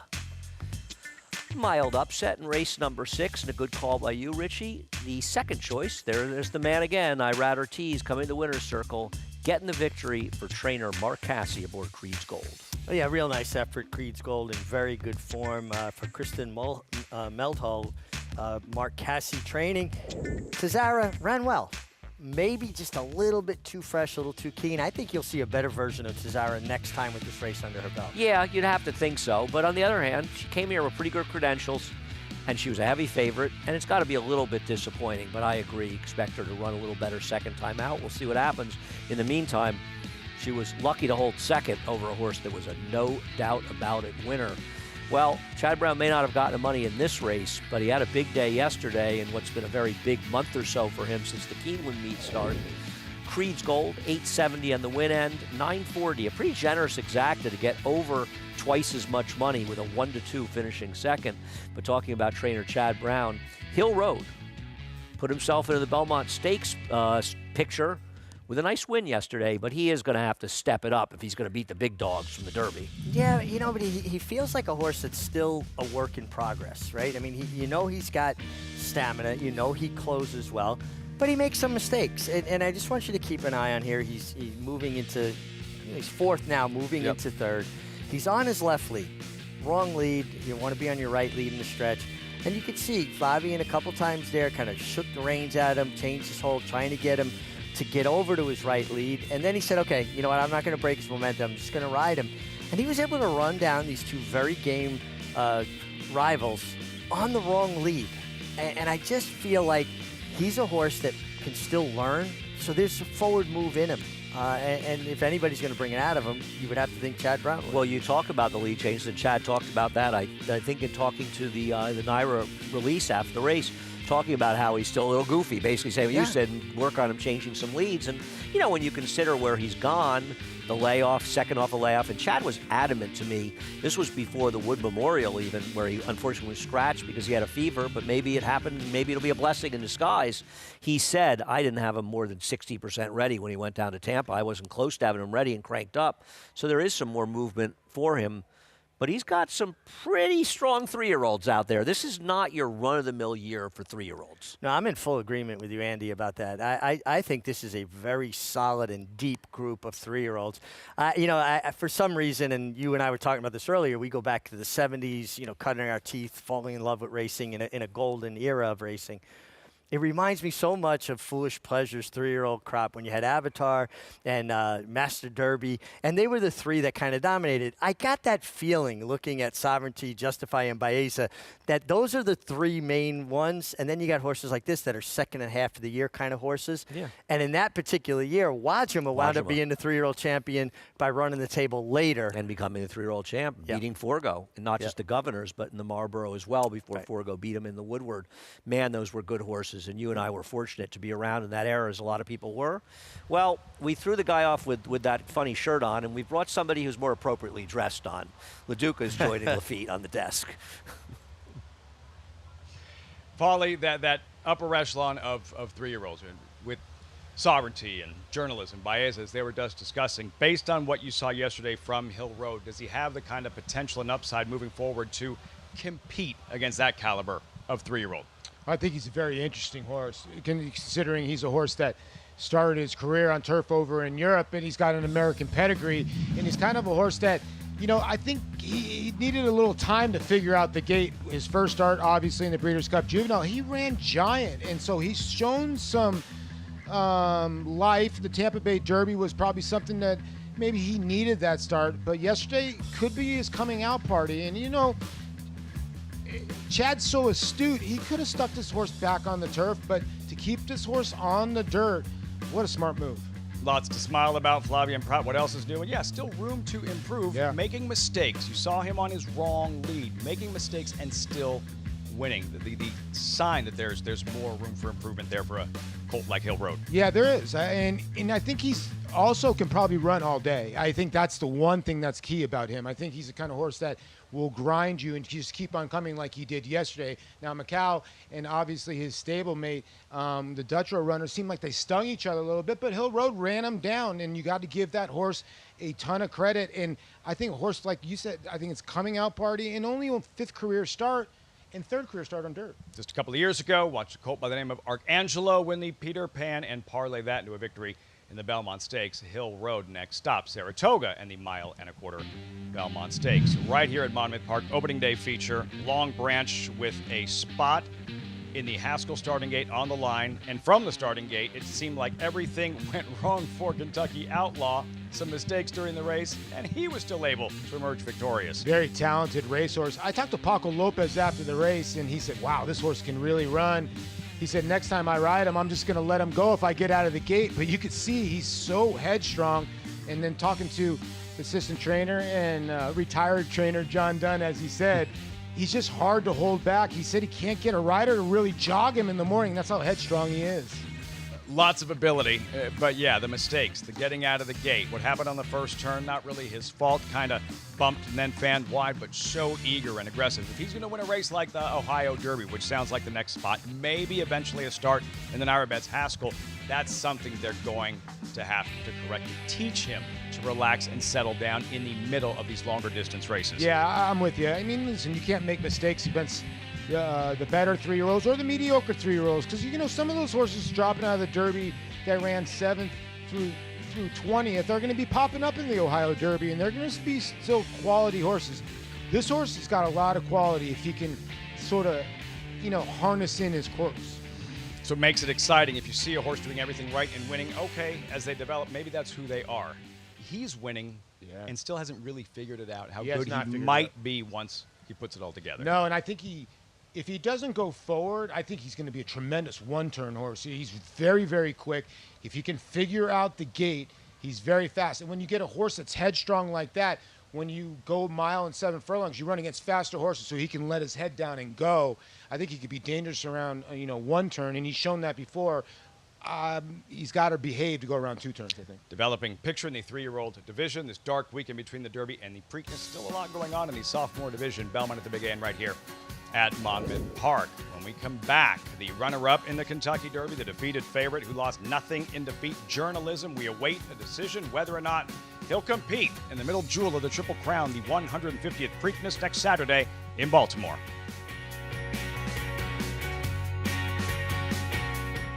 The only colt ever to win 3 one-mile Grade 1s on dirt. Ran the fastest buyer of the year. That's him, 6 wide, streaking clear. Here comes Cody's 2 more Grade 1s at 7/8. Here's his Forgo, also running a 112 bite.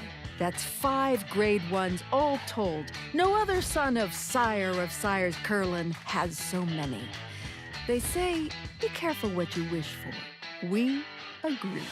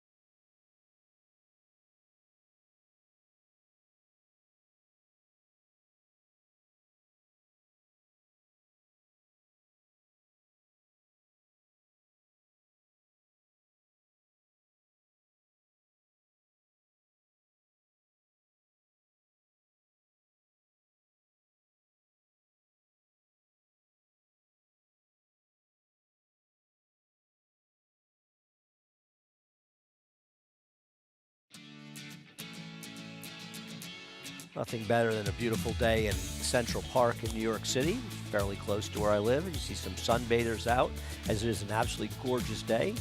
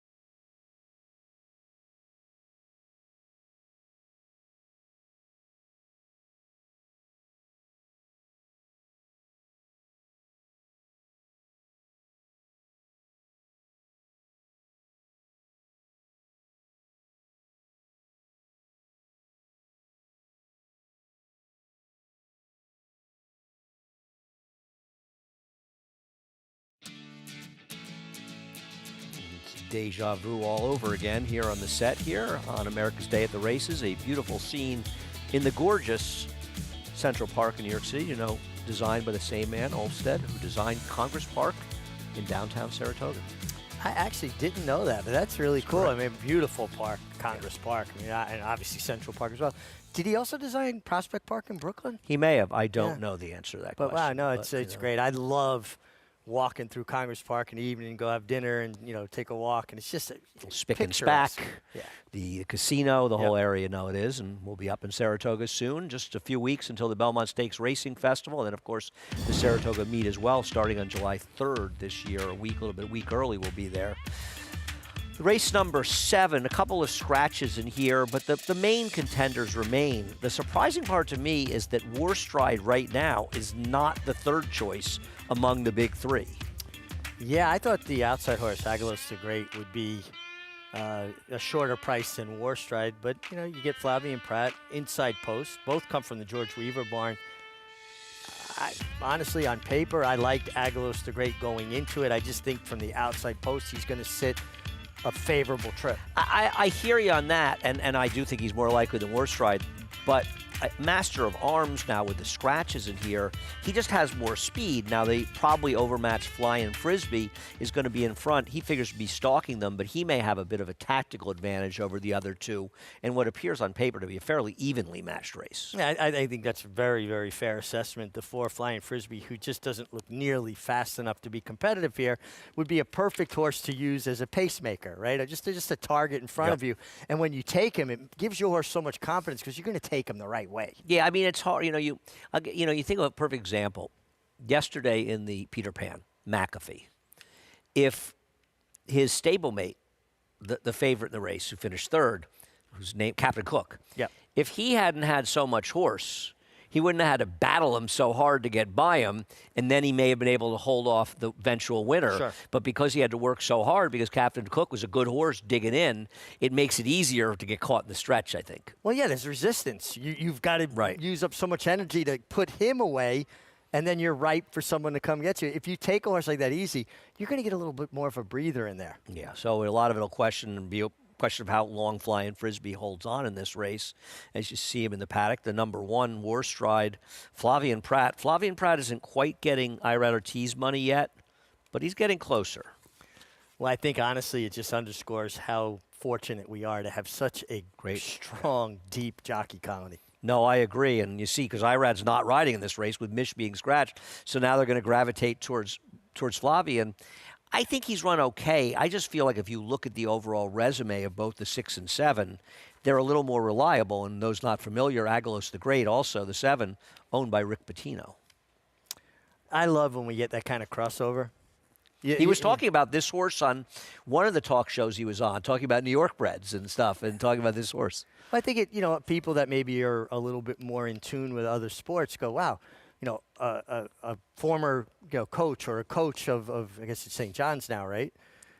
Rick is no Johnny-come-lately fan of racing. He's been a huge racing fan for a long, long time. Yeah. In fact, I remember when Providence, that was when Rick really started getting national attention in the 80s, when Providence did so well, and then you saw him, and a lot of us were like, oh, I've been seeing that guy in Saratoga for years. We just didn't know he was a big deal. Yeah, isn't that funny? Yeah. But, baseball players getting involved with horses. Sure. It's just when you have that crossover, cultural crossovers, whether it's entertainers or athletes getting involved, I think the general public goes, oh, wait a second, maybe that's interesting. Let me check it out. Oh, no question about it. Now, baseball and horse racing have a extended, long relationship. I think about, obviously we've got Paul and we have different people involved. Sure. Jason Worth has gotten involved. But I remember as a kid seeing Mickey Rivers at Belmont. You probably saw Mickey at Belmont. Yeah. I remember seeing Lou Piniella and Bobby Mercer sometimes out at the Meadowlands. And, sometimes I go on a radio show with Rob Dibble, who was the relief pitcher for the Cincinnati Reds. Rob's great. And they've been coming to the track a lot of years. They'll be coming on Belmont Stakes weekend, in fact. And he was talking about when he played for Lou. For the Reds, and saying, "Oh yeah, Lou loved to go to the track," and talking about it. I think it's great. Well, one day at Hollywood Park, I saw Mark Messier walking Really? towards The races, yeah, through the parking lot. There he was going to the races. I used to see him at dinner a lot after Ranger games. He used to come to a place that I hang out in my neighborhood, actually, and see him a lot. I was a big Bobby Mercer fan as a kid, but you know why? The main reason was I went to bat day and I got the Bobby Mercer bat. Really? Yeah, and so that's kind of why the extent of your baseball fandom. Right there. Yeah, no, everybody knows. I'm a horse racing fan and a hockey fan, and then football, and then trickle down after that. Well, hopefully next year the Rangers will do better, and you could appreciate after a down year this year. I sure hope so. 4 times in the history of the NHL, teams that won the President's Cup had the best record, did not make the playoffs the following year. Only 4 times in the history of the NHL, and twice that was the New York Rangers. That's not a distinction you want. No, but that being said, the last time they won the President's Trophy, did not make the playoffs. The next year they won the Cup in '94. So you think that's going to happen next year? No, but I can hang my hat on that. I don't think it's going to happen, but I'm a Ranger fan, so I got to have hope. Messier was on the '94 team. I'd like to wish they'd bring him in some sort of coaching capacity. I think he could maybe. Is he still involved in the game? Yeah, he's always around it. Yeah, and he does telecasts. He's an analyst, and kind of like the. Is he as good as Eddie Olczyk? No, Eddie Olczyk. Nobody's as good far as and Eddie. away the best. We love Eddie. I'm sorry, all due respect to everybody else out there. He is far and away the best. It's amazing the number of games that guy can announce in a year. Yeah. He told me one day at the Olympics he did 3 or 4 games in one day. I'd be in a coma. That's crazy. That's wild. Yeah. No. You know, I don't know if you watched that Netflix series Ted Lasso. They had the it's Apple. Okay, Apple TV, whatever, one of them streaming services. The former player Roy Kent that they brought on as part of the I didn't coach. see it. I've never seen it. Well, but he reminds me of a Messier type character that would get in the locker room and go, no, we're not playing games here. We're going to get this done. I have to watch Ted Lasso. Of course, I've heard good things. I think we're up and sort of running here yet. They're in the paddock. We're going to go over to Monmouth, where the horse of the track for the post, and then we'll come back for more discussion on hockey, baseball, cooking, and a little racing coming in too. I mean, there's filling, and then there's that, Paul. Yeah, listen, one of my favorite horses is Go Get the Basil. So maybe Richie's got to go get the basil and then maybe cook something up now. Stop messing with the wires, Andy. We told you like 1,000 times, man. Delay Belmont at the Big A. Show continues. Mother's Day here, Monmouth Park. And race number 8, 4 minutes out. New Jersey bred maidens, 5.5 furlong dash. And lots of horses coming back that we haven't seen in quite some time. We'll meet the field here. Looking at the 2 TV man here was that's how long are we out here? 4 minutes out here. Correction there. 44-1 outsider. Who'd you come up with here, Par? You trusting the odds-on favorite? Yeah, I came up with a 10 in here, Hydras. Here's the 4 Wild Jamie, and then Livalicious, the 5 for Chuck Spina. Frankie Pennington rode 1 horse yesterday for a W. He'll be on the 5. There's the 6 going through. The 7, Navesink Pirate. We saw Eddie Owens Jr. get off to a great start to the meet last year. Navesink Pirate. Then the 8, Smuggler's Gold. He is improving. He's a player in here, definite player in here. At 25-1, Don D 46, 7th of 8th in his debut at Tampa. The 10, 5-2 Hydras, blinkers on, back sprinting on dirt. This is the horse I landed on. Derek Reiner had a winner yesterday. Irish Indigo goes through for Ben Perkins. A lot of people remember Ben. He's a tremendous trainer. He campaigned Wildcat Air. Lecanto, that theme, his 2025 debut. Then Peroto on the outside, also unraced since last fall. Yeah, and another one with a really sneaky good trainer on the outside at 16-1 in a wide open betting board here. And I landed on the favorite at 5-2. You probably don't want to in this kind of race, but I think Derek Ryan's horses, he had 1 fire yesterday, and I think they're going to run well this meet. He did not have one of his best Tampa meets, but when he comes home, this is where his home cooking is. And an outsider you give a look to, a number 2 in TV Man. Yeah, to the 2 TV Man. I know he's 0 for 13, but he's the kind of horse that he can at least lay close. And again, I was saying this yesterday. We saw it a little bit earlier in the Serena Song. I don't know if it hurt Power Squeeze. the outside move on the dirt is just not working. You got to be on the inside of the track right now and in closing on the outside. So I think you got to be up close. And I think if the two can stick to the rails, a horse that can hit the board at a big price. And it just makes it difficult in that, 8 of the 12 have not raced in 2025. Yeah, so right. There is no current form to evaluate. Yeah, and I think the reason why the 10 is the favorite, Hydrus, is because this is a horse that was even money first time out at Colonial. Now, Vekoma, it's one of those things where they teamed up, Colonial and Monmouth Park, and it ended up being a state bred race, even though he's a Jersey bred. Don't get me started. I don't know how that all worked, but the horse stumbled at the break and probably should have won the race, then won on the turf going long, and I think handled himself very well. So I think going back to the dirt, I think the 10 is going to be tough. About the 8 in Smuggler's Gold, he's 9-2. Alicia Ruiz won the Serena Song earlier. There is some recency. Does have a race under his belt this year. A solid third-place finish at Laurel Park. And going back to his last start as a 2-year-old and that first start as a sophomore, you're seeing some improvement. Yeah, I think he's the other one because his races, his last, 6 races have been out of company. His first race he ever run, it was his best race against Jersey bred. So back in against his own company. I thought the 8 was the other one in here. Is there, when you're dealing with these, you spent all meet here last year, you'll be here all this meet, dealing with the New Jersey bred maiden races, this big field, as you mentioned, competitive. Is there for you, what's the first thing you're looking for? How do you handle these races perhaps a little differently? You got to look inside the box a little bit and try to find some horses that will stay a little close. When you get to these lower level claimers or horses that aren't running giant buyers, getting to the front in position is really key. So sometimes you got to play some of the jockeys in the human connections a little bit more than you would like to, but then you get Paco Lopez at a low price almost every race. So I think position is very big here. And early in the meet, speed is always good. That's kind of the reputation of Monmouth Park, a speed favoring track if you subscribe.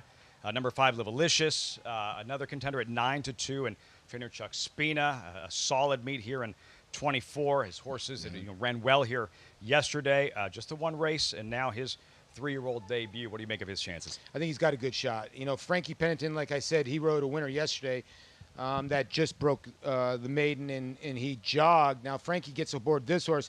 You're right. Chuck had 2 horses yesterday. One just missed, and the other one ran a really gallant third, both first-time starters. So his horse has been firing off the break.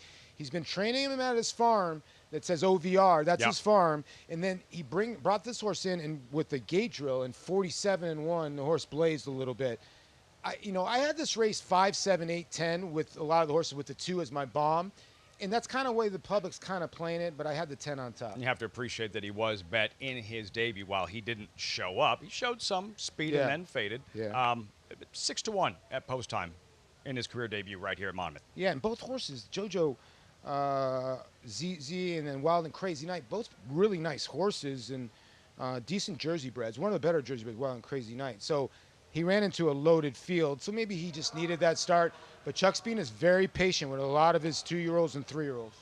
The trainer Derek Ryan, he trains the New Jersey bred Star, a Grade 1 winner at Saratoga. Bookham Dano has the favorite here in Hydrus, 9-5 at post time. Moving into line, who's ready to graduate? These New Jersey bred sprinting 5.5 furlongs. Matt Dinnerman with the load and call.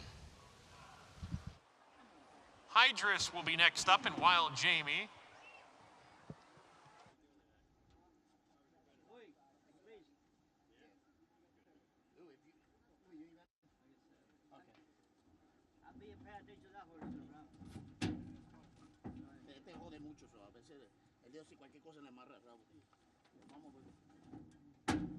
Irish Indigo goes into the gate. Next are the 2 Chuck Spina entrants, Livalicious and Dashing Huncho.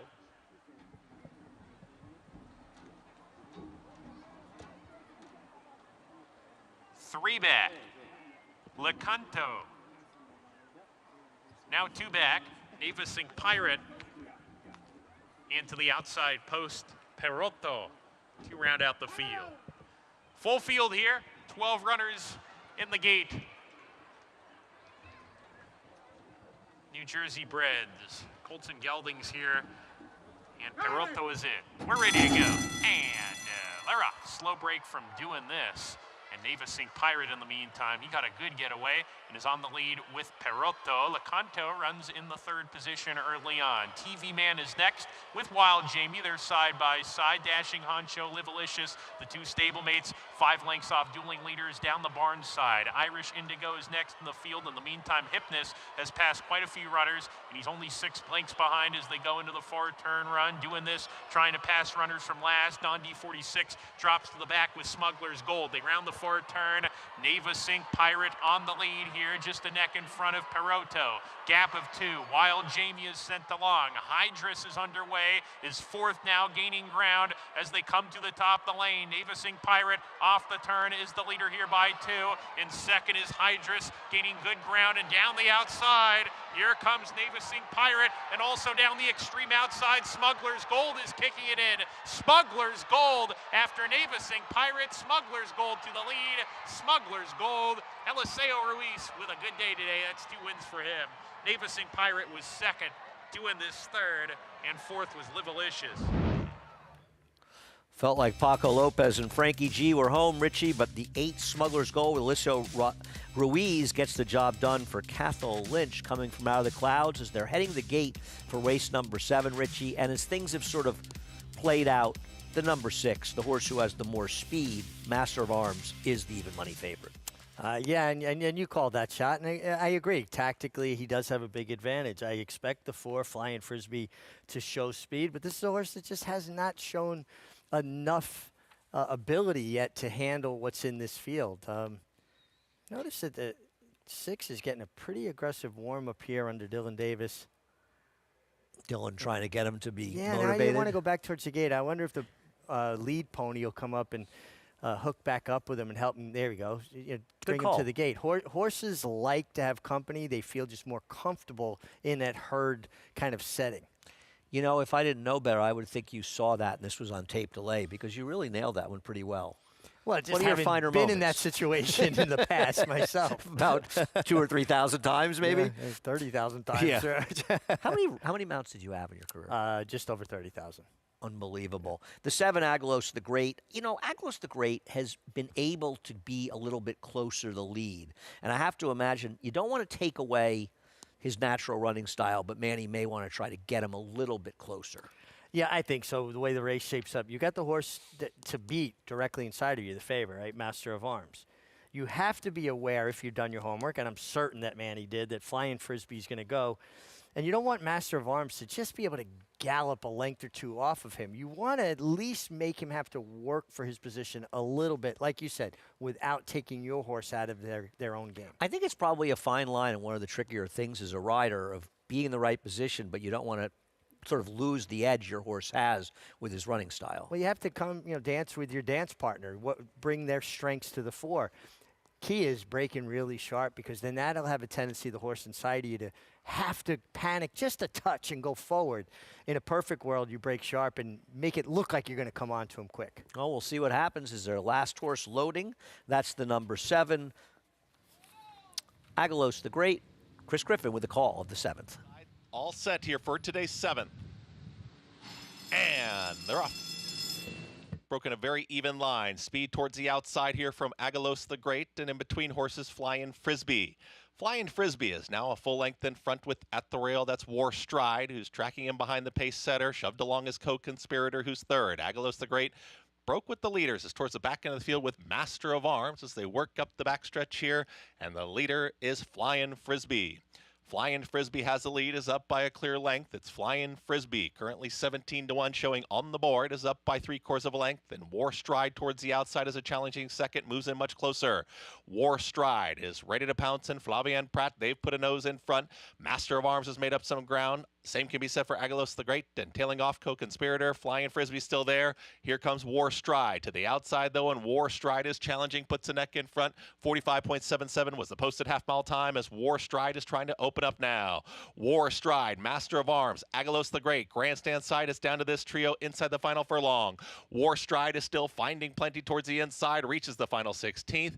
War Stride is opening up, and War Stride out of Mudrika is your winner. War Stride wins it over a Master of Arms. That was a 6, and Agalos the Great the 7. Final running time, 1 minute 9.70 seconds. We all thought Master of Arms would be in, but that one had absolutely no speed out of the gate whatsoever. And Flavien had War Stride, an easy striking distance, took advantage of the pace advantage, and was much the best. He was much the best. I mean, he worked out the perfect trip, right? We talked about Flying Frisbee being the speed, but maybe an overmatched rival, which he was, and he made the lead. And when the 6 Master of Arms didn't break particularly well, didn't show any customary speed, Agios the Great was just downright slow early. He got to sit the trip that we expected for the favorite, and War Stride just was able to ease out from behind Flying Frisbee, take him at will, and power on home. It is incredible how frequently Flavien Prat is in the perfect spot. Very reminiscent to me of Jerry Bailey, so tactically sound, putting horses in that position to take advantage of the way the race unfolds. Yeah, no question about it. He really understands. The other thing he does, he switches it up. He's a guy who's ready to take a horse out of its running style if need be in situations, and it has worked very well for him, especially on the turf. Well, then that comes with preparation. You know, reading a race, looking at it and deciding, you know what, there's not enough pace if I don't get this horse involved, even if it's more of a closer. Or the flip side, wow, there's a lot of speed here, and I think if I get too involved, then he'll take a horse back. He's just very, very sharp, and his preparation shows consistently. Well, 1-6-7 in race number 7. I also had the second horse wrong at Monmouth. It was Navesink Pirate that was on the lead, the 7, thanks to my friend Matt for pointing that out to me. But we'll go to the break off of this. And one of the things I love about the Triple Crown season, Richie, is how quickly it happens. And it's one of the reasons that I think it would be a mistake to change the structure of it, because I love how the Preakness just comes upon you so quickly, and next thing you know, it's the Belmont Stakes. They draw the Preakness tomorrow, 6 days until the... Horse racing? Check. Weekly promotions? Got 'em. Huge payouts? You bet. With Naira Bets. Download the app today and bet on any track, anywhere, anytime with live HD horse races, betting tips and tutorials, expert picks, and more. You bet with Naira Bets. Join now for a new member bonus at NairaBets.com. Cyberknife was a very talented horse from day one.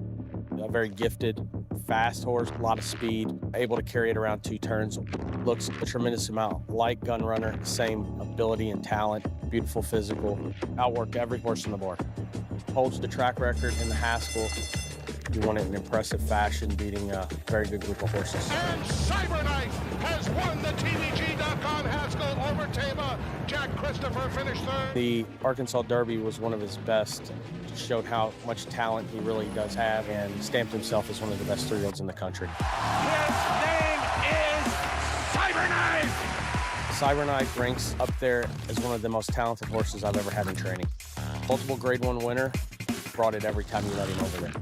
Excited about him passing on his durability, his soundness, and his talent, and if he does, he could definitely be a breed-shaping stallion. To have this weather and to have the beach and this racetrack, this is paradise. You can't beat it. This is the Breeders' Cup World Championships from Del Mar. Oh, it's wide open. Who's it going to be? Sierra Leone does it in the Breeders' Cup Classic.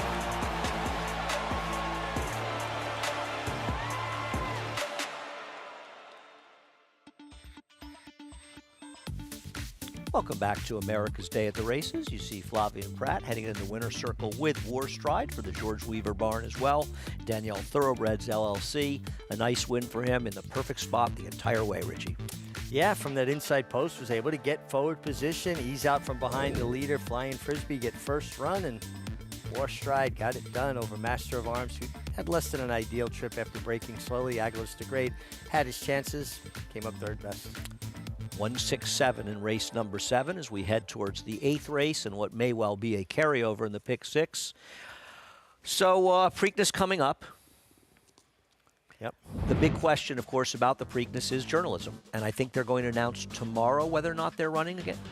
Yeah, Mike McCarthy, his trainer, wants to get a look at him, how he trains, how he bounced out of that Derby effort. And, you know, in a day and age when horses don't usually run back in 2 weeks, we've seen a lot of horses come out of the Derby and run the best race of their life in the Preakness off a 2-week rest. Funny Side did it. Smarty Jones did it. And I mean, I just, listen, every trainer should do what they think is right for their horse. I don't question them, but Triple Crown is kind of sacred, and people love the Triple Crown. So I think it's very fair that they're upset that Sovereignty's not running. I'm not going to question Bill Mott, and I don't think it's about questioning him. It's just a disappointment. And I'm happy that people are so invested in Triple Crown that they're incredibly disappointed that Sovereignty is not running. Journalism may run. Richie, there are some interesting horses in this race, but in my opinion, if Michael McCarthy runs journalism, he's going to win the second jewel of the Triple Crown. I'm in full agreement with you. He was my Derby pick, obviously, but he's just an athlete. He ran a great race in the Derby. Sovereignty was just a little better horse on the day. Obviously, the horse comes first, second, third, fourth, all the way. Right. The most important thing. But the Triple Crown is such a challenge because not every horse has the constitution to race those 3 times in 5 weeks. And a trainer like Bill Mott, youngest trainer ever inducted in the Hall of Fame, recognizing that this is not right for this particular horse. So they'll forego the opportunity to win the Triple Crown doing what's right by the horse. So I applaud that. That being said, that's why we've only had 13 winners of the Triple Crown throughout the history. It's supposed to be hard. It's one of the rarest feats in sport. And it takes a particular kind of individual to get it done. In the 70s, 73, 25 years between Citation and Secretariat, the talk was, it's too hard, we've got to change it. Then we had 3 Triple Crown winners in the 70s, and the talk by the end of the 70s is, it's too easy. We got to make it harder. Then it was 37 years till American Pharoah. Guess what? It's hard, and it is exactly what it's supposed to be, a challenge. You do it because it's hard. Yes. And make no mistake, Bill Mott, with all his achievements in racing, and a man who will go down in history as one of the absolute greatest trainers in the history 100%. of the sport, and justifiably so, he would like to have his name on the list of Triple Crown winners. Sure. It's not like Bill doesn't want to win it, but he's looking at his horse, and he's trying to do what he thinks is the right thing. Having said that, I have no issue with people that are upset that he's not running the horse. I like that they're upset because it means they care. And I want people, I'm worried when people don't get upset, when they don't care. And I like that people care, and people care about the Triple Crown races. And that's a good thing. I'm in 100% agreement. But as long as they're not, they're respectful in their disagreement and their disappointment. But I think it's fine to be disappointed. Well, I don't think you can disagree with Bill Mott's decision. You can be disappointed that he's not running. But anytime someone is doing what they think is in the best interest of their horse, you have to admire and appreciate that because it's probably not easy to say no to that opportunity. Right. I mean, Bill is not a guy who seeks a lot of publicity. He's a little more camera shy in that sense, and he doesn't look to get the credit. But make no mistake, as you say, people will always ask you if you ever won the Derby, and now Bill can say twice. Sure. But I'm sure he wouldn't mind adding, I won the Triple Crown too. But you know what? You let your horse tell you what you need to do with him, and that's what Bill Mott is doing. We'll take a quick break. We'll be back with the 8th race here at the Big A and the 9th race at Monmouth, just about 15 minutes away as America's Day at the Races continues. At the Keeneland September yearling sale, the premier thoroughbred auction venue in the world, Mandy Pope of Whisper Hill Farm signed the ticket on the $5 million sale topper by Curlin, bred by Stone Street Thoroughbred Holdings. He was one of $5 million plus yearlings by Curlin to sell. No fewer than 55 of his yearlings fell to the auction gavel, averaging nearly $600,000, making Curlin the #1 sire of yearlings in 2024. Curlin, the classic sire.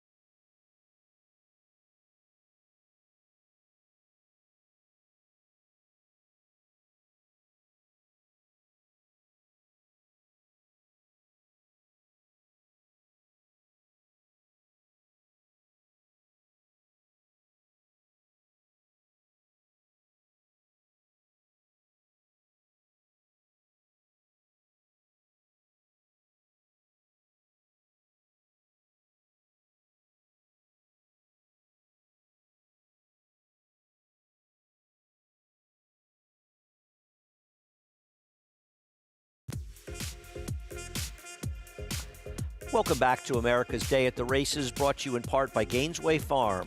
Power, passion, performance. We had a big day here of racing yesterday with 5 stake races on the card, a couple of okay prices, some shorter prices as well. The Man of War, such an historic race going back a long, long time. Farbridge, who certainly has made an argument that he's the top older distance turf horse in the country, won those 2 Grade 1s last year, a 3-time grade-winning horse, gets the Man of War, and he gets to get that comfortable trip right on the rail where he loves to be. Yeah, he loves to run on the rail. He's a horse that's just most comfortable down inside. He has a tendency to want to lug in a little bit, so it inhibits the rider from being able to ride him freely, right? He has to correct him if he's outside horses. Well, he got that easy pass move up the inside, and he's just going quite easily. You know, you got to use your horse enough to get in there to secure the spot, Andy. But then he really got to give him a nice long breather in here. You can almost see like how his hands got quiet. Now when the challenge comes, he's giving him a good 1/16 of a mile. And one of the things that Joel Rosario does so well, he builds a horse into a finish. It's a crescendo. Yeah. He doesn't go from, you know, a pull to a drive. He allows him to build into it. And it's actually really, really pretty to watch. And he won with something left. Well, one thing we know about Joel, with his finesse riding, the way he rides, he very rarely uses the crop. I think in his 3 stakes wins yesterday, my friend Nick Tamaro counted it. He had something like 2 or 3 times he used the crop. Joel is a very strong rider, and he doesn't use the stick a lot, and I think other riders might do well to emulate that a little bit. You've got to be very fit, because a lot of times when you're hand riding, right, you're in unison with the horse you're pushing, you're using a lot more energy than when you just use the crop. You rely on the crop. I know, at least, and I'll admit it, when I was tired, you know, ridden a lot of horses, maybe pulled a little too much weight, I had a tendency to use the crop more. There was no rules back then about how many times you could use it, because I was compensating for the fact that physically I was depleted. And you use it a little bit as a crutch. So one of the things that I think the rules about the crop has done is made riders more thoughtful about it. I'm not, you know, so sure that exact amount of strikes is the way to go. It's a little bit tricky. But that being said, anything that makes riders more thoughtful and more in tune to their horses is a good thing. I think you have to sort of realize the culture and where the world's going. Sure. I had a situation where I was at watching a ball game. We went to watch a race at the ball game, and somebody had a young daughter there, and we were watching a race, and the daughter said, why is he hitting the horse? Sure. And I think we have to be aware of public perception a little bit within fairness. And of course, for the jockeys, it's I understand why they're frustrated with it at times as well. Well, also, you know, riders, you know, that ride racehorses ride with much shorter stirrups. So there are aids to riding. As a jockey, you're giving up your leg aid because your legs are not against the horse's back. You're up too high to actually use your legs with your seat properly. So you'll have a tendency to use the crop a little bit more as an aid. That being said, I want people to know out there, the new modified crops that they use are like Nerf material. I mean, I could reach over and pop you and I'm not going to hurt you. It's more about the sound and getting a horse's attention. Right. Unfortunately, when bad things happen, it gets too much attention, and it takes away from the fact that the vast majority of all of these people, including the riders, have a great deal of love for the horses in this game. The ruffian, Joel Rosario, his talents were on full display. Farbridge, a short price, but the perfect ride. The Turf Sprint, the race before this. And man, you can't give a better ride than he gave on Jody's Pride. Jody's Pride was a bit keen, wanted to be up head and head for the lead. He was able to ease her back, get her a little covered up, meaning horses in front of her, so she didn't pull quite as hard. When that scene came, just kept finding, and this was a really nice effort. I liked this filly quite a bit yesterday. I was happy to get $17 on it. I'd be happy to get $17 on just about anything these days. The second graded stakes win for Jorge Abreu, this one with Jody's Pride, who came very close to winning the Breeders' Cup Juvenile Fillies as a 2-year-old, and I like to see her stay in form, put some race together.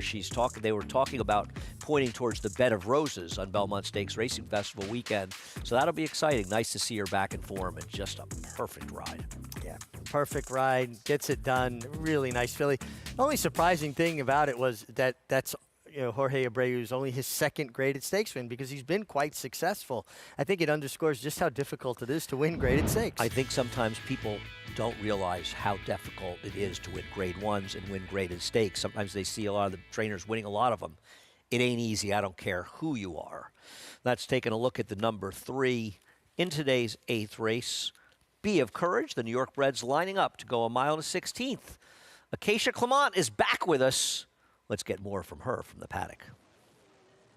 Nice to be back on air, Andy, as we'll take a look at some horses that are coming in off of layoffs, and starting off with the horse that will break from the rail and the 2 Slap in the Face, a name I always loved, being by Oscar Performance. I thought very clever. This is a horse that had a string of second place finishes before finally putting it together with a win in the first level allowance condition back in November at the end of turf season. Pretty good timing there as well. Now this is the horse. This is a horse, if you go through and watch his replays, you'll notice that he is one that has the tendency to swap his leads quite a bit in the stretch, or he can kind of lean in, hanging on the inside lead. That's something he's done for pretty much his whole career. It's kind of been a habit of his. Now coming back, he is a bit warm under the belly. That's normal for him. He's also very sharp once they got the tack on.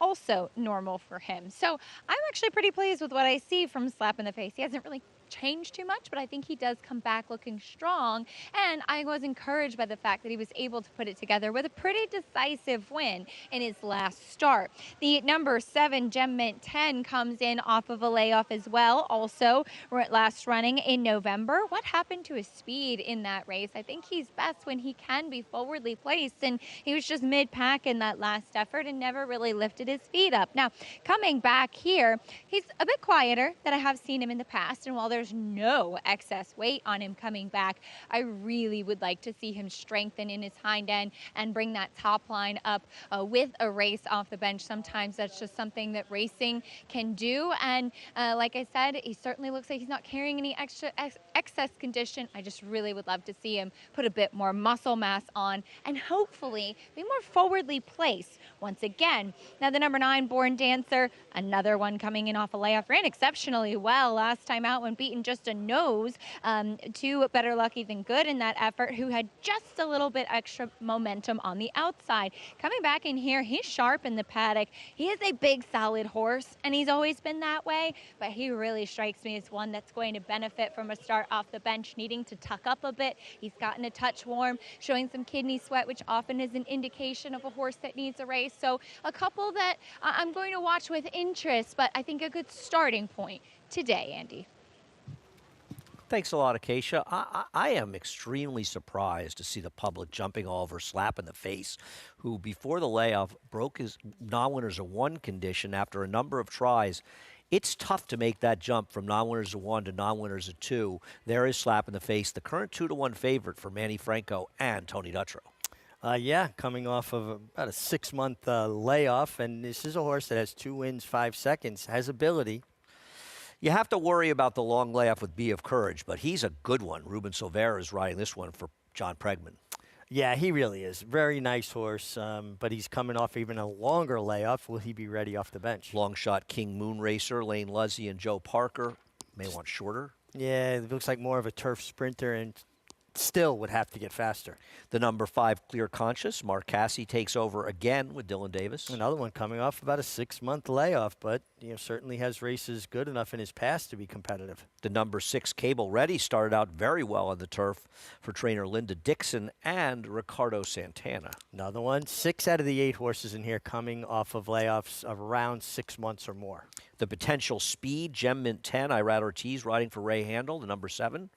Yeah, coming off an extended layoff, but I think that's the key, what you said. He needs to be forward. He did not get in a good position in his last start, but he might have been tailing off at the end of the year. He's good in the lead and bad when he can't make the lead. Yeah, He's a real absolutely. Jekyll and Hyde type. The 8 left him behind, Kay Davis riding for Barclay Tag and Saratoga Stables. There is recency here. This horse has been running at Gulfstream on turf synthetic, actually, but horses race were better on dirt, no? I agree. Born Dancer should be forward. Kedrick Carmouche for Michelle Nevin. Another one coming off about that 6-month layoff, but man, his last couple races last year from a buyer speed figure really stand out. And I think for people at home wondering why so many of these are coming off layoffs, these are New York breds. They're not rating to be running in the winter when there's no turf racing, so they're basically coming back at the first moment they can race. Let's go back to Monmouth to get more from Lafitte and JK.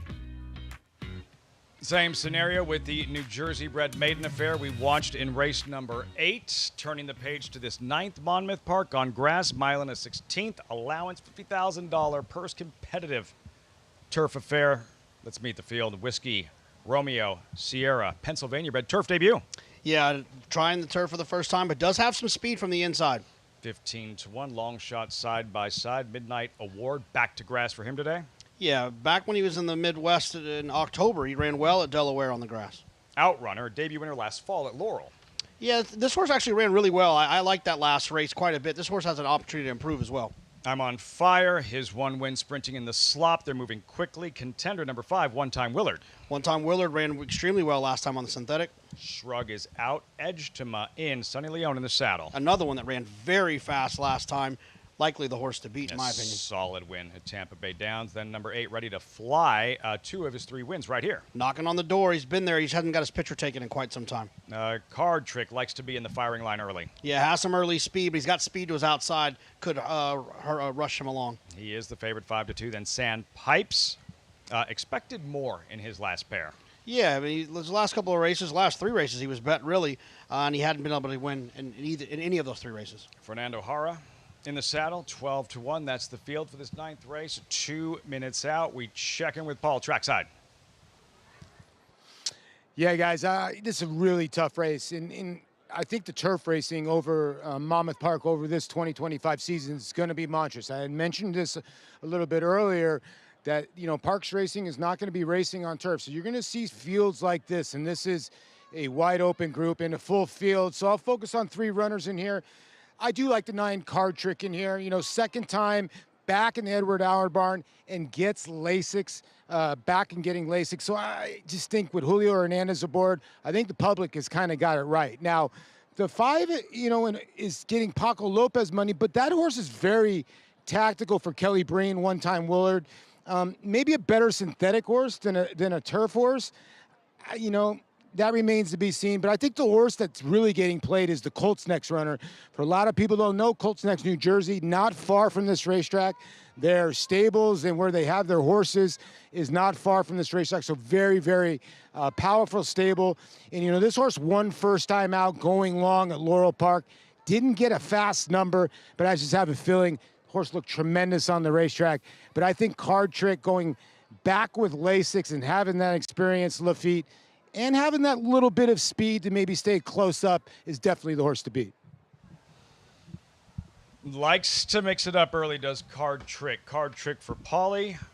Edgetoma number 7 for Jonathan at a price here, 6-1 overlay. Yeah, I just thought the horse ran well down at Tampa. You know, really started to improve. Got a nice figure last time. And, you know, it's drawn well in the middle of the field. There's enough pace in here, I think, to make it honest and to keep it honest for Edgetoma. And yeah, I just thought that based off of that, really it's all about the price. I mean, I thought the horse had a chance to be significantly shorter, to come down from the 4-1 morning line. But for right now, it's creeping up a tiny bit. And 2-turn turf racing, all about trip. What are we looking for early on? Where is who will provide the early pace? Well, I think the interesting point is probably the 9 Card Trick, right? Gets back to Lasix, also has some fast races, but is very tactical and has some speed. When you're drawn out there in the 9 and you have a horse that has speed, you want to try to use that speed to get over, to be able to save ground into the first turn. You don't want to be 4 wide if you don't have to, 3 wide. And the best way to do that is, as Richie has always said, is to get your permission, or get your position moving forward, and then try to get over and work your way into like the 2 or the 3 path. Sometimes you can clear and make it all the way to the rail. And so I would imagine that Card Trick will have to send away from there to try to get that position. The interesting part is that 10, at least last time, Sandpipes showed some speed as well. So there could be some pressure towards the outside of the 9. But I think that my eyes, from a pace standpoint, when they pop away from there, I'm looking at the 9 Card Trick to see where he is. She disagrees. You see that? She liked the 5. She liked the 5. She likes One Time Willard. Yeah. Fans here, families here, celebrating Mother's Day. Kind of a tradition, Mother's Day, Father's Day at Monmouth Park. Really good crowd. That guy likes the 3. I think he likes the 3 is what he said with his hands. Making sure that's what he was expressing to us. Filing into the gate. 9th of 10 on this Mother's Day program from Monmouth Park. Matt Ditterman standing by. It's post time.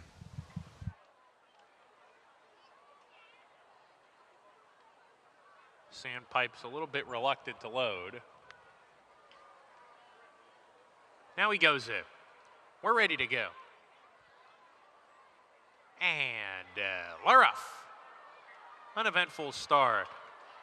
Whiskey Romeo Sierra going to the lead with Outrunner. These two share the top spot. Outrunner being asked to sit off the speed wall a little bit keen here. Whiskey Romeo Sierra leads the way from I'm on Fire, who takes the second spot. Card Trick running in third. Outrunner to the inside, and One Time Willard, who's between that pair. Gap of 2 to Sandpipes, Ready to Fly, and Midnight Award. They're stretched across the track, 4 off the pace. Gap of another 4 to the trailing Ejtema as they race around the clubhouse turn. Whiskey Romeo Sierra, the leader here by a touch more than a length. I'm on Fire running in the second position. One Time Willard third. Outrunner to the inside. And then comes Card Trick, who's parked 3 wide in the white cap. Advancing fourth. He's now 2 off the pace. A length and a half to Outrunner. Settling in fifth. More settled down with Ready to Fly. Another 2 lengths to Midnight Award. Sandpipes patiently ridden second to last. 3 clear of Ejtema as they're halfway home. Whiskey Romeo Sierra on the lead a half length. I'm on Fire right there pressing as they approach the far turn run.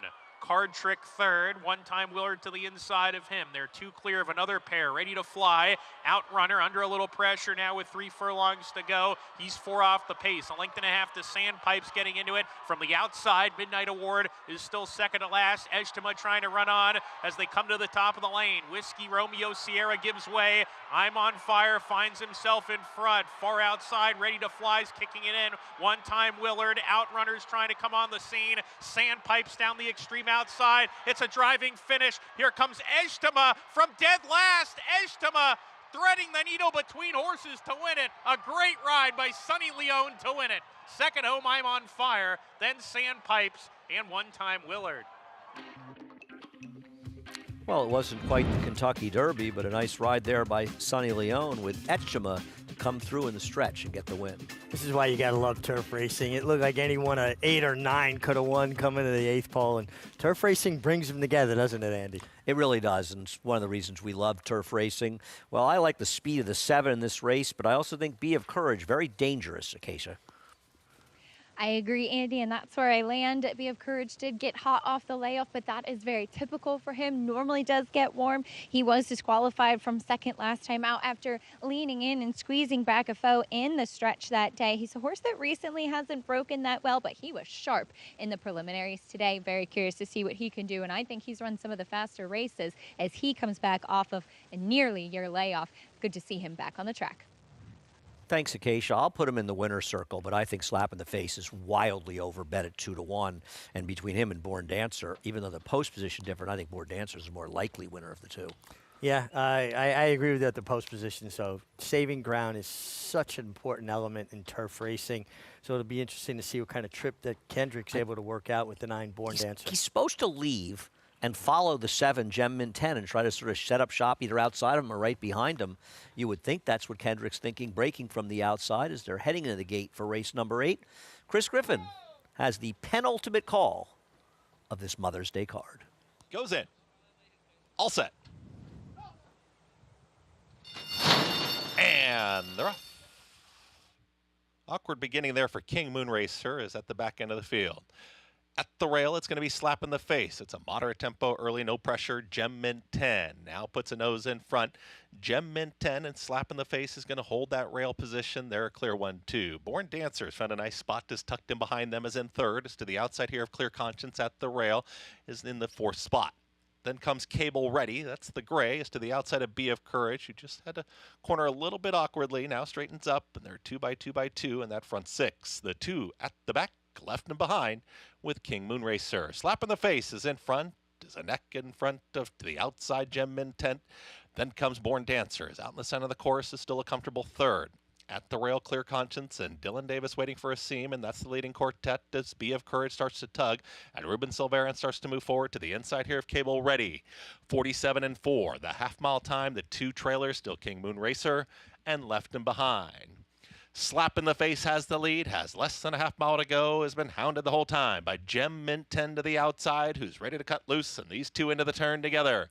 At the rail, Clear Conscience, still waiting for some room, still a snug hold and nowhere to go yet as Born Dancer is shoved along here, is trying to hold that position. They're approaching the top of the lane, 1:11.4 for 3/4 of a mile. They reach the top of the lane and sprint for home. Gem Mint 10 comes calling for the lead. Slap in the face is not going away. Here comes Clear Conscience, who's got a clear path now, and Clear Conscience is trying to pass the top two. B of Courage on the grandstand side has a lot of momentum too. Clear Conscience is in front. B of Courage catching with every single stride. Here's B of Courage to the outside. B of Courage out of Swear By It.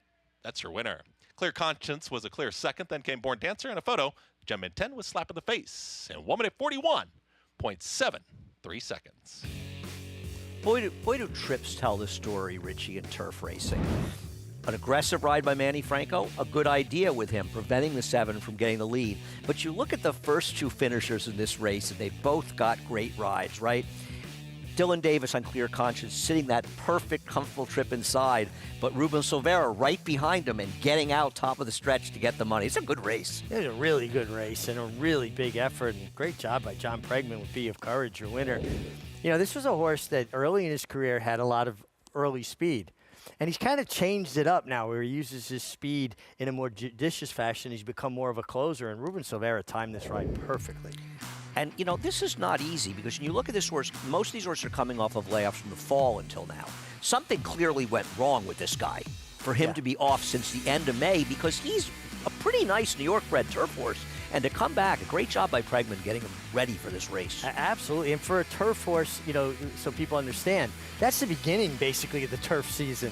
So you would expect him to run through the summer into the fall. 6 more months. Yeah, and obviously something went amiss, but he came back in very good style here, and a really terrific job by John Pregman. I think the good news to the New York-bred turf horses is that Spirit of St. Louis won't be haunting them in any of the New York-bred stakes, given that he, right now, might be the leading turf horse in the country. So that'll make things a little interesting because this guy may be trying a stake next because he doesn't have his condition anymore. Yeah, well, listen, and he's earned the right to do it, especially up for this effort. I'll be curious to see what kind of speed figure he gets for this effort. But this was a nice comeback for this now 5-year-old son of Oscar Performance. Yeah, and a great pick by Acacia as well, as B of Courage gets it done. John Pregman and Ruben Silvera in race number 8. Still some more action to come. Stick around on America's Day at the Races.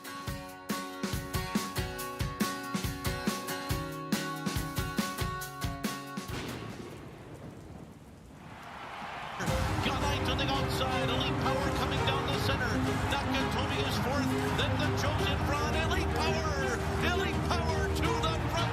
At the 60 pole, Gunite is second, but Elite Power does it again in the Breeders' Cup Sprint. These particular horses, Elite Power, I feel like these are horses we want to see in the breeding shed if we want to develop the thoroughbred breed. The power of Juddmonte.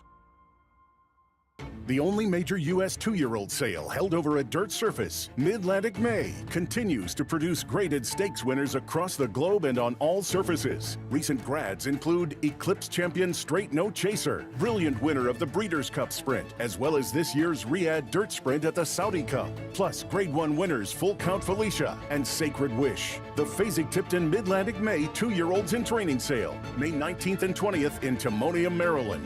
Where will you be? Bucaro, any day. Book 'em Dano, Prince of Monaco in between. It's going to get very close. Book 'em Dano. Any track. 결승선 끝까지 사전 사생. 최고의 꿈. Any surface. And it's Queen Maxima in a one-horse race. She is absolutely brilliant. Queen Maxima. Bucaro, a leading sire of stakes winners on every surface from coast to coast and around the globe. Standing in New York at Iron Horse Stallions. Enhance your handicapping with AI Fast Facts, exclusively on Naira Bets. Open your Naira Bets app, click View Runner Details, and a stat-driven fact will appear for all U.S. thoroughbred racehorses. Download the Naira Bets app to start using Fast Facts today. RaceLens is the most in-depth product in horse racing with unique features found nowhere else. True odds, predictive analysis, and pace projection. RaceLens. It will change the way you follow horse racing and take your game to the next level. Welcome back to America's Day at the Races, and Ruben Silvera getting a well-deserved win on just a terrific ride. I'll tell you something, and you see trainer John Pregman as well. Ruben Silvera, is a rider who has been riding a lot more in New York, and I think he has improved dramatically as a rider. Well, that's what happens. You ride with a better group of riders, and you're going to continue to incorporate things they do into your repertoire. They're just going to improve you if you're going to stick around. And got a perfect inside-out turf trip, right? You want to save ground on the turf, but he angled out so smoothly, after they made the corner. And this horse, man, what a nice long stride. And I misspoke. He is a 5-year-old son of Noble Mission. And I actually said Oscar Performance because I was looking You'll at have to slap in the leave. face. You'll have to leave. My apologies. Sorry. We don't allow that. That's not acceptable on this show. Professionalism, you have to never be wrong, except I don't. I'm allowed to be wrong all the time. And if he hesitated for 1 minute and didn't have that smooth swing out, he wouldn't have won this race. No, he needed every stride to get there. $10 in the win and a terrific ride by Dylan as well on Clear Conscious. Let's go back to Monmouth and Lafitte and Paul. Because Jonathan was not wrong. Pegging Edgtema in the 9th race here at Monmouth Park, like literally a mic drop moment. Picks the winner. He splits, rejoined by Paul LaDuca as we look at Edgtema and that 7th lifetime win, 7-14 overall. And Michael Dini has him really going well. Yeah, Sonny Leone, I think Matt Dinnerman called it well. Just to go right in the middle, not go about 5 wide and try to wait for a hole to open. You tell he had a ton of horse. The 3 was trying to go for that hole, but he was able to beat that horse right there. Right there was the winning move. Javier Castellano with the Colts Next horse was trying to hold that hole, but Sonny Leone had a ton of horse, and this horse won back-to-back races for Mike Dini now. He's won 4 of his last 6, and why we love turf racing. Any one of 6 or 7 inside the final 1/8 of the mile. Terrific ride, Sonny Leone. Doesn't mind operating in traffic, does he? No, he does not. Sonny Leone, Kentucky Derby winning rider. You never take that away from him. 80-1 shot Rich Strike 4 years ago. 8th and 10th and final in this Mother's Day program. Winding down opening weekend, Monmouth Park. This $8,000 claimer, Scratch Indulge, Scratch Lonely Ride. 5 of them, Paul. What'd you come up with? Well, I thought the 2 Juana Villa runners were going to be tough in here. The 2 Admiral's Wave and then the outside Le Griffon. I thought those were the 2 horses in here to beat. That's coming up next, this 10th race at Monmouth Park. We're about 14 minutes to post. We will step aside as our coverage continues here. Mother's Day at Monmouth Park. Also more coming your way from Belmont at the Big A. 17 minutes out to the 9th Aqueduct. And here, horses in the paddock for the nightcap. We'll be right back. Introducing Peace and Justice, new to New York in 2025. A proven sire with over 200 wins, 16% wins per starts, and one of only 2 New York-based stallions to have a graded stakes winner at Saratoga in 2024. Now, with 3 different racing surfaces coming to New York, and with New York breds running for equal purses as open company, Peace and Justice is the sure choice for 2025. Peace and Justice, now standing at Irish Hill and Duchess View Stallions in New York.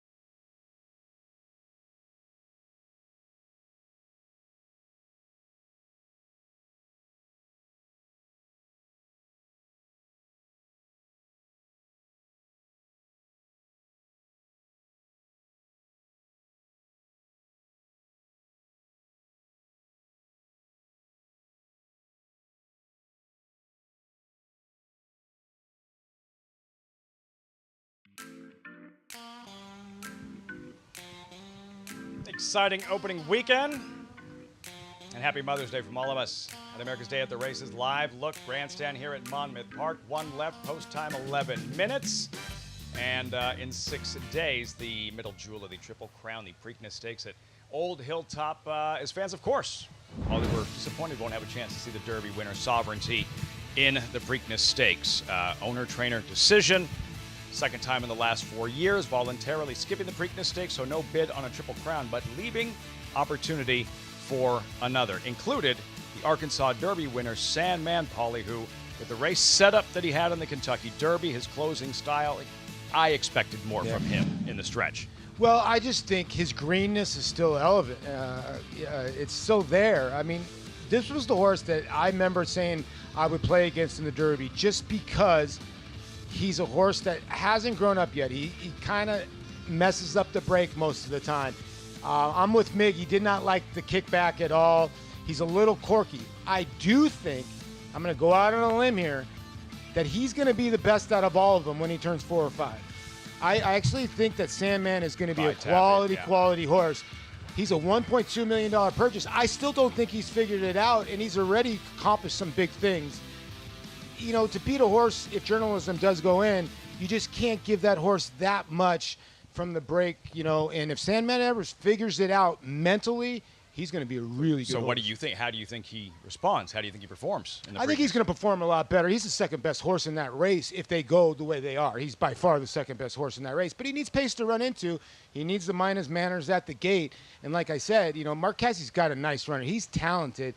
But I just don't know if he's mentally there yet. And I think at age 4, if he races on age 4, age 5, he's going to be a monster. Awaiting a decision regarding journalism and whether or not he'll compete in the Preakness Stakes. How much separation do you see? What's the discrepancy between journalism and the rest? Hypothetically, if we see journalism in the Preakness. I think it's giant. I think the horse wins easy. And I'll tell you what, I think if Sovereignty goes into the Preakness, the race is made for journalism. I think Sovereignty would have had a big problem beating journalism on that day. Now, I get it. Sovereignty won the Derby, went by journalism rate. But now you're going to a shorter little mile and 3/16, more tactical horse, shorter field. That's a little bit more leaning towards journalism than it would have been towards Sovereignty, at least in my eyes. Trained by Michael McCarthy. All of his time spent as an assistant with trainer Todd Pletcher. Pletcher doesn't run a colt exiting the Derby in the Preakness, essentially, unless he won the Kentucky Derby. Yes. Right? And so I just kind of assumed after the Derby we wouldn't see him until the Belmont Stakes. So it's in consideration. We'll find out likely tomorrow whether or not he'll be in the middle jewel of the Triple Crown. And yeah, he will be an overwhelming favorite. The only hiccup's going to be if Michael McCarthy comes out tomorrow and says we're not running. Bill Mott might go, wait, can I re-enter? Stay tuned. Stay tuned as this developing 3-year-old picture continues to develop. Preakness Stakes 150th edition next week here at Belmont at the Big A. Horses in the paddock for the upcoming 9th race, 11 minutes out. Also, the 10th and final from Monmouth. Stay tuned. You're watching America's Day at the Races on Fox Sports 2.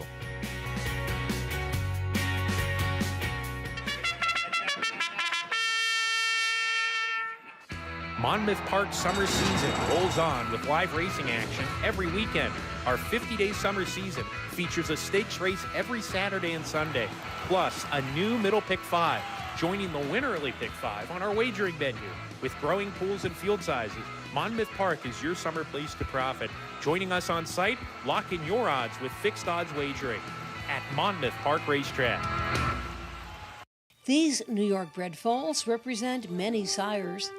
War Dancer, Salamini, Honest Mischief, Central Banker.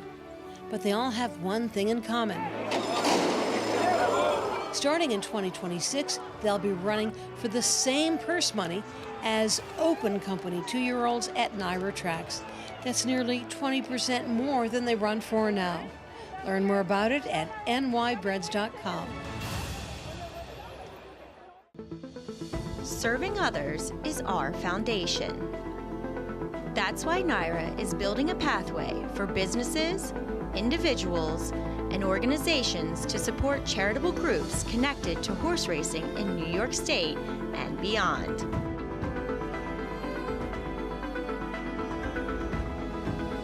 The NYRA Foundation, supporting our community. Racetrack Television Network brings you every race, from every track, on every screen, every day. With monthly packages starting as low as $5, RTN gives you great value and access to more live HD streaming and race replays than anyone. Visit RTN.tv today to sign up and watch on almost any device, including Roku and Amazon Fire. RTN has packages that start at $5 per month.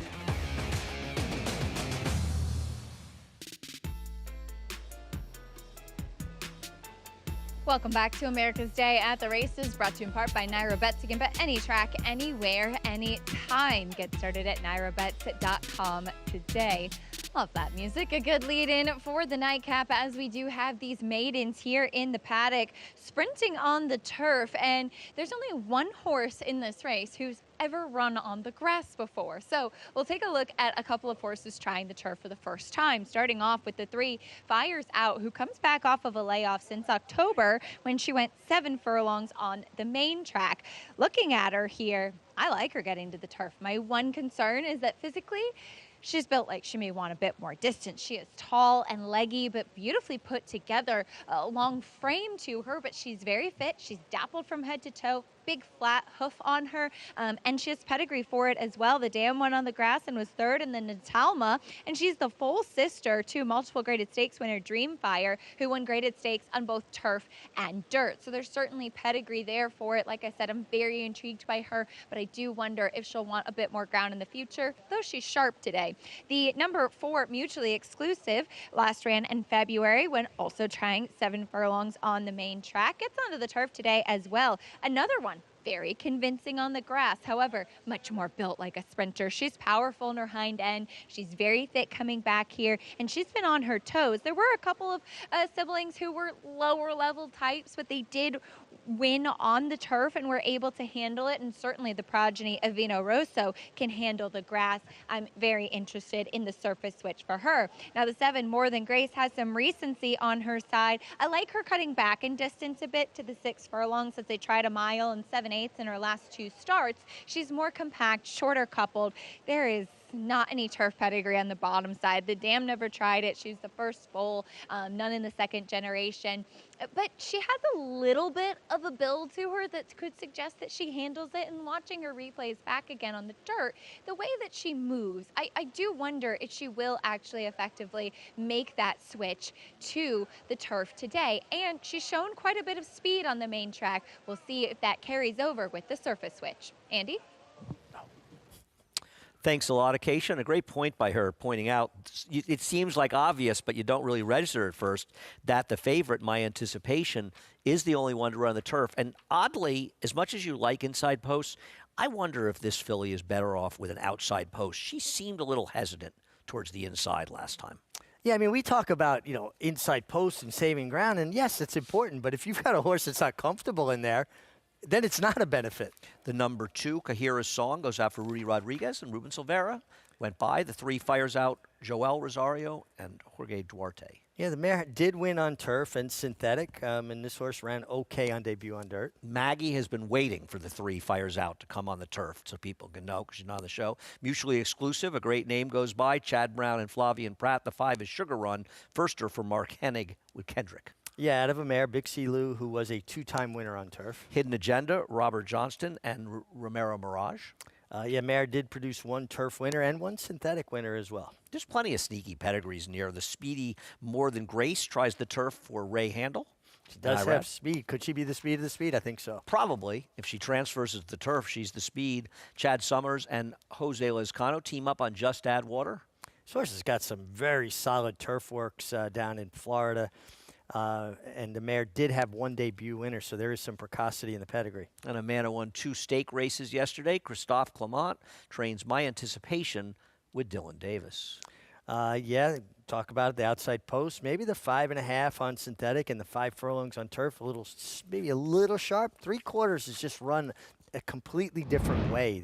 I know it's only 220 yards more, huge difference. But it's totally a huge difference. See what happens there. We'll see what happens in the last race at Monmouth. Let's get more from Lafitte and Paul. Wall-to-wall post parades. As you just met the field for the 9th, Belmont at the Big A, this 10th and final from Monmouth. $8,000 claimer non-winners for lifetime. There's Union Lights at 4-1. And just missed for Jamie Ness. Jamie sent out one horse so far this meet and was a winner. Admiral's Wave, number 2. Sonny Leon looking to go back-to-back. Yeah, you know, Paco Lopez rode this horse to winner 2 back, and Juan Avila had a monster Tampa meet. Inbound, kind of spinning his wheels at Tampa this winter. Yeah, he hasn't done much. He got to reach back to some of that form when he was in the Chelsea Moisty barn and Michael Simone barn.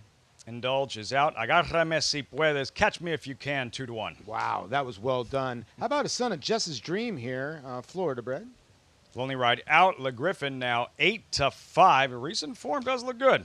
Yeah, one of 5,000 non-winners, the 2 in a year, which means horses haven't won 2 races in the year of 2025, which is, you know, we're only in the 5th month. So that was actually a little bit more saltier condition than looks, and that's why the horse right now is your 6-5 favorite. Is he, in your opinion, the horse to beat? Yeah, I mean, I do like the other horse in here, the 2, the other Juan Avila horse. You know, maybe the dirt has kind of resurrected not his career. He's a horse that's 3 for 32, but since he was 1 for 20 on turf, and they kept running him on turf, and then they finally put him on dirt. He's 2 for 9 with 4/3, so I think he's just a better dirt horse. About Union Lights on the rails, you mentioned that narrow defeat at Parks last month. Now there's just nothing but sprints lately. Now stretching out to the 2-turn mile.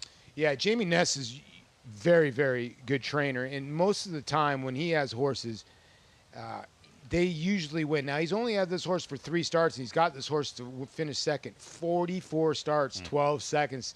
Likes to be the bridesmaid a lot more, but I would think they try to go to the front end here coming out of those sprint races. Number 5, there you're looking at still Admiral's Wave, but number 5, Agárrame si puedes. It's Catch Me If You Can, but he doesn't do his best work on the lead. Not a front runner. Right. He closes. He does his best running from off the pace. How do things set up for him in this smallish field?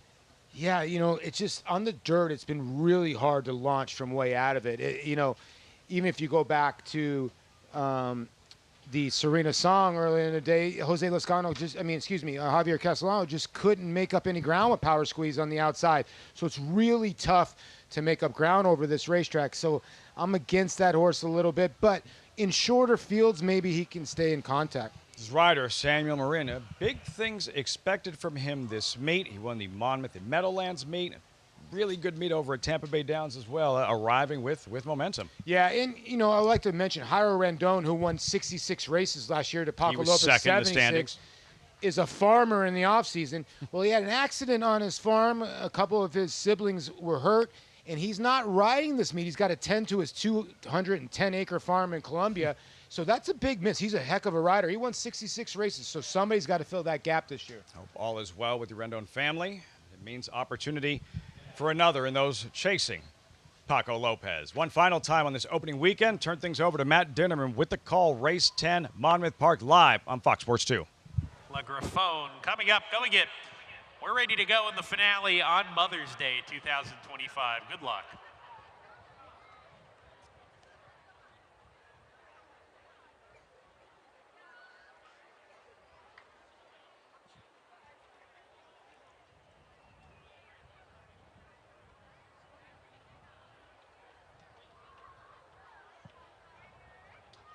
And Laroff in the nightcap. Inbound got squeezed, drops towards the rear.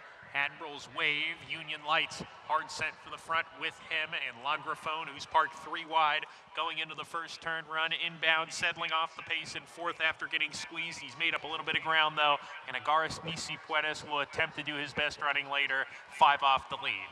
3/4 of a mile to go. Union Lights used up to get forward position. La Griffon matching him. They lead a 1.5 lengths from Inbound, who settles into 3rd with Admiral's Wave, and they're 3 ahead of Agara Misi Puedes. Down the back stretch they go in the nightcap. Union Lights neck in front. La Griffon pestering him from the outside. 1.5 lengths to the other pair.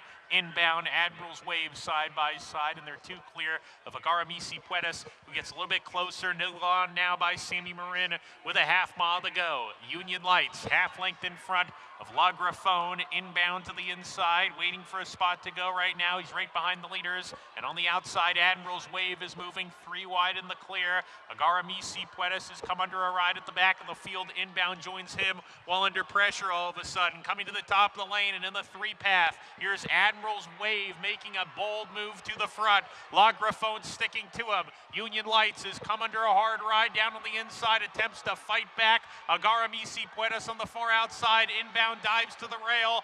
3/16 to go now, and the leader is still Union Lights. On the outside, Admiral's Wave right there in the yellow blinkers, but Union Lights finds more on the lead with apprentice Melvis Gonzalez, and it's going to be Union Lights to win it. Admiral Lights was second, and then a photo finish for third. Union Lights just did not let them pass him. Looked to be surrounded coming into the stretch, but he gutted out the victory for trainer Jamie Ness in the last race at Monmouth Park, as we'll head back to Aqueduct for the conclusion of the Sunday card. Let people know the favored 9 is covered in the pick 6. If he doesn't win, pick 6 carryover looks like 47,600 and change. He is favored on the outside. Richie, I picked the 4 mutually exclusive. Any thoughts? Yeah, I wound up going with a first-time start. I wanted a stranger, and I was just impressed with the times of the workouts from the 8. Just add water. Well, good luck. A bit of a price. 7-1, taking some money, and they're all over the place on the board here. The favorite, though, the number 9, My Anticipation. If you bet him, you're going to have to anticipate, because this one, she has very little speed. She will likely be coming from the back of the pack as they're loading the last few in the gate. Chris Griffin with the finale on this Mother's Day. Thank you very much. There's My Anticipation. Last to load to the outside. Just add water. It's gone in. My Anticipation. Last to load. Is in. All set.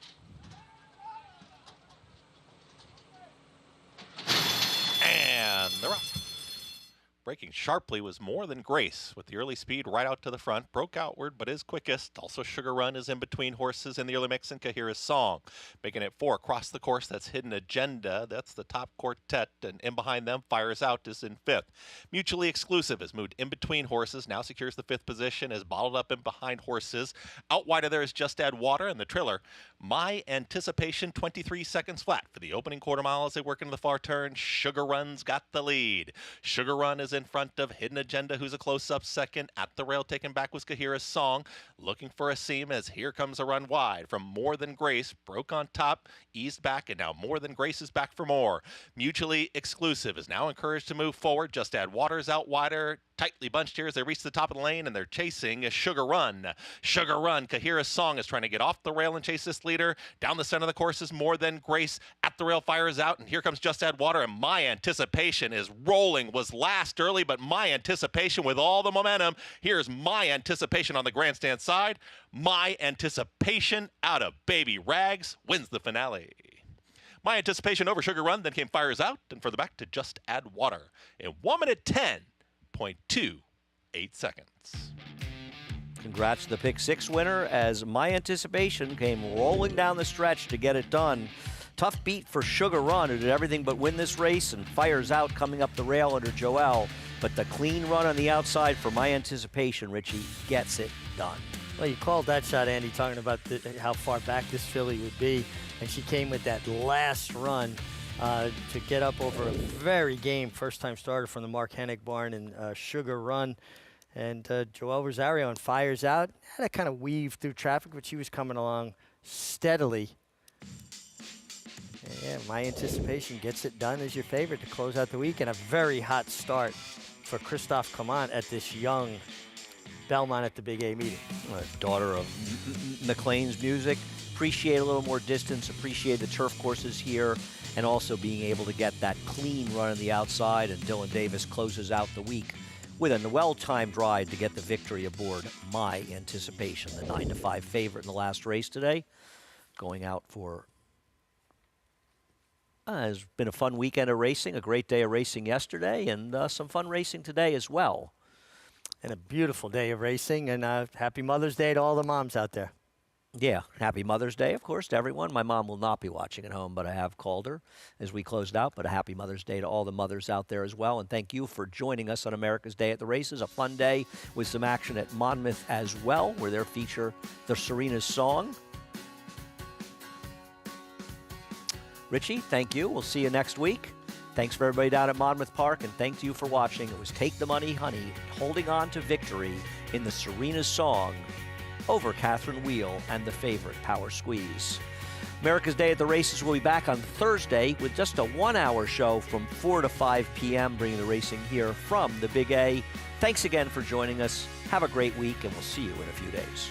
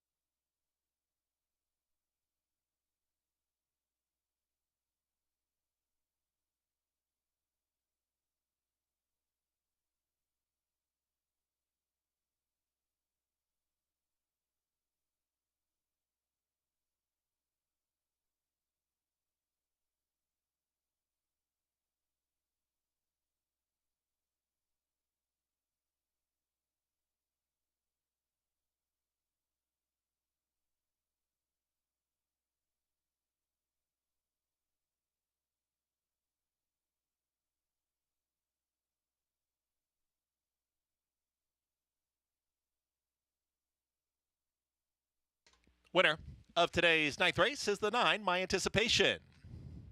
She's a 3-year-old bred in Kentucky by McLean's Music out of Baby Rags. Winning owner, Reese Thoroughbred Racing, Rocco and Branch. Winning trainer is Christophe Clement. The winning jockey, Dylan Davis. My Anticipation wins the 9th and final. Stand by for prices. It's official.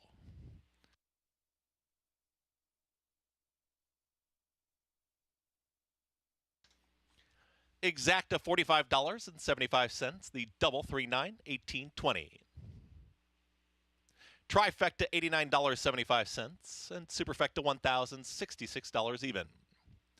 Pick 3, $102.75, and the pick 4, $216.25. The pick 5, late pick 5 returned $473.50. In the pick 6, 5 out of 6 returned $193. 6 of 6, $47,619 even. Return in the pick 6. Final running time for race 9 was 1 minute 10.28 seconds. That does conclude our live racing action here for the Sunday and also for the week. Belmont at the Big A. Live racing will resume on Thursday. Back here on Thursday with the first post of 110. 8 races on that Thursday afternoon program. We hope you make plans to join us on Thursday with that first post 110. And we do want to pass along congratulations once again to the winners of our Aqueduct Spring Meeting. Winners of those titles, Kendrick Carmouche, the leading jockey, winning jockey, with 21 wins during the Aqueduct Spring Meeting to win the title. And leading owner and trainer, Linda Rice, had 6 wins as an owner, 15 wins as a trainer. Congratulations to Linda Rice, the leading owner and trainer, wins the title during the Aqueduct Spring Meeting. That will conclude our live racing action. We'll see you here on Thursday, first post 110 with the New York Racing Association and more great racing action from Belmont at the Big A. Happy Mother's Day. Good night.